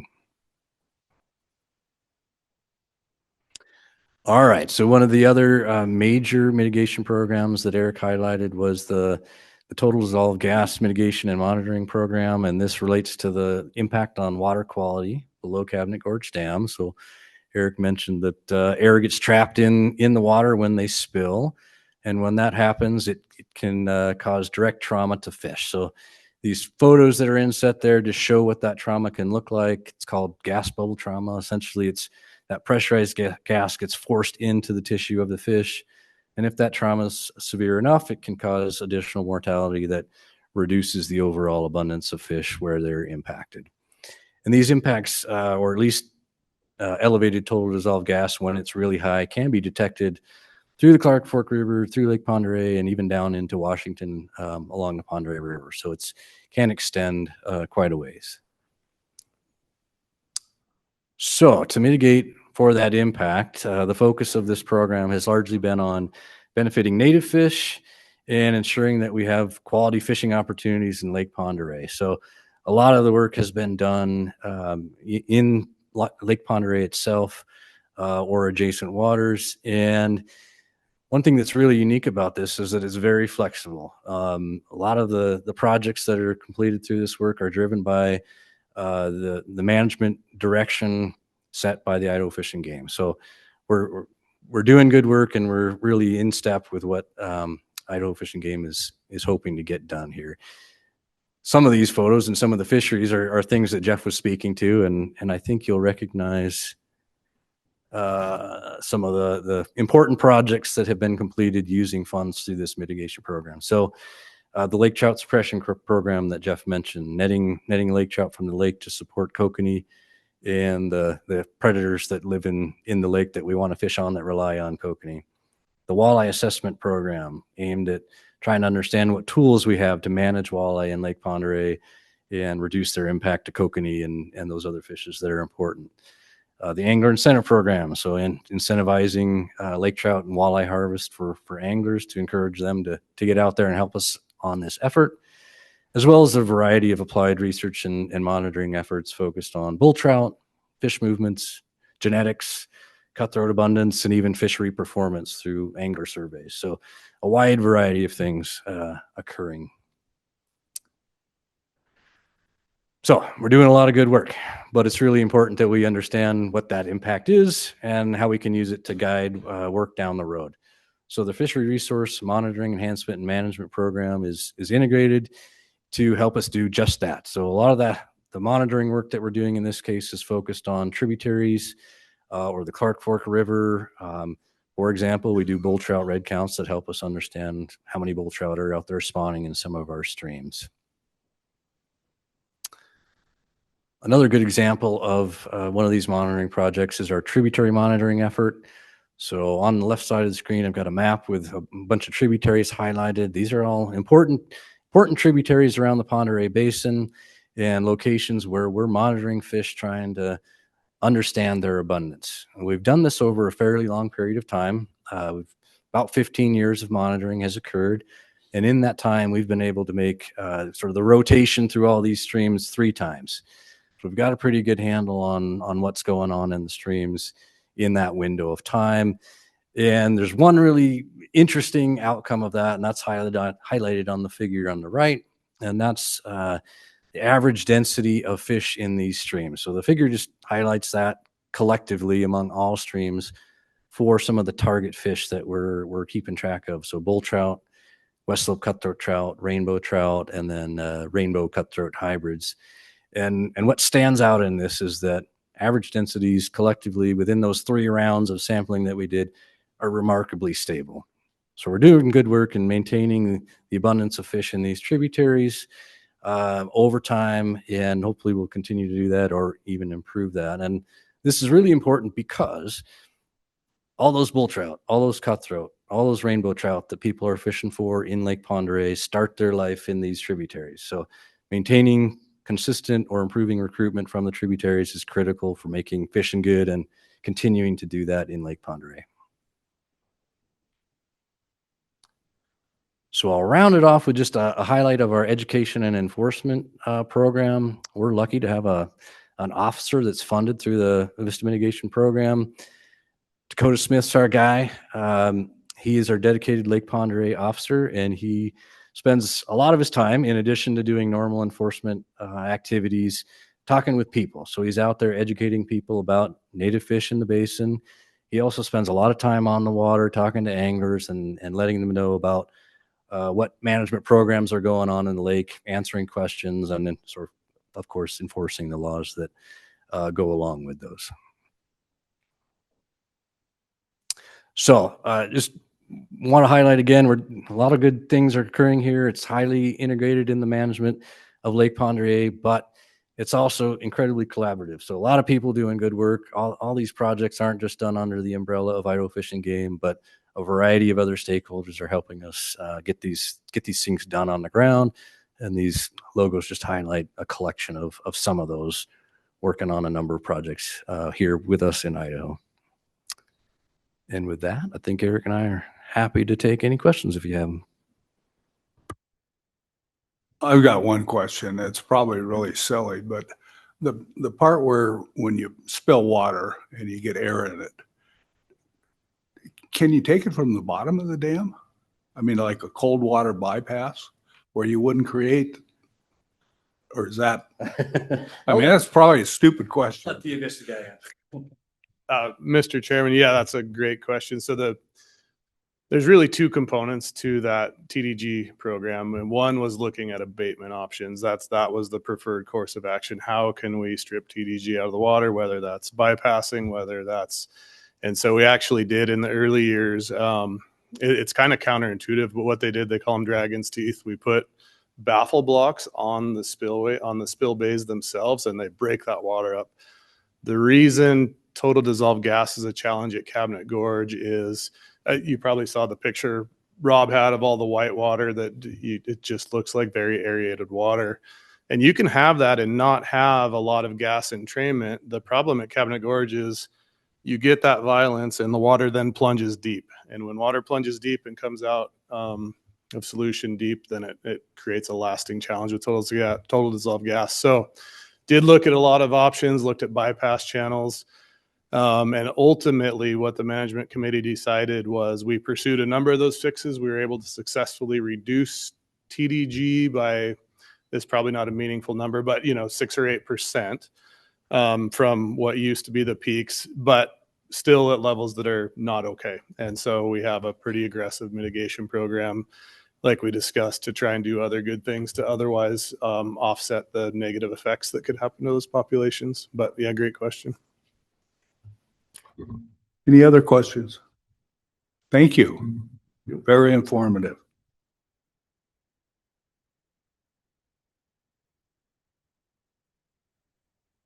Okay, we're going to go on to election of commission chair and vice chair. And first of all, I think I'll start with chair.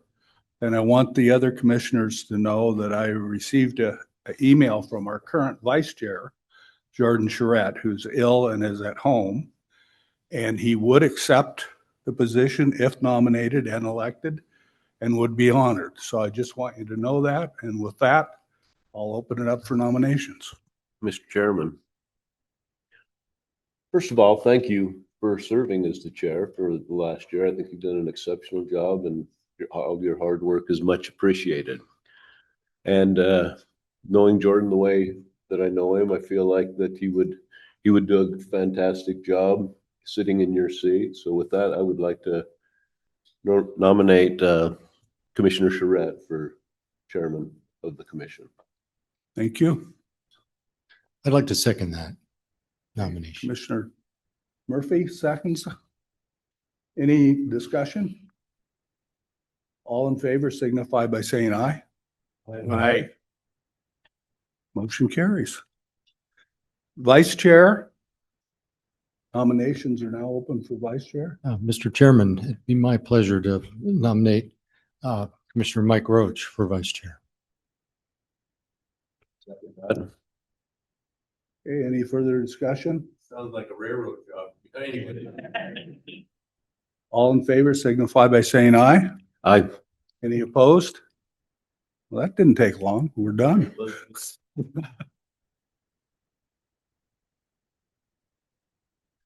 So we'll go on to the director's report.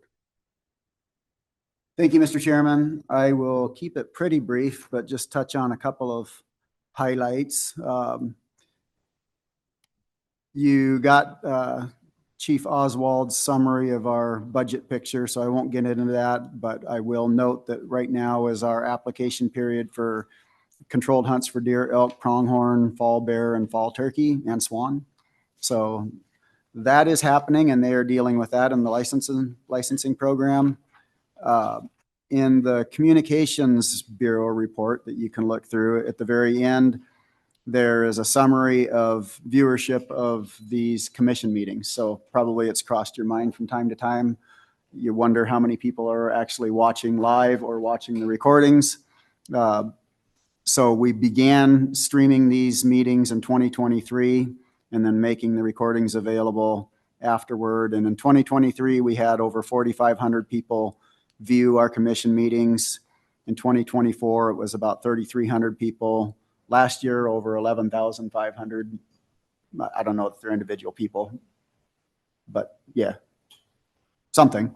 And then this year to date, about 3,000 folks. So that's encouraging. It's a very good way to make these meetings available to people.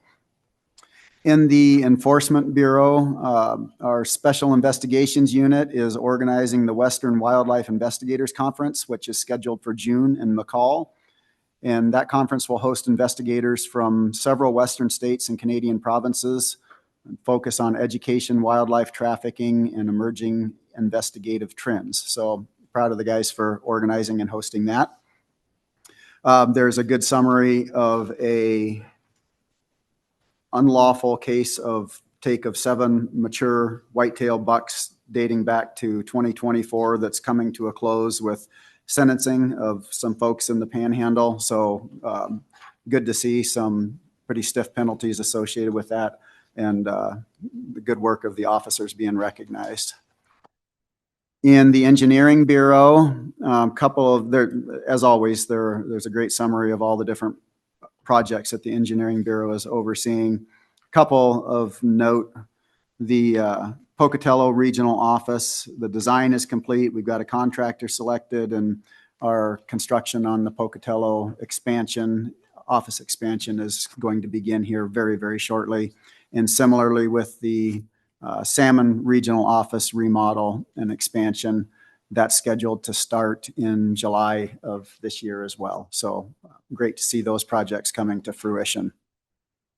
And I will jump to the Bureau of Wildlife. You did get an update on the first batch of translocated elk from Big Willow Creek to the St. Joe. And then yesterday evening, the second batch of elk was released, resulting in a total of 34 elk that were successfully translocated from the Southwest region up into this region. So big shout out to the folks in the Southwest region that were involved in what really is a Herculean effort. That it may sound simple, not a lot simple about that, and including the translocation of the transport itself, but involved helicopter capture and a lot of hands, a lot of planning, and very happy to see that come to fruition. And with that 34, we're going to cease that operation. Those elk are all collared, and we'll be monitoring to see how successful it was. So that's a summary of one last thing. We have construction efforts in the Southeast region 3 wildlife underpasses under Highway 30 near Montpelier that's scheduled, or it's beginning right about now. And that will include underpasses, 2 box culverts, concrete box culverts, and 1 bridge, and then 6 miles of 8-foot tall fencing. So a very, very important wildlife crossing area there. And so it'll be good to see that again come to fruition and be completed. So with that, Mr. Chairman, I'll conclude my report. Okay, the commission reports are in the packets. And I'd like to say thank you to all involved on that elk transplant. That was truly an outstanding Herculean effort to get that done. So thank you. Planning for next meeting.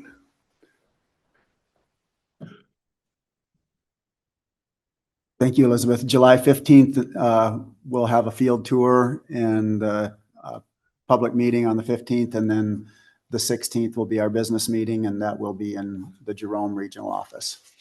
Thank you. If I might say something, we're looking forward to that. Our tour, we're going to, as it's scheduled right now, we're going to go to the Rinker Rock Creek Ranch, which is a really interesting project.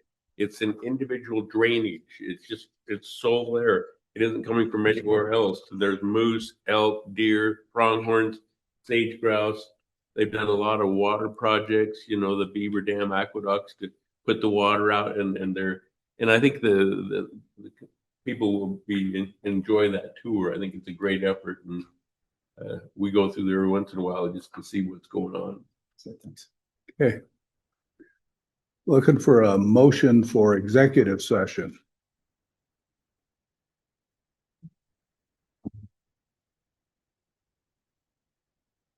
Mr. Chairman, Commissioners, I move the commission go into executive session under Idaho Code 74-206 subsection 1B and F. We do not need to consider lands items under subsection C today. And we'll need a second for that. We need a roll call vote or Second. second. Okay, roll call vote, starting with you, Don. Aye. Aye. Aye. Aye. Aye. Okay, we'll take about 5 minutes. 5, does that work? Yeah. We're coming out of executive session back into our general meeting. Being no other business, I adjourn the general meeting. We need a motion. A motion to, Yeah, because that wasn't all. okay. Do I have a One motion second. to adjourn? 1 second, Chairman. Did you guys do the number 19, the authorizing the chairman to provide performance Yes. feedback I with it? make the motion, we authorize the chairman to forward our performance evaluation to the governor's office. Second? All in favor, signify by saying aye. Aye. No other business. We are adjourned.